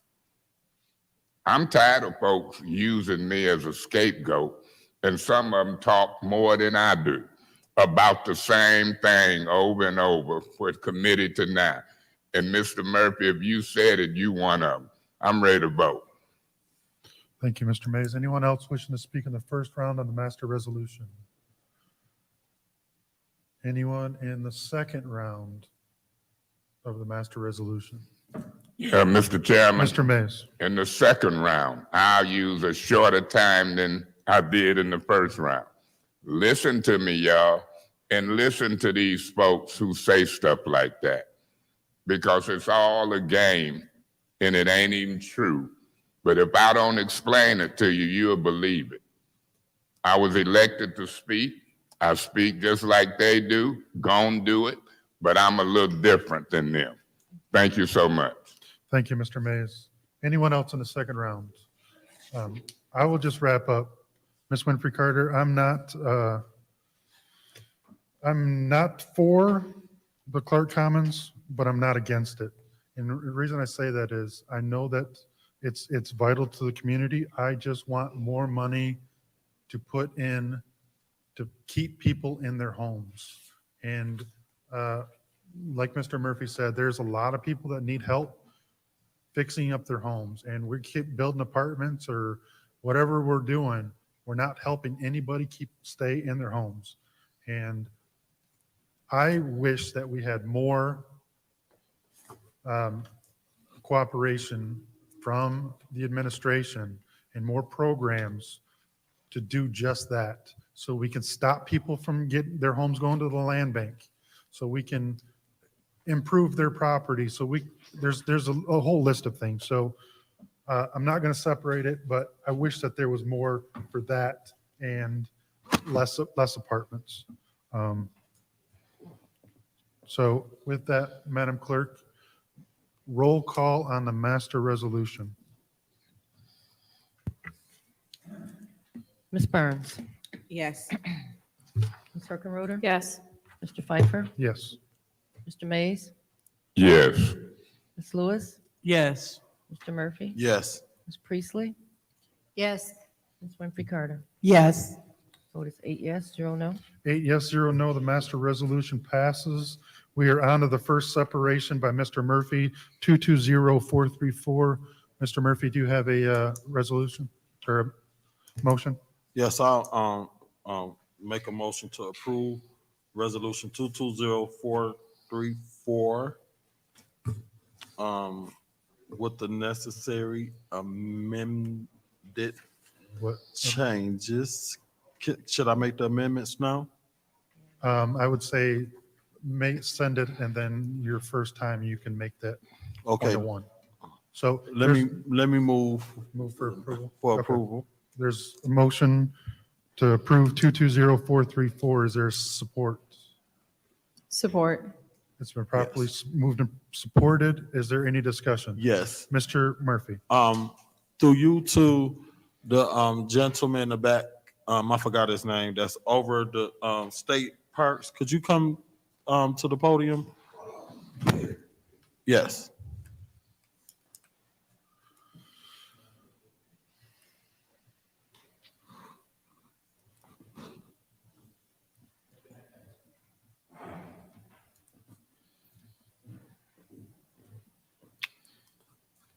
Thank you. While we were in a discussion after the special affairs, we had a discussion about expanding the trails. The Iron Bell Trail. Mr. I'm sorry, before you get started, can you state your name for the record? Yes, Michael Allen Terrell.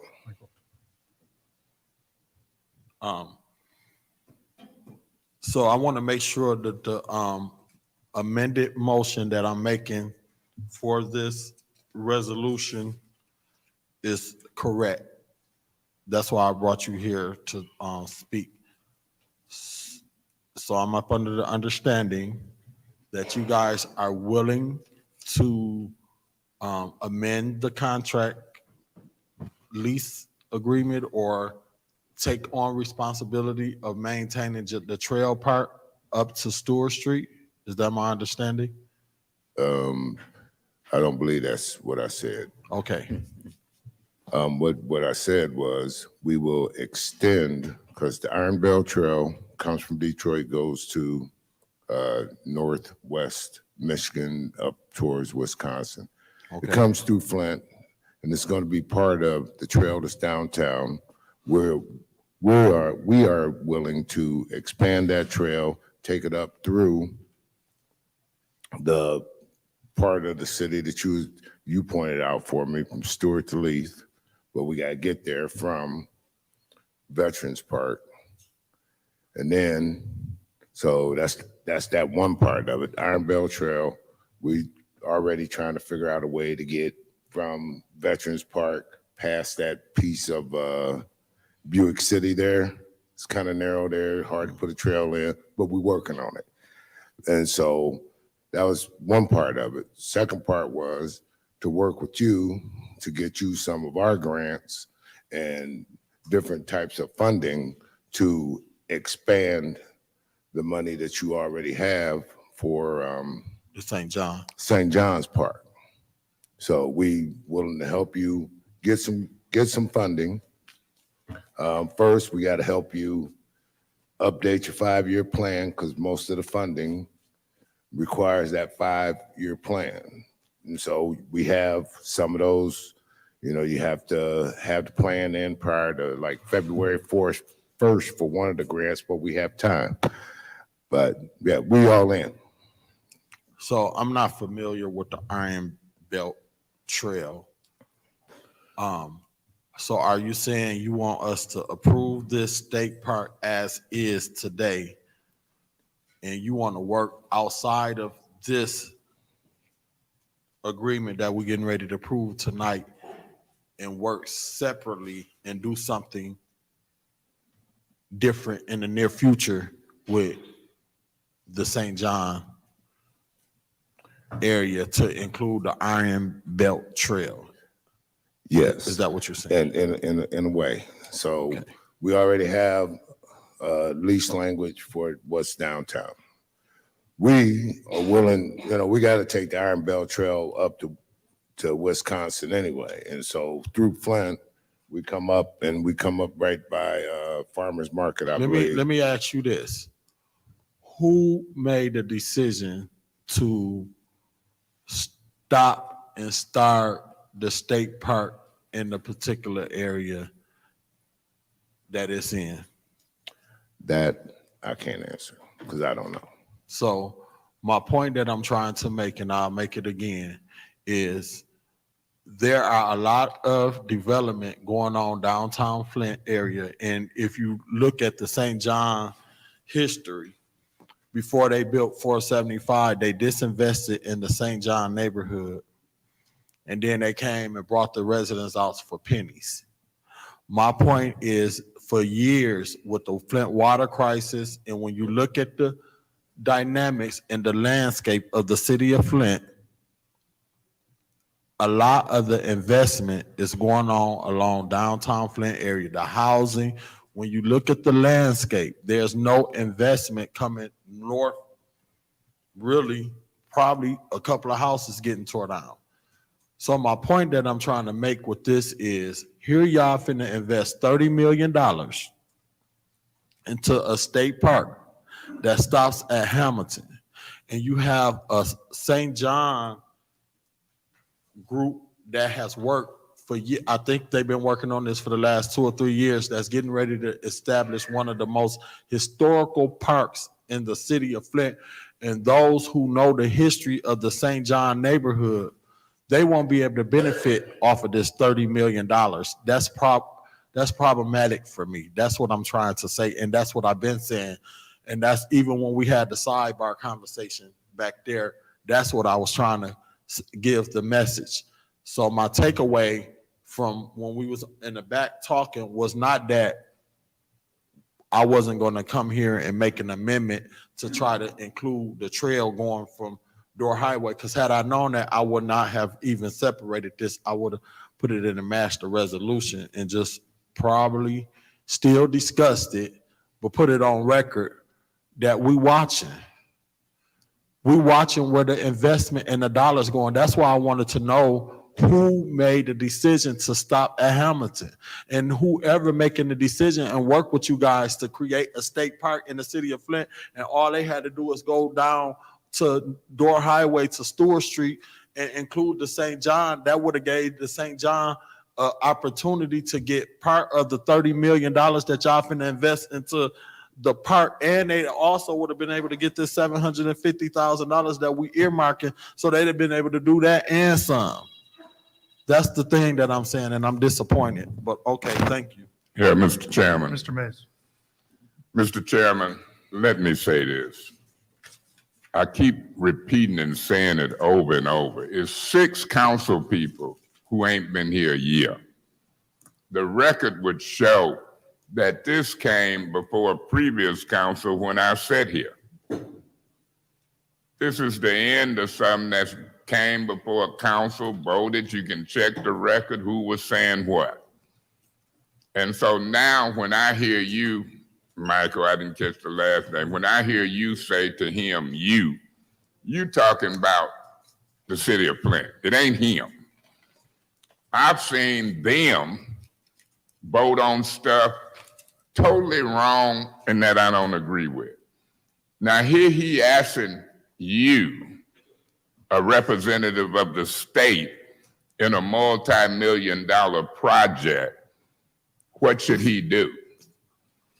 A lot of people don't understand the seats they sitting in. You got leverage. I watched the news. Mr. Neely is bragging with Gretchen Whitmer about this state park. We was dealing and voting on this before Mr. Neely got in the office here in downtown, and before Gretchen Whitmer might even been mayor. So when you got a guy like Mr. Murphy and others coming on late, and they appeal to you, what you can do, what can he do? Postpone it. Send it back. All of the people bragging on it, I know it's got to come before council. Use your leverage, Mr. Murphy. If you're a good, slick politician, it's been all in the news, it's going down, it's got to come through here. Convince your colleagues to postpone it. Make the news and headline, but you ain't a sophisticated politician. You too busy trying to tell me things go smooth when Mays ain't here. Hell, I've been here for 10 years. Finance chair, fixed deficits, emergency managers out. And here's somebody been here a few months trying to convince people they slicker and smarter than me and ain't even learned all the ways to get to the bathroom. So if he wanna get to the bathroom per se, and if he wanna do something fantastic for the St. John project and include it in, use your political leverage. Put a motion to postpone it.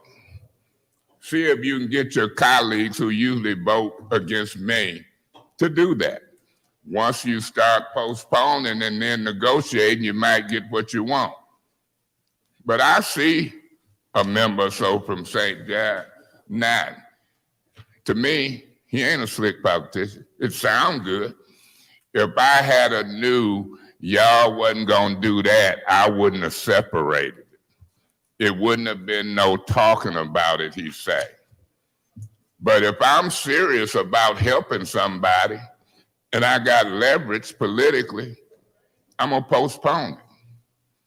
I'm gonna postpone it and go into serious talks to see what's happening. Now, if they don't postpone it, I'm gonna say, Mr. Michael, I might vote for it. But I've been knowing how to do politics on big projects and little projects. Hundreds of people waiting on money. Big shots come in, whether it's the state or whatever, Mr. Murphy and others, every time. A lot of talk, approve it. I'll count your votes. But if they serious about St. John, Hamilton to Stewart, make the headlines. Postpone it and then get to negotiate. But they ain't that serious. They ain't that sophisticated. This is the state. Mr. Neely done already bragged on it, and he wasn't even here when it started. Check the record. I hate to see folk take credit for something they didn't even start. No different from the secondary water source. No different than various projects that people talking about. Even something as simple as renaming a street. Mr. Warlow, I know where that came from. Now, this is the first round. When they try to shut me up, call for the question, no more discussion. Let's see what happens in the second round. Thank you so much. Mr. President. Thank you. Ms. Burns? Yes. Thank you for giving me your time earlier and the solutions, because you're solution oriented. And this is on Tuesday, November the 18th, you did agree to meet with people and with council so you could walk the trails to see what it is before you commit it. And I did not get a chance to, well, Councilman Murphy doesn't speak to me, but I hope we can come together for St. John's project, because that's what I'm a product of that. My parents and my dad, as I walked downstairs, was talking about, the St. John's, but I also am the councilwoman in the 6th Ward that it's in my ward. I had several people from the 6th Ward. This is a great project. I understand we have to separate both. And you didn't deny or say, hey, I can't. So let me see about it. The other great thing, Councilman Murphy, through you, Mr. Chair, through Councilman Murphy, Nancy Pruitt was here. And I will send you the information to protect or to do something with St. John's. There are actually programs now that are they're working on that are actually being enacted, that where eminent domain came in, took over, and they displaced communities, and they were minority or Black communities. So she's sending information. I will forward that to all of my colleagues so that we can all be on the same page. So Tuesday the 18th, you had invited everyone to come down, and including the St. John's people, to see, walk it, to see, to get some input. And that's what I appreciate, because you didn't say no, we can't do it. And especially when there's in Michigan communities which were separated, like say through eminent domain, and it was I-375 in Detroit, and they already have projects on the way that they're working on, and funds are available. So I appreciate the MOT project, or the 5 parks, making it a state park. Those are 2 separate issues. I understand procedure and policy, and that we're at the end of this, that now, because it takes years to finally get to this point, now it's at an approval point for the state park. For me, let's take care of the state park, and then let's begin the process to add additional funds and see what's available for the St. John's Park, because the St. John's area, because we still have, that's a very proud group of folks that it deserves. And I had stated before, if you had been a state park, you get millions, but maybe we can get some funds, as Ms. Natalie Pruitt stated, that they are available. And the same thing happened in Detroit. Matter of fact, it happened in most urban communities or municipalities where Black people or African-American people live. So it's not uncommon for this to have happened. So I support this project to connect the 5 parks. I think it's a great project. You don't have to get an outdoor experience. You won't have to go up north. You don't have to go to Ironwood, East Tawas, Oscoda, Alpena. You can get that experience here in the city of Flint. And that to me is something that's wonderful because I love the parks. I love the parks and my kids love the parks. And when you instill that in young people when they're young, you hope that they could take some of that and keep it with them to grow on. And it does. I mean, my daughter still, she's a better camper than me because they have to dig holes in the ground. I'm not that serious of a camper anymore. I want a motorhome camp now. But I think having parks like that in the city to where you don't have to drive that far, I think it's wonderful. And the years that it took through the different administrations to get it here and to bring it to fruition, it's time for this to be a celebratory event so that we can also celebrate at some other point that we're all on the same page saying, well, let's see what we can do for St. John's and the awareness of it, that there are dollars. I support this project. My ward overwhelmingly supported, and there are many members from the 6th Ward who were here today, and they were texting me throughout, and they're excited about the project because it's a wonderful project.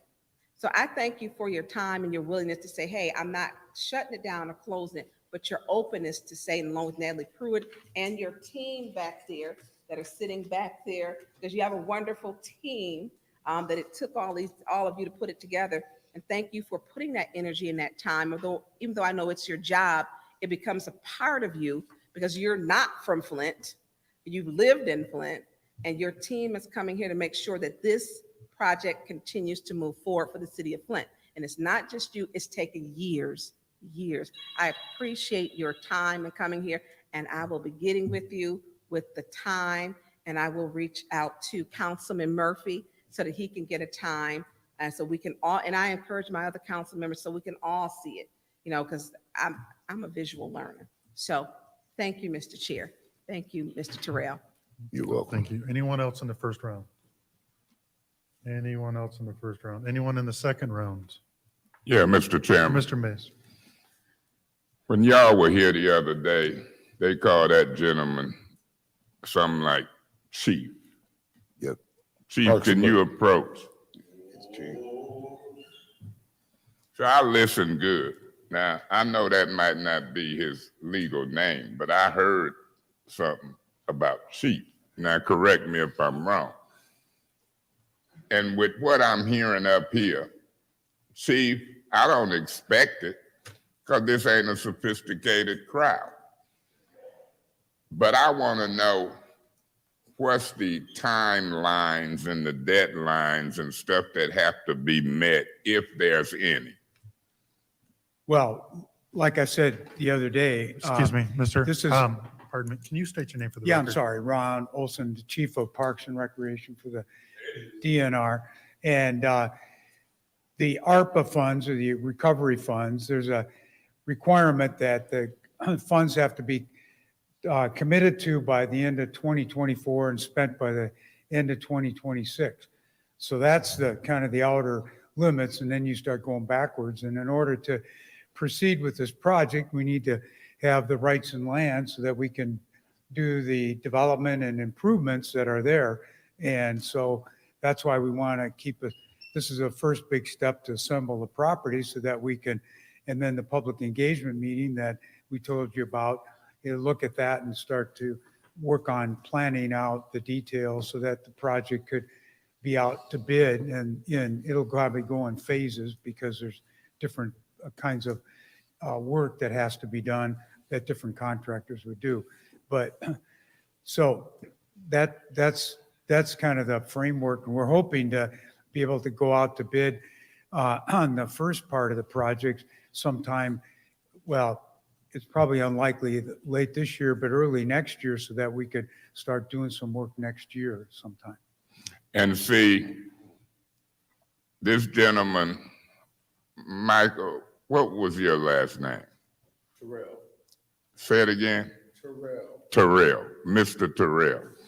I want to be able to say Mr. Terrell because I listened to you the other day when Mr. Murphy was saying, and you stood firm, you would correct it. Just like to talk about this amendment, you say no. And so I know a lot get lost in the translation with some of these folks. And my position is this. I'm like a certain type politician. If it's something I want for the people, I try to go get it. I don't think you got nothing to worry about with my strategy, because they ain't gonna do it.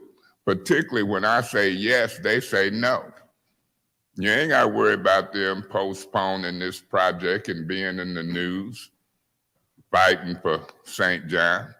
If it were for me, you might would have to, because people would sit down at the table fast. That's the politics of the purse strings. But it ain't just y'all project. It's 16 million to the land bank. It's this project, that project. While we sat with hundreds of people want windows on their houses, roofs, the common people. But when it come to big shots, they change their voice, they talk proper. When it come to little shots, we got a stack. It ain't just Mr. Murphy in this council, it's Mr. Neely too. I'm talking to politicians that I support and will support, because they telling me, Mays, we'll break that money loose for the average person. You don't see me change my voice and talk proper for you. I'm the same. I'm the same. I almost bet you finna leave here with 5 votes. You said what you said to me, Mr. Terrell. I say, what's the upside and the downside of including the St. John? It's pretty much an upside. But what happens is Mr. Murphy and them coming in at the tail end. And Mr. Neely got them believing that this is something he did. It was happening before he got there. And it's probably gonna finish with him or somebody else there. So I just wanted to set the record straight. I'm gonna say, Chief, I don't think y'all got nothing to worry about, particularly when I said it. Now you let one of them say it, postpone it, negotiate. I ain't never got nothing too much after the fact.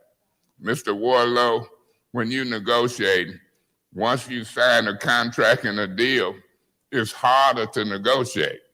When you got leverage and you really want to do something, you do it on the front end. You don't do it on the back end.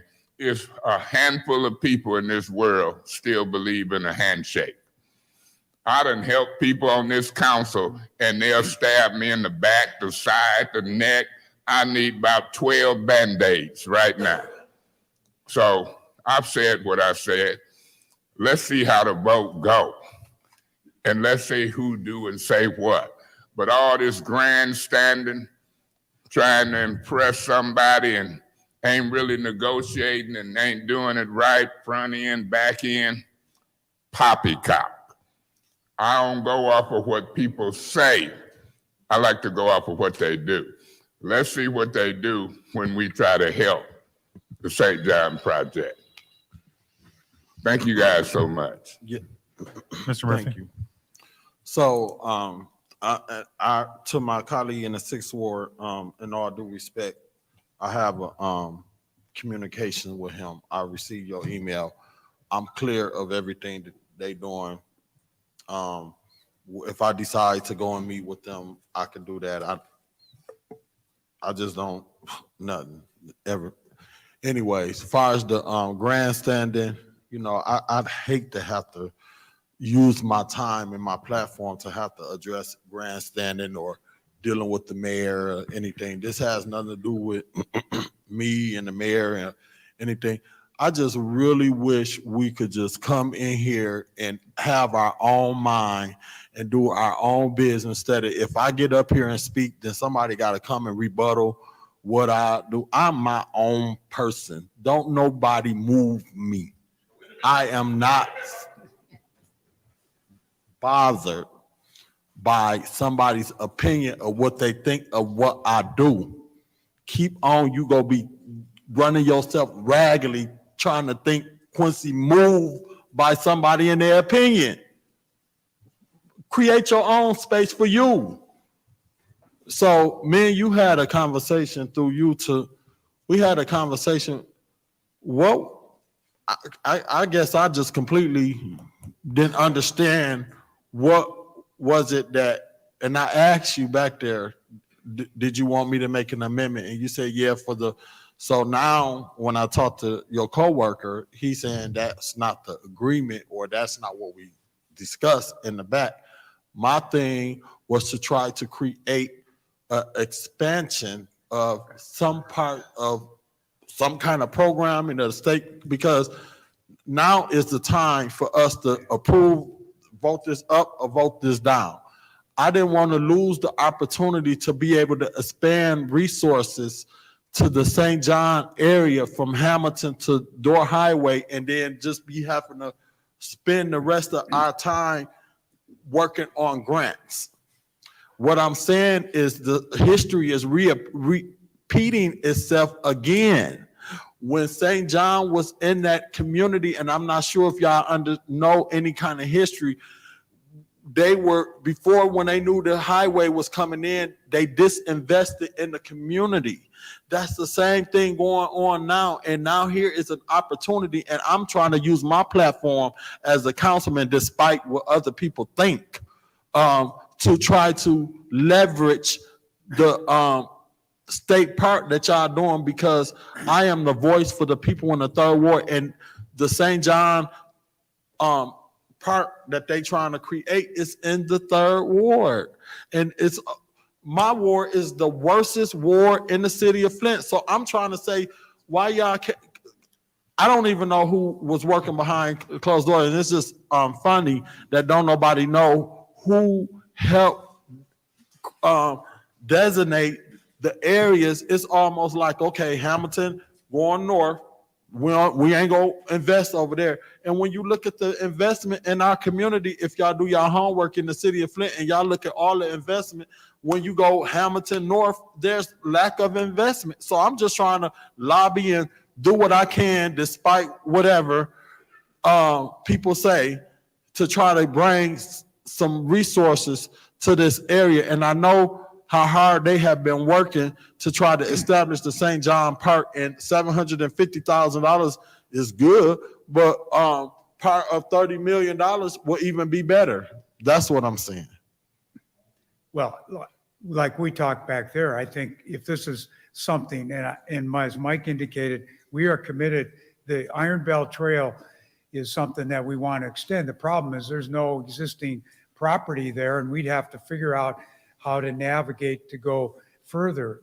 A lot of the land that's in this lease exists already along the river, et cetera, in the 3.5 miles or so that goes back and forth.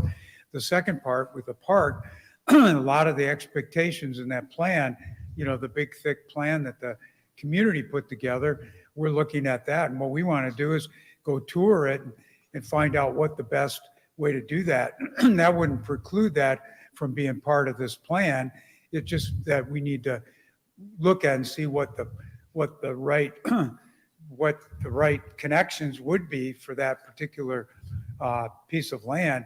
The one thing I was going to mention is that one of the principles of this ARPA funds was to leverage funds wherever we could. And MDOT has a Reconnecting Communities program that they're using in Detroit on 395, which is a very similar thing, that to remove that, because that was done to segregate communities way back in the day.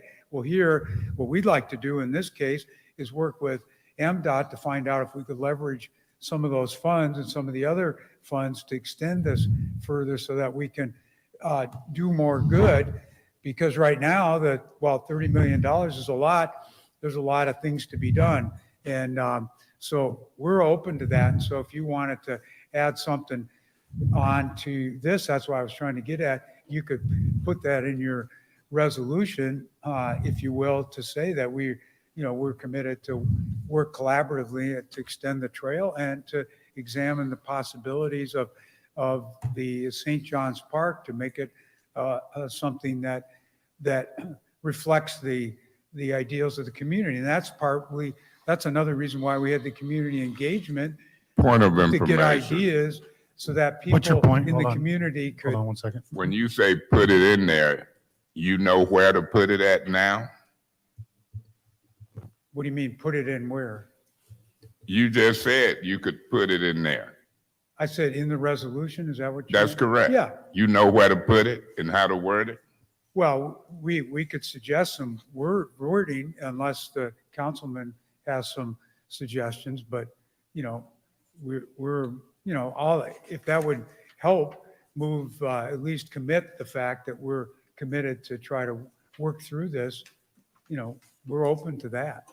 Because that would put it in the resolution. And that's what I was trying to convey to you earlier, to say if that's something, it's clearly a very strong point, and we want to be as responsive as we can. Thank you. And thank you, Councilman Mays, because exactly what he just said and what you just said is what my understanding was.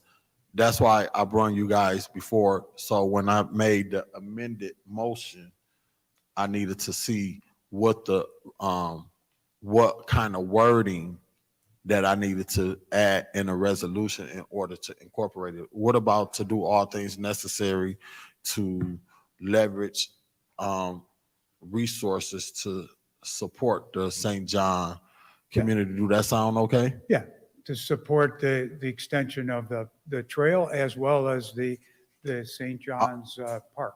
I would like to make a motion to amend this resolution to include in the whereas of the contract agreement to do all things necessary to work in collaboration with the St. John, the St. John Street Neighborhood Memorial Plan to leverage resources to improve that particular area from Leaf to Door Highway. Is that the correct? Door Highway and Stewart run together, so yes. From what I saw, it was from, well, Dorrit is on the left, but from Stewart to When Leith, you go would be out, north and south. it runs into Door Highway. Okay. So we want Well, to say Door Highway. we'll be able to look at it. Okay. But, you know, everything that I said was dependent upon what we saw during the initial look. So yes, I would like to make an amendment to this contract agreement to include the St. John Street Neighborhood Memorial Plan to do all things necessary to leverage resources to help build their plan. Okay. So I've got a motion on the floor to amend to add all things necessary to work and collaborate with St. John's to leverage resources to help them build the park all the way to Dorrit Highway? From Leaf to Door Highway. From Leaf to Dorrit Highway. Is there support? Point of information before there's a support. Where in the resolution is this requested? It's going to be added into the whereas when you look at the Which point of information? Which Hold on. whereas? Hold on, let me say that again. Say it again. Hold on. So you're saying you want to add a number 7? Yeah, I mean, we could.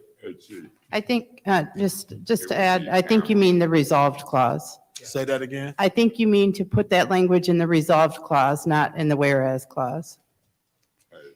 That'll be fine. Where Yeah. the result added on to the, after the last sentence? The bottom. To add it on after the last sentence of the result? Is that where we want it? Okay, so we will add that to the last sentence of the resolved paragraph. Is there support? Support. It's been moved and properly supported. Any discussion? Yes. To my colleague in the first ward, are you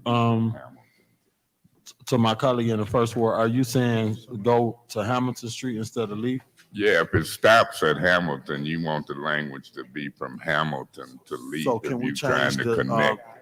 can we change that to Hamilton to Door Highway just to include that whole, so we won't be skipping the area?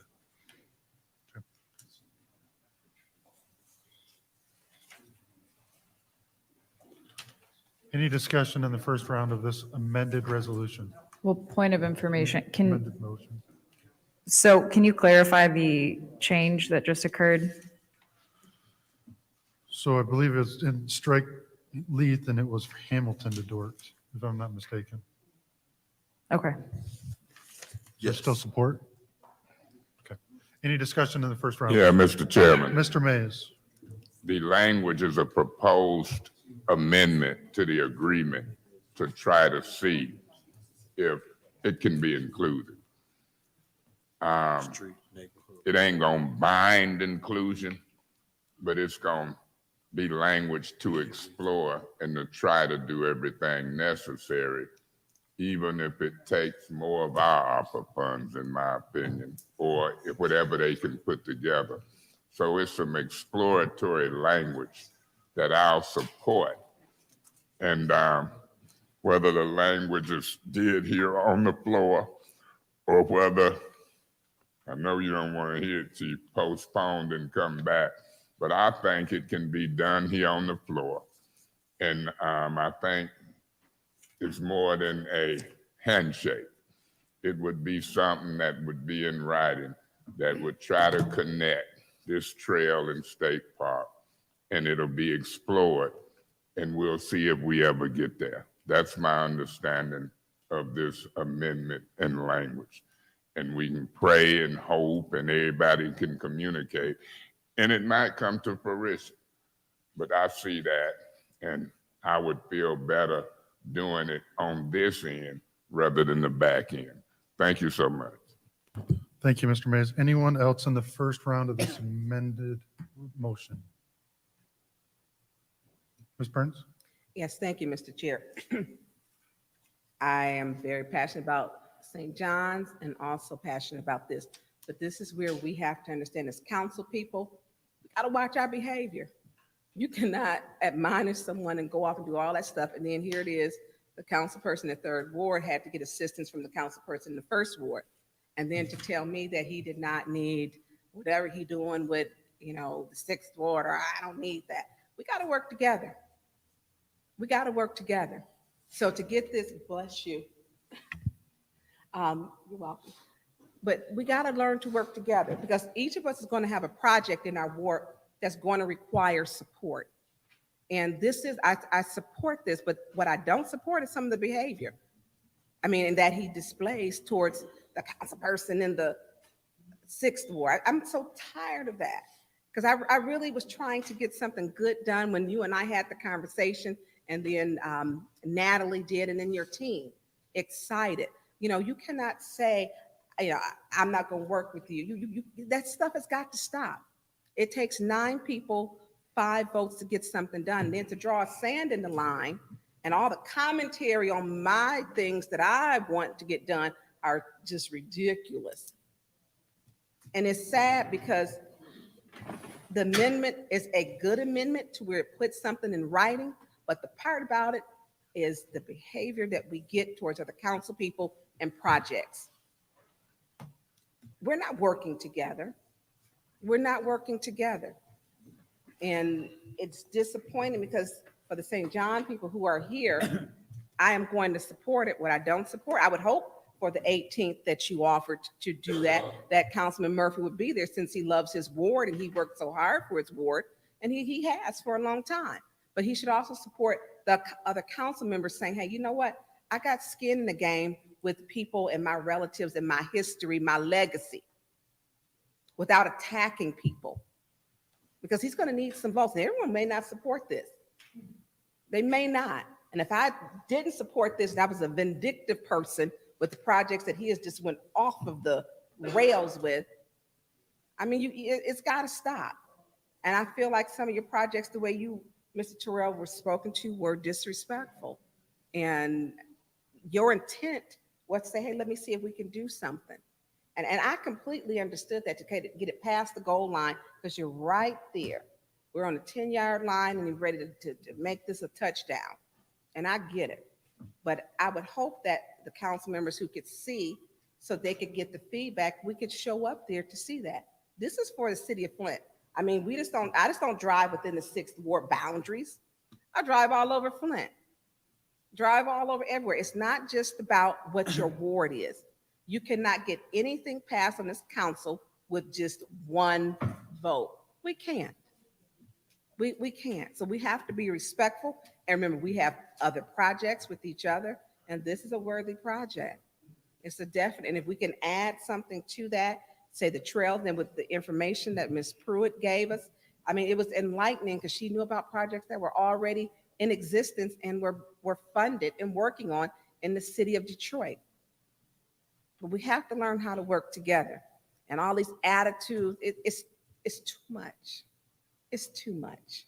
So I support, of course, your project, not just because it benefits the 6th Ward and residents are excited, but I do drive outside the boundaries of the 6th Ward because it affects the 8th Ward. And I kept calling one of them Sleepy Hollow, but it's Happy Hollow. Happy Hollow. Happy Hollow. I didn't even know that one existed because of how where it's located.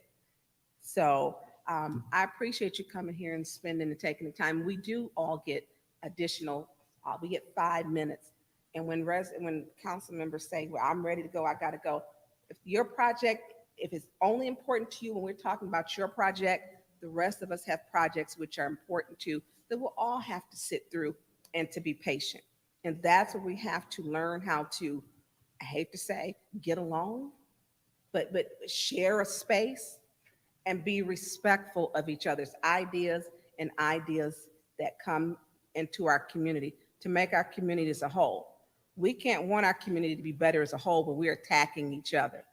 And we just can't. I'm going to support it. I look forward for this amendment to see what St. John, if we can do, any and all. I don't remember how that read. It was so complex to have this extended. I think it's a great amendment, and I'm going to support it, not because my colleague is respectful, but because it's a great project. And I hope he would show up on Tuesday, the 18th, to further the St. John's and with the people so that we can all work together. Thank you, Mr. Chair. Thank you. Anyone else in the first round? Anyone in the first round? Anyone in the second round? Anyone in the second round? I will just wrap up by saying that I will wholeheartedly support this. One, my colleague mentioned Happy Hollow. In my lifetime, that has been dilapidated and basically an abandoned section of, and during my younger years, used to go back there and walk around, and it's one of the most, it's up north in the middle of nowhere in the city, and I can't wait for something to be done with that.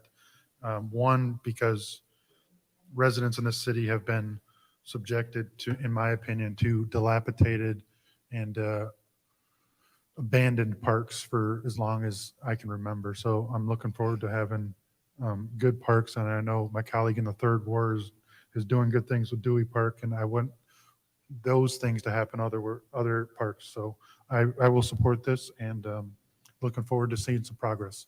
Thank you for your time. Thanks for coming in. Look forward to hearing more from you. Point of order. What's your point? I'm not going to get into the details because I'm going to respect the intent and the agreement, but I look at language in the whereas and the be it resolved, and I'll leave it at that as we move forward. But I look at a little language in the whereas and the be it resolved. But whatever is amended and voted on, I'm willing to do it. And Chief, Mr. Terrell, will hold the intent of the exploration as what we're agreeing upon. Thank you so much. Thank you. Madam Clerk, roll call. Ms. Herkenroder. To clarify, this is on the motion to amend the language, correct? Correct. Yes. Mr. Pfeiffer. Yes. Mr. Mays, Yes. Ms. Lewis, Yes. Mr. Murphy, Yes. Ms. Priestley. Yes. Ms. Winfrey Carter. Yes. Ms. Burns. Yes. Vote is 8 yes, 0 no. 8 yes, 0 no. I'll take another motion on this. Yep. I make a motion to approve Resolution 220434.1. There's a motion to approve 220434.1. Is there support? Support. Supported by Mr. Murphy. Any discussion? Yes. Mr. Murphy. I just want to thank my colleagues for supporting this right here, and hopefully this amendment will help support the St. John Street Neighborhood Memorial Plan for the things that you're trying to do in the future. I've been on the computer looking at Terrell, Brother Terrell, you sent me the link, and I've been here reading the different grant opportunities for St. John. So I look forward to working with you guys to try to see if we can leverage some dollars to help them with the projects that they got going on over there. So thank you so much. Thank you. Hey, Mr. Chairman. Mr. Mays. I'd like to take my hat off to the St. John Committee, Mr. Chair, Mr. Worlow, and all of the participants. And so now we'll vote to approve the amendment, but I do want legal to look over that amendment. Ms. Wilcox, I heard what you said about be it resolved, but I think a whereas and a little history and the connection of the project would suffice, but we'll see.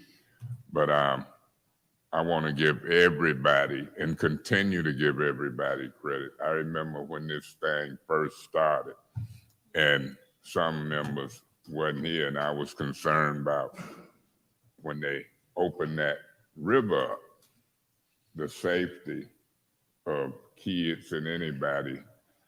You know, it'll be easier to go in that river. And so I'll continue to watch the project. But as it relates to this piece of it, I've been laying back hearing about y'all for a while. And so congratulations to all, and continue to do the good work. Thank you, Mr. Mays. Any other in the first round? Any other response in the first round? Any in the second round? Any in the second round? I will just wrap up real quick. She hasn't been up here to speak or anything, but Natalie, thanks for coming in. Natalie Pruitt, thanks for coming in and sharing the plan with me so I could get a better insight of what was going on. So thank you, even though that you haven't been called up. I appreciate you for your time. Madam Clerk, roll call on approving 220434.1. Excuse me, Mr. Pfeiffer, Yes. Mr. Mays, Yes. Ms. Lewis, Yes. Mr. Murphy, Yes. Ms. Priestley, Yes. Ms. Winfrey Carter, Yes. Ms. Burns, Yes. Ms. Hockenroder. Yes. Vote is 8 yes, 0 no. 8 yes, 0 no. That is approved. Mr. Chairman. 1 second, Mr. Mays. Mr. Mays, we're on to the next separation, 220438. Do you have a motion? Mr. Chairman, I want to deviate from that and go to 220433 and do a motion on that so they could get out of here. That's the St. John Memorial Park project. What's your motion? I'd like to make a motion to approve 220433, a budget amendment to transfer funds, Park and Recreation St. John Memorial Project. There's a motion to approve 220433. Is there support? Support. Councilwoman Priestley would be supported. Is there any discussion? Yeah, Mr. Chairman. Mr. Mays. And the reason I did that, because that lady told me she want to hurry up and get out of here, and she looked at me a certain way. And so I've done that. Now that we've got the motion on the floor, that's for $250,000. And I want to make an amendment to that motion to make it $500,000. The price pretty much what that St. John Community Center sold for And so I'm gonna attempt to make that motion as I ask some questions during discussion. So I'd like to make a motion to amend the 250,000 from general fund account 101-966.00-995.00 to 500,000. There's a motion to amend the dollar amount to 500,000 for resolution 220433. Is there support? Is there support? Is there support? That amendment dies for lack of support. Mr. Mays, you still have the floor if you want it.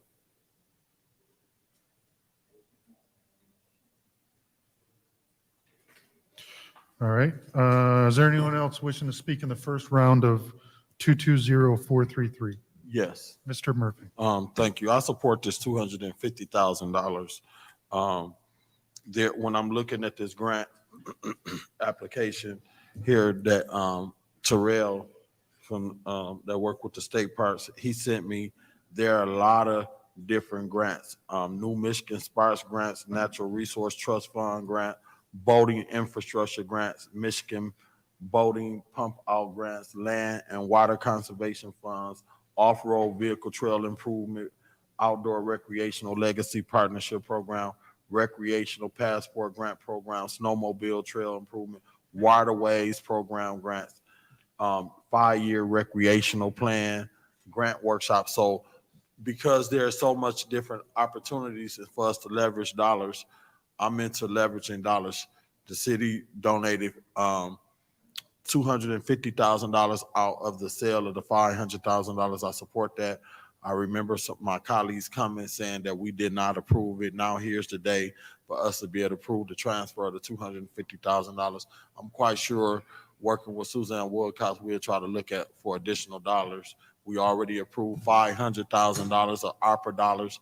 The mayor did not veto that. The city council, Councilman Mays, made a motion, I believe, to move the $250,000 to the ARPA dollars to $500,000. So that's $750,000. The state is going to be working the state part that they're getting ready. We just made that in motion. So I just believe that other resources go come. So I did not want to take the whole $500,000 of that funding to do this. So I'll be supporting this motion as is. I am excited for the work that's going to be going on over there, and I look forward to working with y'all. Thank you. Thank you, Mr. Murphy. Anyone else in the first round? Anyone else in the first round? Anyone in the second round? Yeah, Mr. Chairman. Mr. Mays.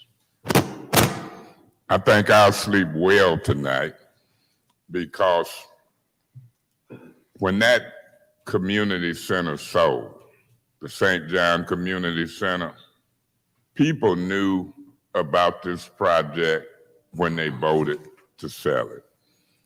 In my opinion, when you look at the sale disposition property policy, it said if more than one person wanted it, it was a procedure to go through. I stand by my communications that they violated that and sold it. And so I know the budget of the city of Flint. 500,000 is what I understood it was sold for, wrongfully. And so for anybody up here, in my opinion, I don't care who it is, what ward they in, if I amend the motion to take this from 250,000 to 500,000 based upon a sale of a key piece of property, it deserved a second. It at least deserved a second, in my opinion. That's just my opinion. It deserved a second from somebody. It did not get second. And once it got seconded, which I think it deserved, then we'll see who voted yay or nay. Now, I wouldn't care if I put another motion on the floor to take it from 250 to 400. I have that right. But I'm very disappointed in the St. John project supporters on this council, but didn't go for 500,000. I know I heard the presentation say the project was 2.7 million. I know I heard that. And people coming in here getting millions of dollars and now take a chance on other funding sources. This wouldn't even be half of the money needed for this project. But we would have contributed so far $1 million. Now watch this. I know you gotta go, you wanna go, but I'm just that type of guy when I'm all in. I would make a motion to amend the 250,000 from the sale of that St. John property to 400,000, and I so move. There's a motion on the floor to amend the dollar amount from 250 to 400,000 for resolution 220433. Is there support? Is there support? Is there support?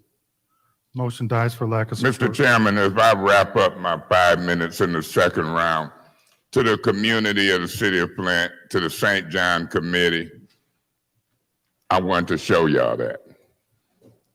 And I'm knowing the budget in the city of Flint, millions, and that 500,000 we didn't even have, but we got it on the back of the St. John Community Center. And for all those who talk about the history and St. John or whatever, I always say, put your money where your mouth is at.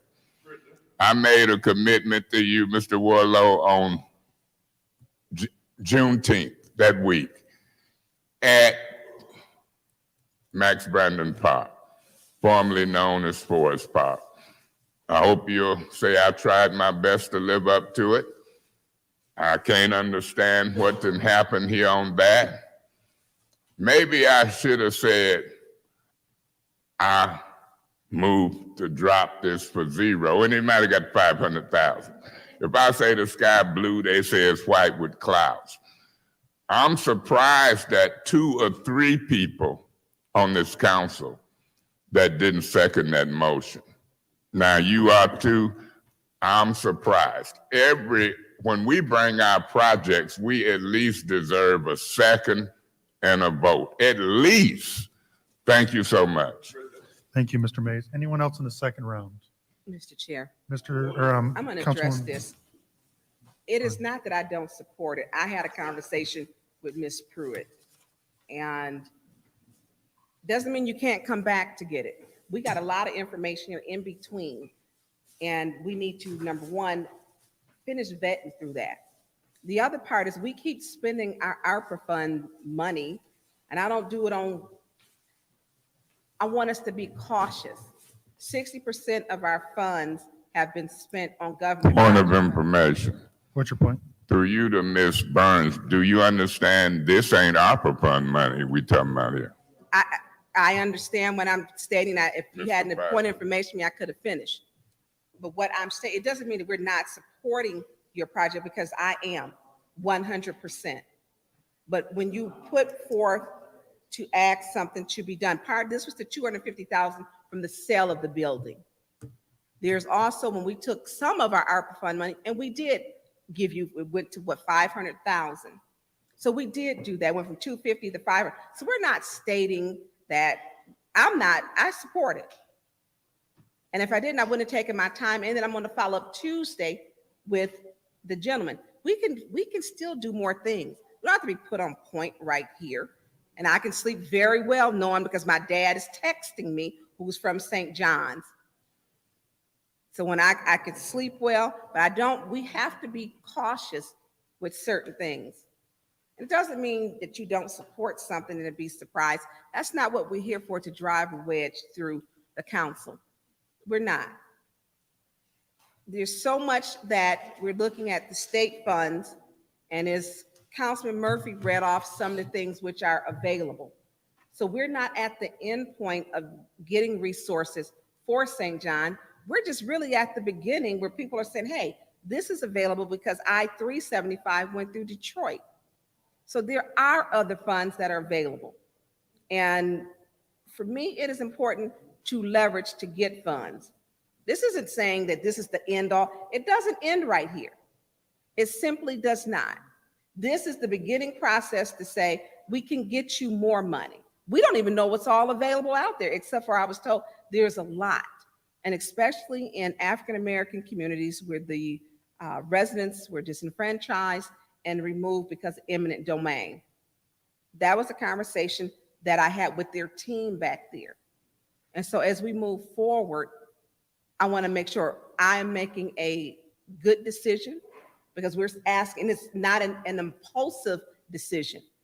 And I won't play on the heartstrings of the community. I won't do that.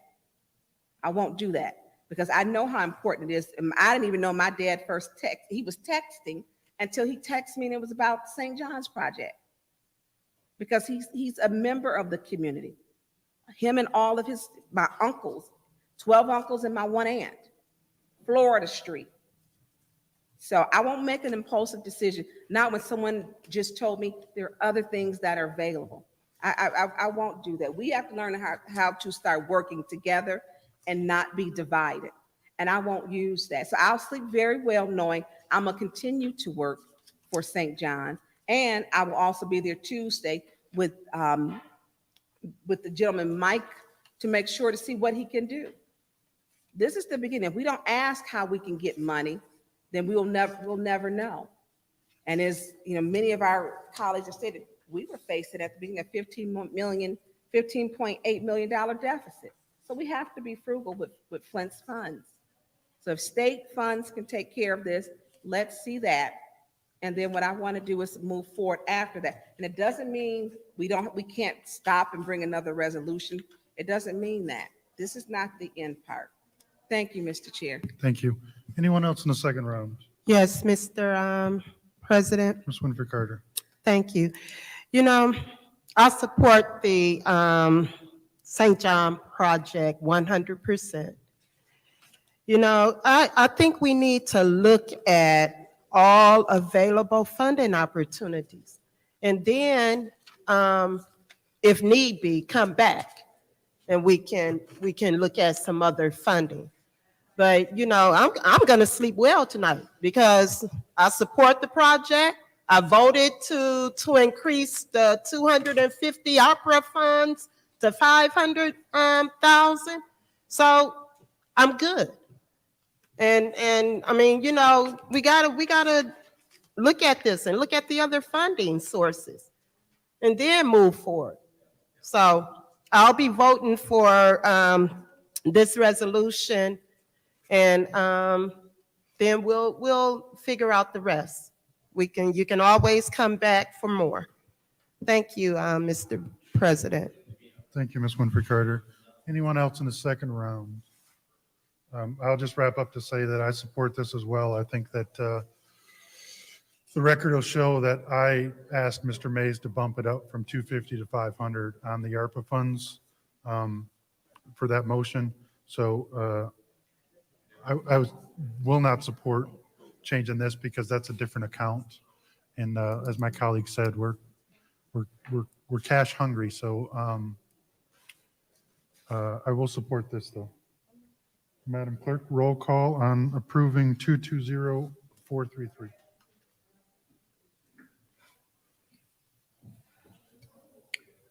Okay, Mr. Mays is not in the chamber right now. Ms. Lewis? Yes. Ms. Priestley? Yes. Sorry, Mr. Murphy is absent. Ms. Winfrey Carter? Yes. Ms. Burns? Yes. Ms. Herkenroder? Yes. Mr. Pfeiffer? Yes. Vote is 6 yes, 0 no. 6 yes, 0 no. That is approved. We are on to the next separation, 220438, made by Mr. Mays. He is not here. Is there a motion on the floor? Mr. President, Ms. Herkenroder? I make a motion to approve Resolution 220438. There's a motion to approve Resolution 220438. Is there support? Support by Dr. Lewis. Any discussion? Any discussion in the first round? Any discussion in the second round? Madam Clerk, roll call. on approving 220438.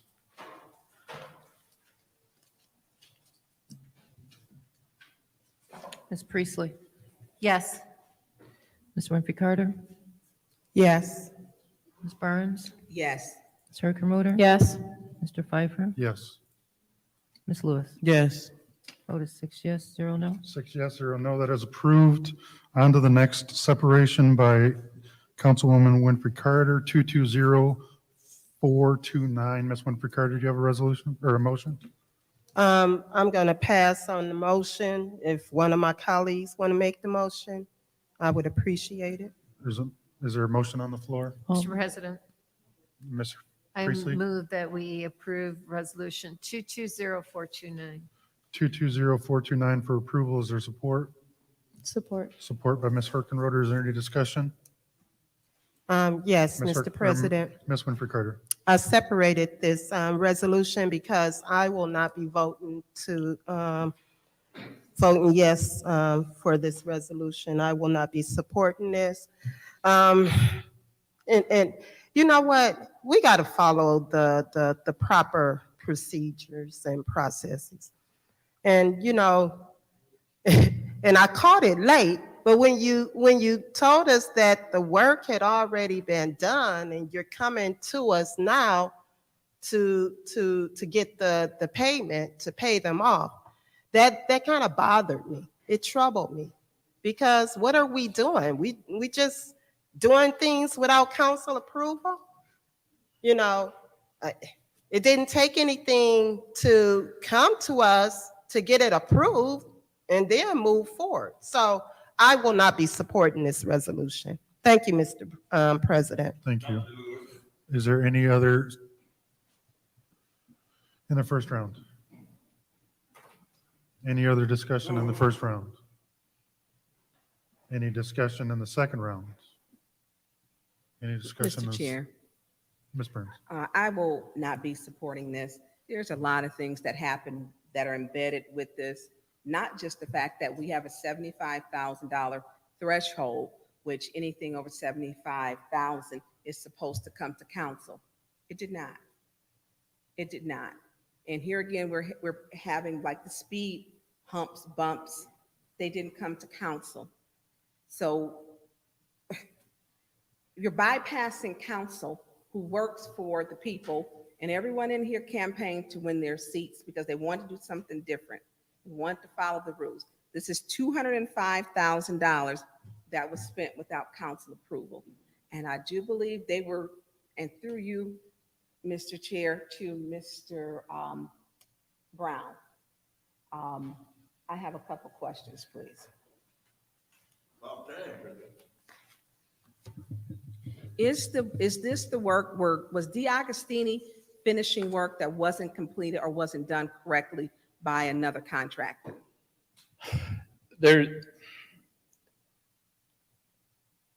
This amount of money is to finish the contract completely.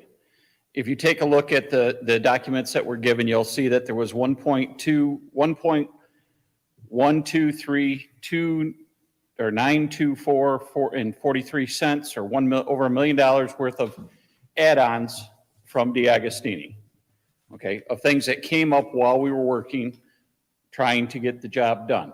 Most of those were covered by contingency and a deduct that we did because they couldn't get certain things.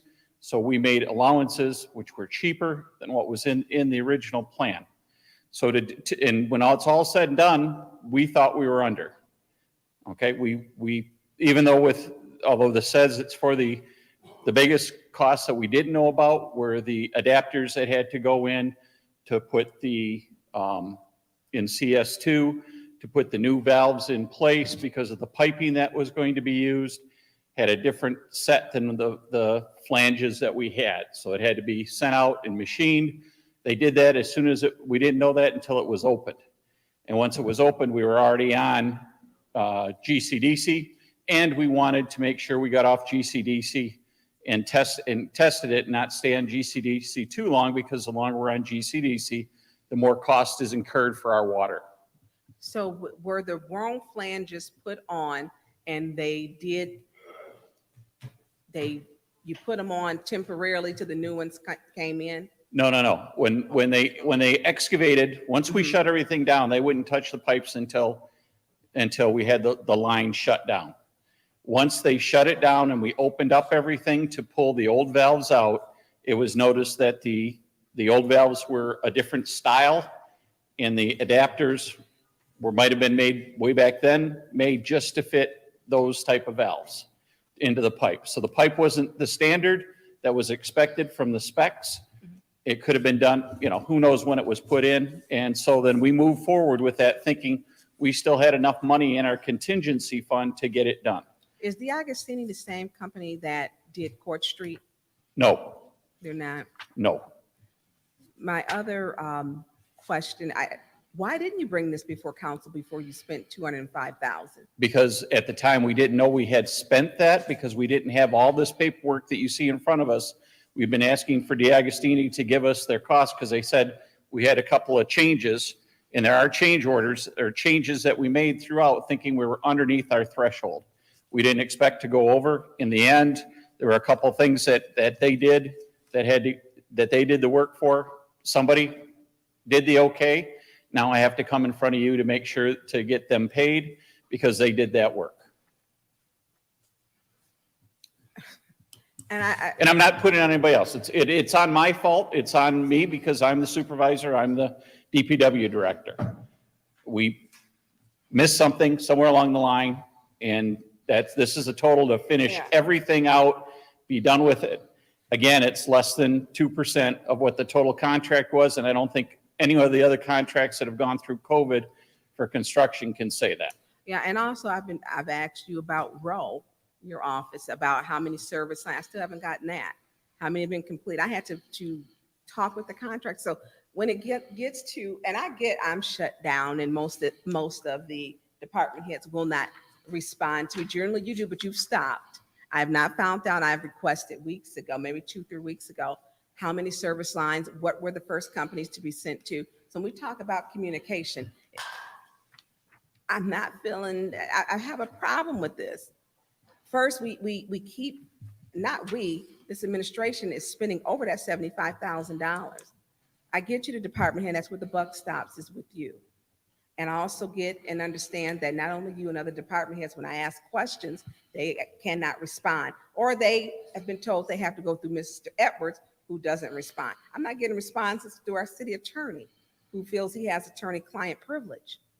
So when we talk about these projects, $205,000 on a project, and it should have come before council, that's not like, hey, we spent $10,000 or $1,000, or we slightly went over. That's $205,000. That's considerable.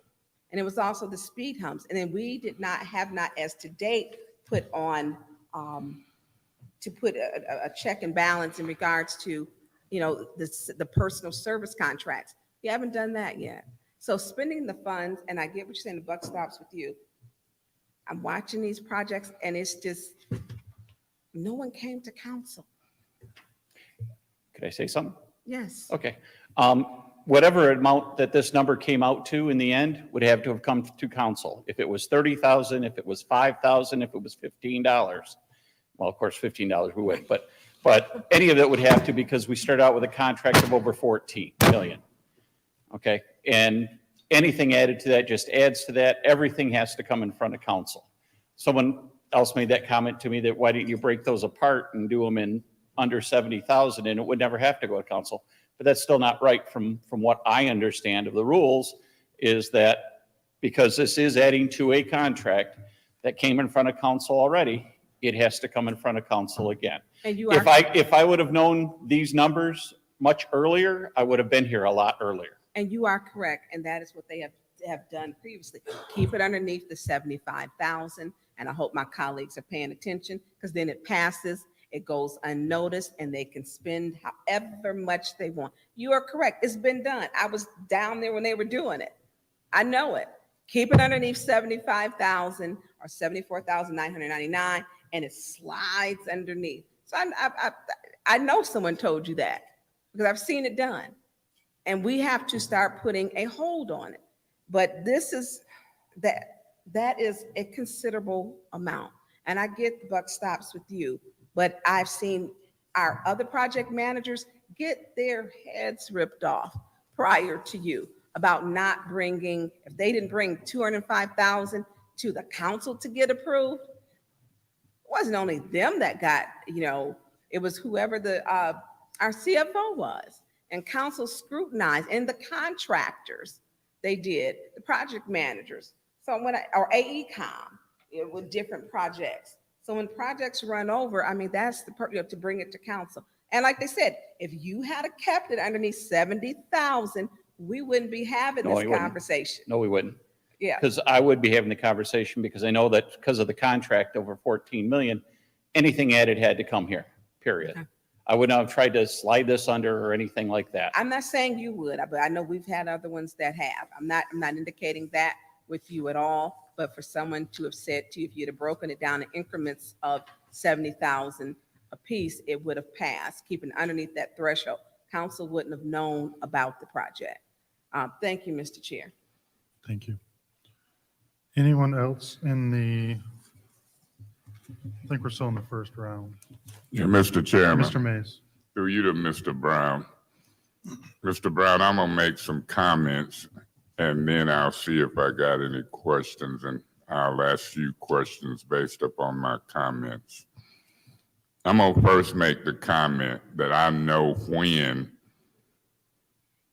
this was decided to spend funds for the secondary water source and all other projects. I know when, and the decisions was made because I wanted to do a water plant. And then we have to decide as a council what projects we would do if we didn't do a new water plant. Mr. Brown, do you know what year these projects were approved and voted to do? I wasn't here at that time. Do you know when? You in the middle of the project, do you know what year? When this project was started or all the wind projects? What are you asking? Let's start with this one. This one was started, I think, was put onto the planning board somewhere in 15 or 16. It started shovel in 19. And was Mr. Neely the mayor at the time? Mr. Neely was the mayor at the time when they broke ground for this to start. He wasn't the mayor when it was decided to do the project, was he? Not that I know of. He was not. See, I'm this type of guy. I like whole truths, nothing but the truth, not half truths and outright lies. I cringe when people say to me, Mays, what have you done since on the council? I tell them 2, 3 big things. I say, look, as finance chair, I was involved with Huey Newsom when we reversed a $12 million deficit to a $24 million surplus. I say I had a lot to do with the strategy to declare the water emergency. I say I remember tapping Trishelle Young on the shoulder. She used to be the city attorney, bringing her in as one of the lawyers in the civil suit. I know for a fact when this started, but I cringe when I hear Mr. Neely tell people like it's his project and he did it. It was not. It was started before he got here. That's a fact. And the pipe replacement. You familiar with Ben Harbor estimating 5 years to change their pipes, and they've done it, look like in a year. Am I familiar with that? Yes. Yeah. I'm also familiar that they came and talked to us before they put their program together. And are you familiar with W.T. Stevenson and that crowd using the directional bore versus pulling the lead line out like they was doing in Lansing? I don't know if they have done that or not. I know for a fact. When that came here, they were pulling the lead out. It was balling up, and W.T. and that crowd suggested directional bore. So I know people will come here to get information as a model. That didn't come from this administration, what we were doing here. We were ahead of schedule. They did what we did. You know how many contractors they had in Benton Harbor? No, sir. 5.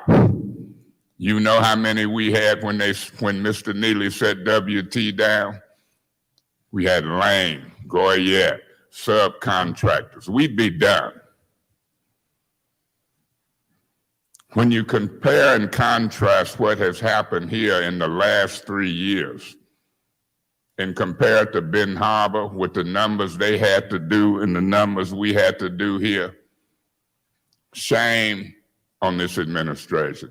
I heard the tone of your voice when you say Benton Harbor came to check with us. Yeah, we had improved and we were doing it.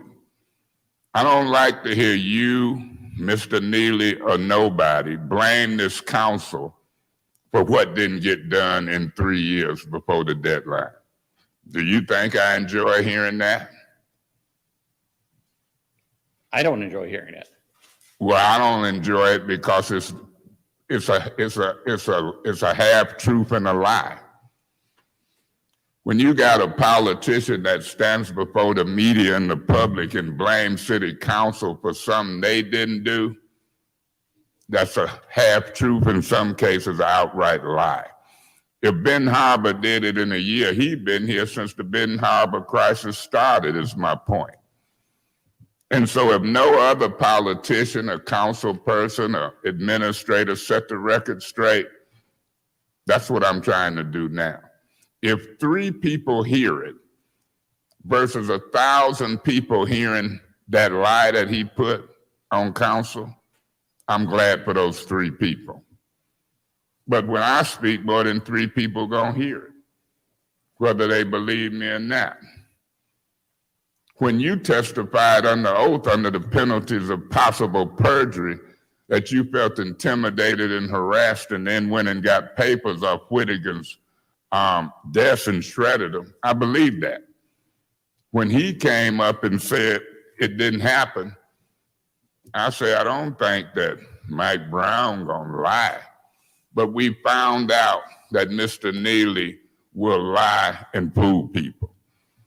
If it relates to this change order with D'Agostini, the change order with Rowe Professional Services, the comparison of what Benton Harbor did in a year with a similar amount of service lines, since you know that they came here to find out what we were doing, which helped speed them up there, do you know how many service lines they did?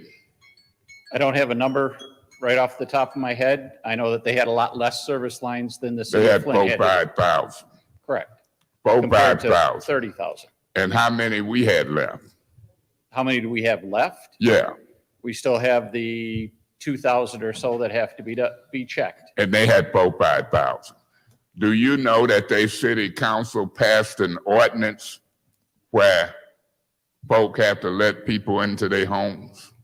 Yes, I do. That was. And so I want this council to pass an ordinance. Benton Harbor learned from us, we learned from them. I'd like to see if governmental operations chair, that's the only one I trust, would put a special order on governmental ops to discuss an ordinance to try to help facilitate folks getting into people's houses and getting this project done like they did in Benton Harbor, Madam Chair. Mr. Brown, so you know some of the stuff I know about Benton Harbor. You know about the ordinance. I'll wait to the second round. Anyone else in the first round? On to the second round. Anyone in the second round? Yeah, Mr. Chairman. Mr. Mays. Flint didn't used to have these goofy rules, Ms. Winfrey Carter. We could take care of this important business. We used to could meet court-ordered deadlines. We used to could deal with D'Agostini and Ronem, but Kate Fields and others put these goofy rules into play to hinder my intelligence and knowledge on trying to serve the people of the city of Flint. Mr. Brown, are you opposed to meeting with us in Governmental Operations Committee to try to implement this particular ordinance that they did in Ben Harbor? If that's put together, I'd be happy to talk on it. It would be a good thing. I'll be happy, Ms. Winfrey Carter, if you put it on a special order along with that person in the police chase, 2 separate orders, special orders, if you will. Mr. Brown, when I read what they did, and I heard Ms. Burns, even though talking about the secondary water source, talk about service lines, I say, they shouldn't say point of order, Mr. Mays, you ain't Jermaine. Because I'm Jermaine, Tito, Jackie, and Marlon. Because nobody said a mumbling word when she mixed all that in. I'm going to mix stuff in.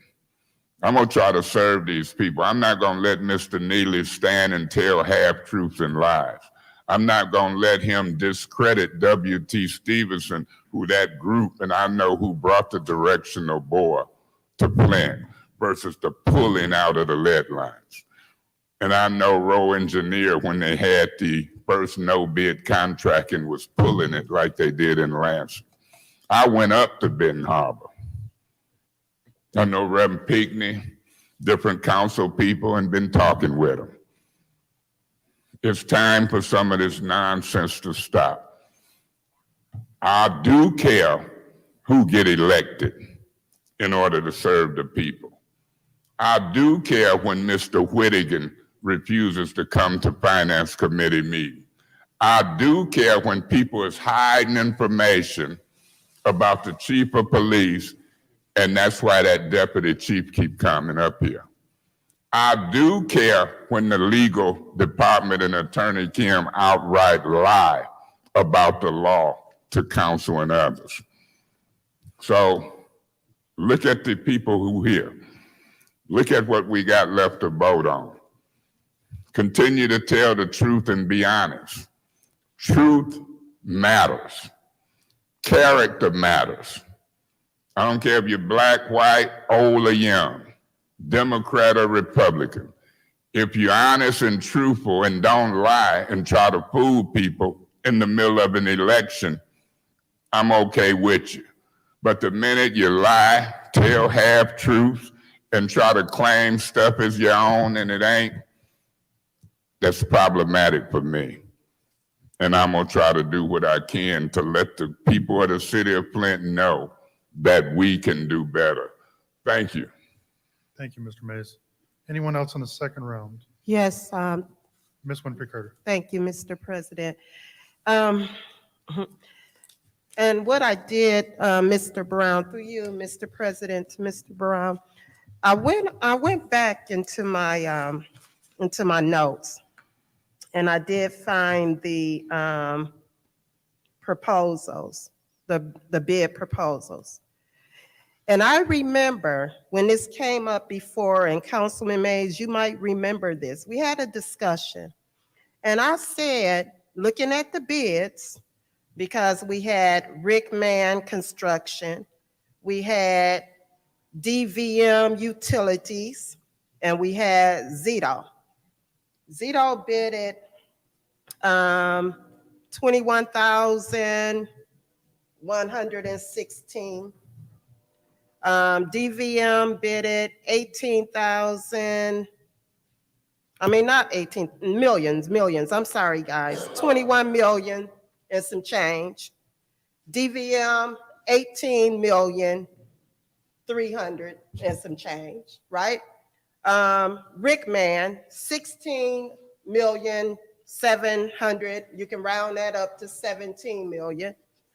And so DeAugustini, they bid it 14,700,000, right? So I thought that was strange because I'm looking at these other bids, and particularly the bid from Zito. And I said, no, it looks like they are lowballing, and they're gonna come back to us for a change order. And I said, this is not right. but they wanted this bid, okay? They wanted the bid, and I voted no. And I said that I will not be voting on any change orders for this company. And I'm gonna stand by that today because their bid should have been a little higher to take care of everything like the rest of these bids. And see, we got to look at that. When companies come to us and they lowball the bidding process just to get the bid and know that they're going to come back for a change order, that's not right.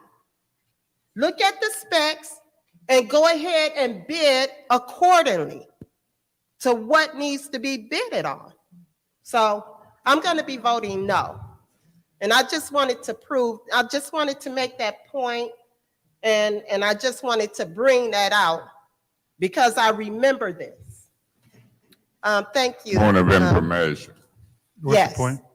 Through you to the speaker, you clearly understand it ain't no way they can count to 5 on this. If Right. you do that. Oh, I clearly Oh, understand. okay. I said what I needed to say. Is there any more discussion in the second round? Mr. Chair, Ms. Burns? thank you. I echo the sentiments of my colleague in the 5th Ward who has done her due diligence in her work. And I thank you for sharing it and retrieving that in your notes because you're looking at the highest bid was 21 million and the lowest bid was 14 million. And we're looking at a difference of 6.39 million. So we look up again, what are the definitions? Is this something, and this, I know this has nothing to do with you, Mr. Brown, but when we look at how are these bids coming in, consistently underbidding, and they didn't even fall in the middle. Right.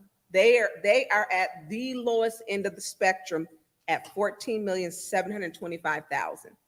The highest bidder was 21,116,000.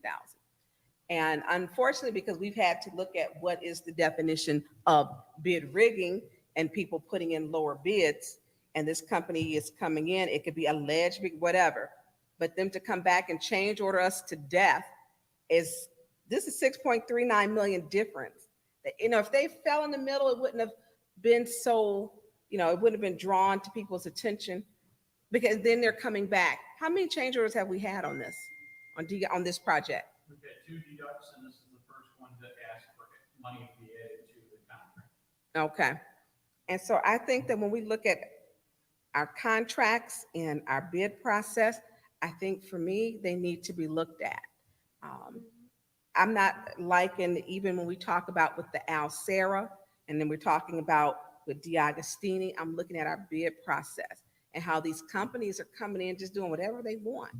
If you make a bid for that, then they should be saying, okay, you know what, that's what I'm gonna do. You don't get to buy a new vehicle and say, you know what, I want to add in extra package afterwards. You can't. They're coming back for money after, to me, but I feel the deal is closed. And if they thought that they would have had some overcharge, which should have been already configured into their bid, and they did not put it in there, that's 6.39 million. That's considerable. And I think the next bid up from that, the middle bid would have been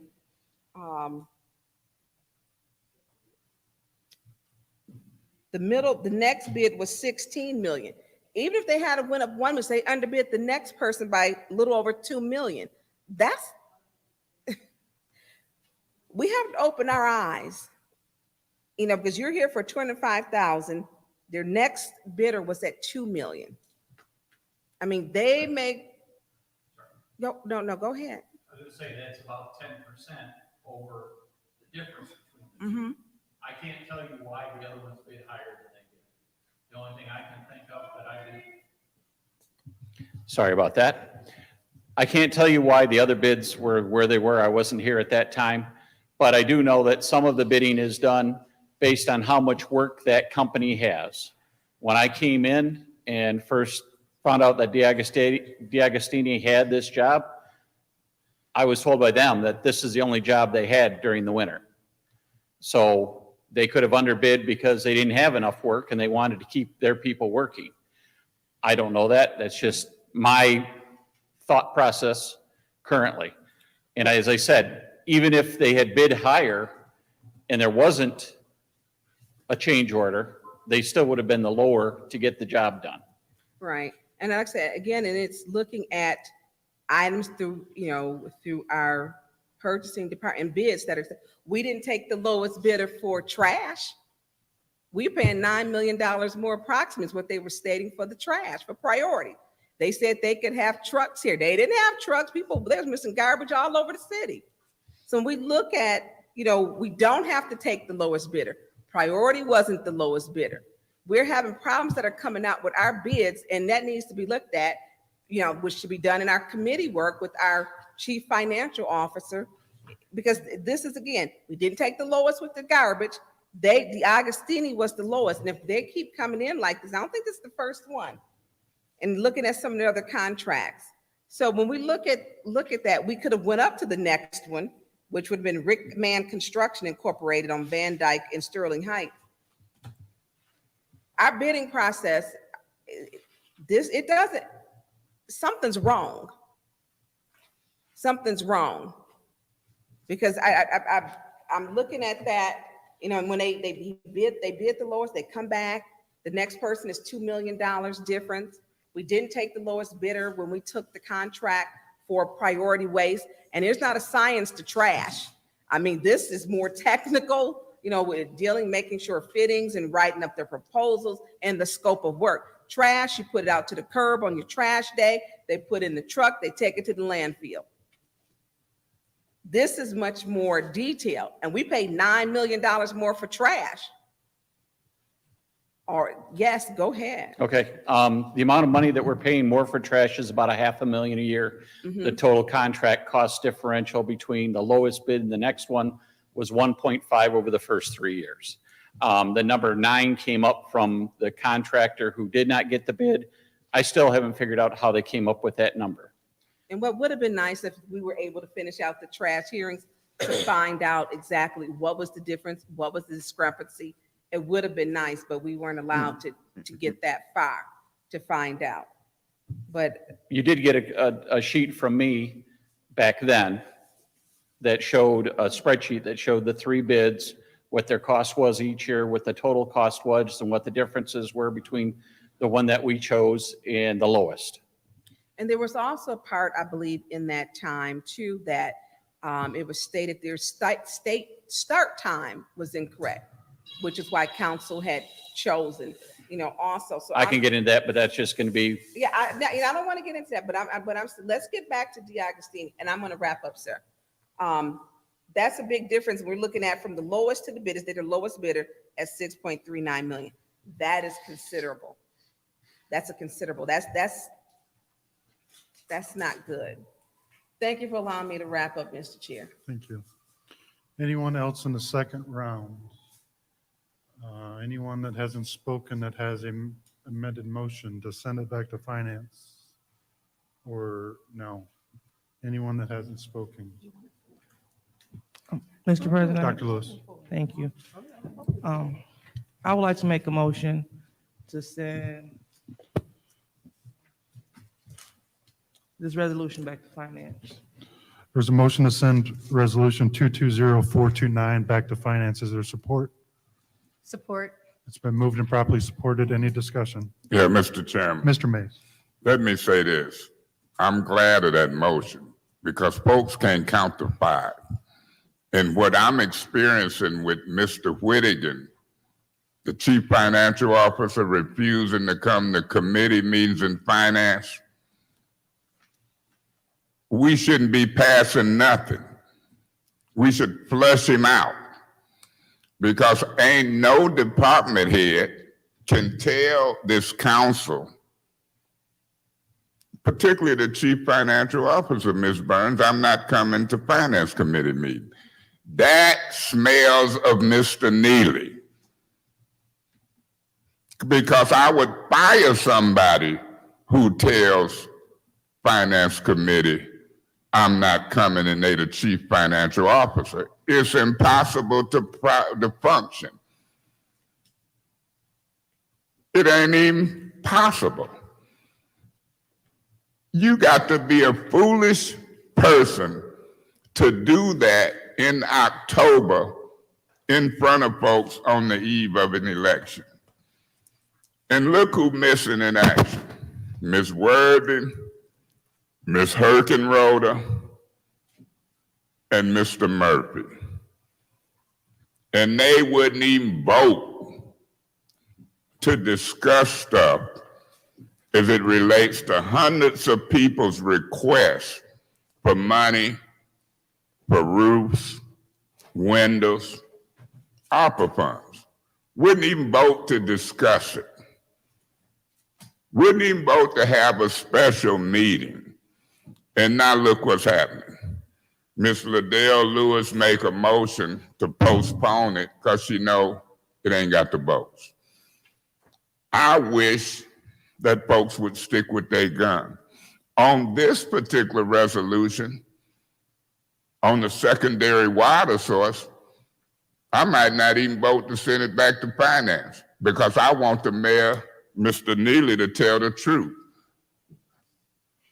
I'll make a deal. Quit lying that you did this stuff and admit that it was under Weaver, and I might vote for it.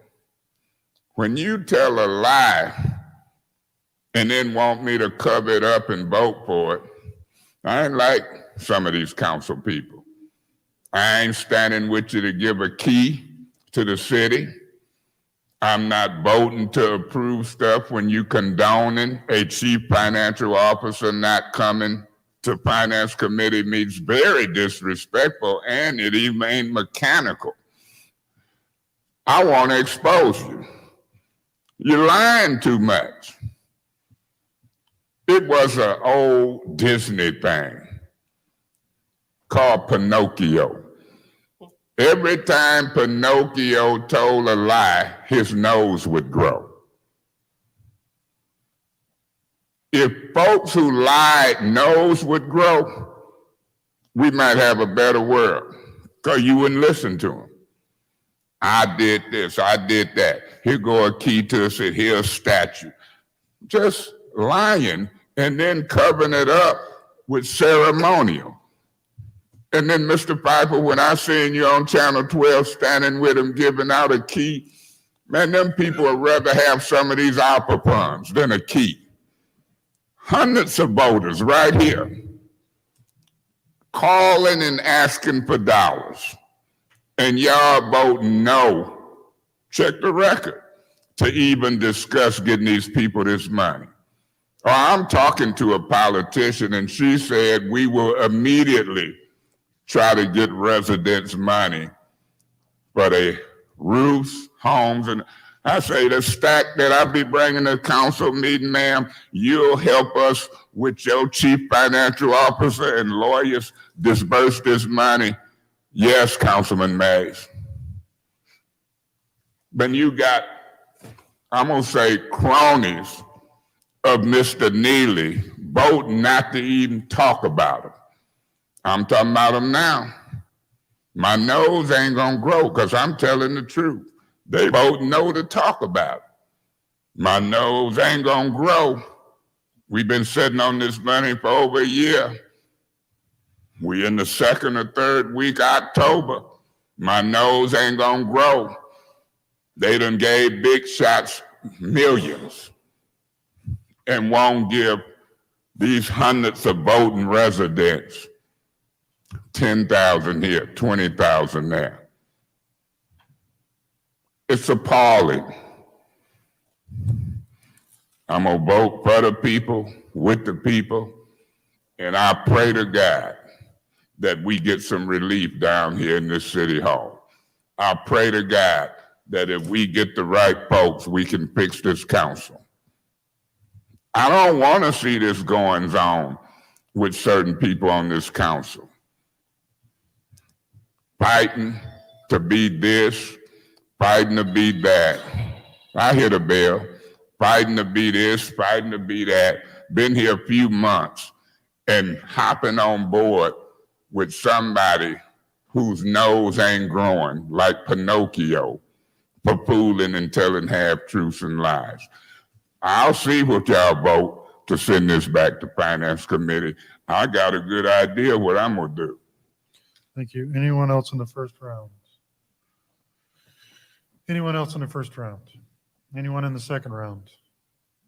Anyone in the second round? Madam Clerk, roll call to send 220429 back to Finance. Ms. Winfrey Carter, I abstain. Ms. Burns. Ms. Burns, No. Mr. Pfeiffer, Yes. Mr. Mays, I abstain because these enablers won't even make the chief financial officer come to finance, and it's appalling. For those reasons, I abstain. I'm not gonna play a game on the people of the city of Flint. Ms. Lewis, Yes. Ms. Priestley. Yes. The vote is 3 yes, 1 no, 2 abstentions. 3 yes, 2 no, 1 3 yes, 1 no, 2 abstentions. 3 yes, 1 no, 2 abstentions. That fails. We're back on the original to approve. I believe we, in the second round, anyone else want to speak in the second round? I think everybody exhausted except for Ms. Priestley. So with that, Madam Clerk, roll Have call. I spoken the second round? Yes, sir. That's what I thought. Madam Clerk, roll call to approve 220429. Ms. Burns, I apologize. Could you repeat that? I didn't hear you. This is a motion to approve 220429. No. Mr. Pfeiffer, No. Mr. Mays, I abstain because I want Mr. Neely to tell the truth about these projects, who started them. Weaver did. I want him to tell the truth about this city business and quit lying and telling half-truths Point of until he order. become truthful. What's your point? You're not supposed to explain the vote during the vote. Yeah, your abstention and you, there's some ambiguity there, so I'm going to allow his abstention. Ms. Lewis, Point of order. What's your point? She interrupted me as I was stating my reason for the record to abstain, and I'm wanting the flow back before they call roll to finish my reason for abstaining. You can finish right now. I'm not gonna vote on these serious matters until Mr. Neely quit lying and telling half-truths, and Ms. Liddell Lewis and this council, certain members, keep protecting him. And so for those reasons, I abstain.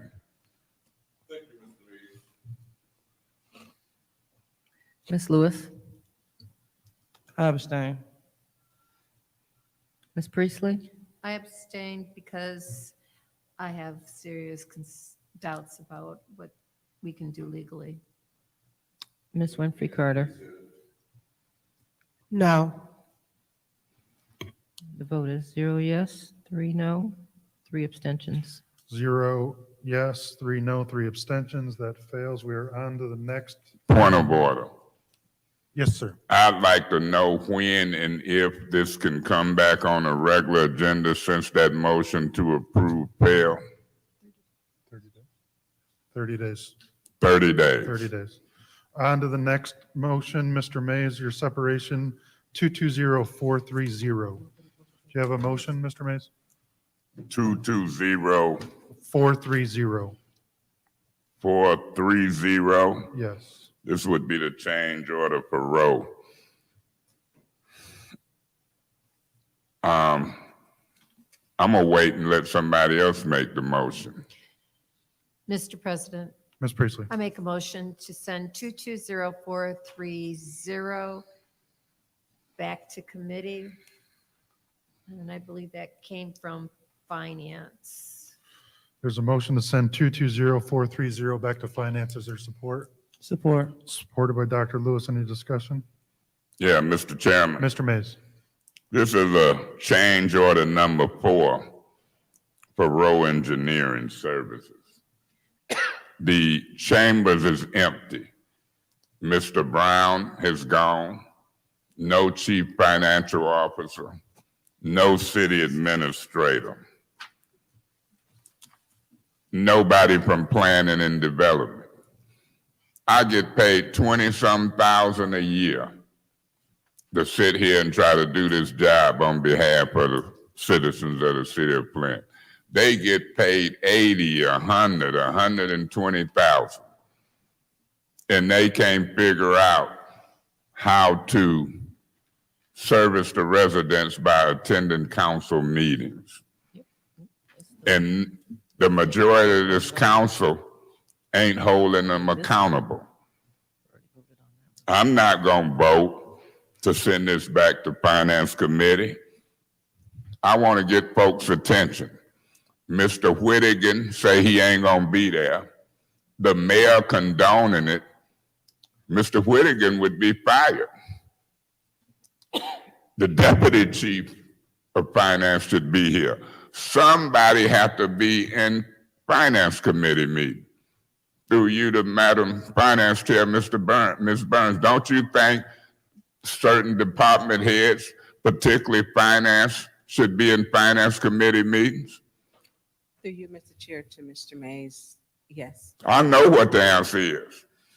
You got to be foolish to allow a department head to tell this council in the city of Flint, we're not going to attend Finance Committee meetings unless you the one telling them that.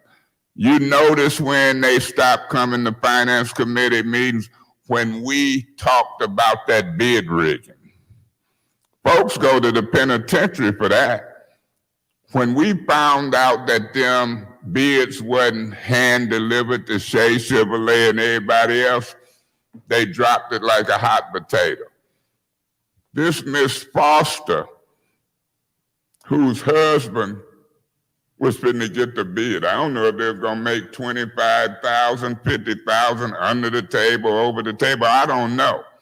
But I do know I got an anonymous letter from employees that say she had retired. She came back on a contract. She's running that department, so to speak. And everybody listening to her, including Whittigan. If I'm close in an election and this council catch me trying to bid rig, I don't want nobody asking me questions in October neither. I might say stay away from that meeting. It's a hot potato. So you're in a catch-22. You won't come to Finance Committee meeting. We trying to deal with millions of dollars to help the residents, and you hiding from a debate with Ms. Weaver about it. Cancel the debate. Ain't coming to Finance Committee meeting. I don't like hiding and elusive politicians. I like politicians who come up here, say under oath, tell the truth. If I put a motion on the floor to subpoena Whittigan and Neely, you ain't gonna get 5 votes. You might get 3. Winfrey Carter, Burns, and Mays. Because you got some council people condoning this misbehavior, condoning the bid rigging. To me, it could be money over the table, under the table, and we 3 weeks away from an election. So somebody made a strategy, don't show up. They ain't got the votes to subpoena. And look, what position do Ed Taylor hold? He came up here and said that these request forms was a Facebook thing from Mays. No, they were voted upon by Liddell Lewis, Priestley, Pfeiffer, Herkenrode, and Worthing There wasn't no Facebook for him. He need to go back out there in Montrose. There he done come from Montrose. I don't know if they done hired him as chief of staff trying to get some votes and don't even know what's fact and what's fiction. Your position is fiction. You a Facebook position, Mr. Taylor. I'll wait for my second round. Thank you, Mr. Mays. Anyone else in the first round? Ms. Burns. Thank you, Mr. Chair.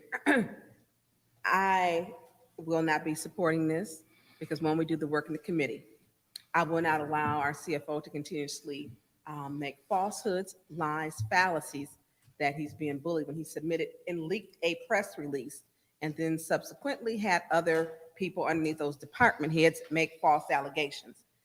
You cannot handle the business. Some of the questions are going to be tough because people have questions, just like we have questions tonight. And the questions are legitimate questions, especially looking at, with even going back to DeAgostini's contract, and we're talking about moving funds. And this one we're taking $30,000 from economic development, from the Kellogg grant. So when we look at these, where this money, it's coming from, what we're moving, that is the job of the CFO to answer questions. And it would be different if I didn't go through all of the emails and how he talked to Riemann accounting firm. It's egregious. It's terrible what he put in those emails. He's not a victim. He's victimized other people, how he's talked. It's totally different. I have never seen us adopt the budget and not have the CFO here. Never seen that. Ms. Inez Brown spoke to that in the entire history of Flint. The administration was here to answer questions. And if they didn't want council to go this long, then what we should have did is just made sure, well, it looks like we're about to break quorum maybe. Oh no, we're still good. We have 4 special orders. 2 of them, no, all 4 had no time limits. Wasn't just the 2 in finance. We had one for blighted homes, which I don't even think we got into. And then we also had another one for another one. So when we talk about questions, the CFO's responsibility is to be here to ask, to answer the questions. And it's unfortunate that we have not been afforded this. So when we look at the business of the city, if we didn't want tonight to go long, what we should have done is finished up committee meetings. The blighted homes are important, and there are other things which are important. And we all have busy lives. No one's life is more important or their duties than any other person's. So when we're asking Mr. Whittigan the questions, I've never seen a CFO not be present to answer the questions. Not ever.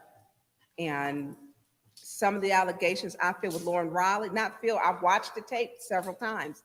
She lied on me. She lied. I didn't, and Amanda with the postage, you asked the question, you're just very direct. What about the postage? Looking at that finance department, how do we handle the business of the city when we don't have the department heads here? What, we passed the budget without any department heads here, and that had never been done in the history of the city of Flint. I'm not just gonna okay everything. I'm not gonna do that, and I appreciate the in-depth questions that my colleagues ask, because that's what we're all here for. And I will not, they have to figure it out. They figured out how to put it through $370,000, so that way council won't be triggered and know about it. All these slick ways of putting stuff through. And Mr. Brown probably accidentally said it, but it was what we had discussed before. They should have put it through 70,000 3 times. That's 210,000. Then it would have passed. That's not what we're here for. The CFO should come to council chambers, stand at the podium, and answer questions. He flipped us off. And wait till I share all the emails that he sent. You're going to be amazed. Amazed. Someone who wants all this respect, but does not give other people respect. What's your point? Do you realize I am amazed? So I think that when we talk about saving money or where money is coming from, we don't have to use soft phrases. We're grown-ups. We aren't in kindergarten. You know, we don't have to use a soft, melancholy tone that's pleasing to someone's ears or their words. I mean, when you're talking, he flipped us off, or the council, and walked away. Then came back. If you go back and watch that tape, he was rude. Everyone isn't, you know, it's not even disrespect, because he disrespects he's disrespecting the residents by not being here. And I've never seen a mayor allow the CFO to not come, because he wants to it's the mayor's responsibility to make sure that the business of the city is going forward. And it's not. We have no one in here to answer questions. They're gone. And he's not going to do committee meetings. They do a press release. I'm just tired of it. I mean, until I can get questions and ask him, I'm just tired of it. Thank you, Mr. Chair. Thank you. Anyone else in the first round? Anyone else in the first round? Anyone else in the first round? Anyone in the second round? Yeah, Mr. Chairman, is this our last resolution? This is our last, But we got an ordinance, the marijuana ordinance. we already have passed that, so this is our last business. You kidding? They moved that up out the agenda? We passed it first thing. Oh, no wonder folks leaving. I thought we still had that. The point is this for me. When I worked with Ed Taylor for 14 years when he was a council person, I didn't know folks would sell out for $1 and come up here and accuse me of a Facebook request like Mr. Taylor did for Mr. Neely. People can say what they want, but people catching on of lies and deceit. And I didn't think that Ms. Priestley would sit here for 5 more minutes without breaking the quorum, because she in on it. Mr. Mays, The Republicans, the handkerchief head Negroes, the Uncle Toms is trying to help this man win, and Weaver and them, and we is on their butt. it is We 11:29. is on their butt. It is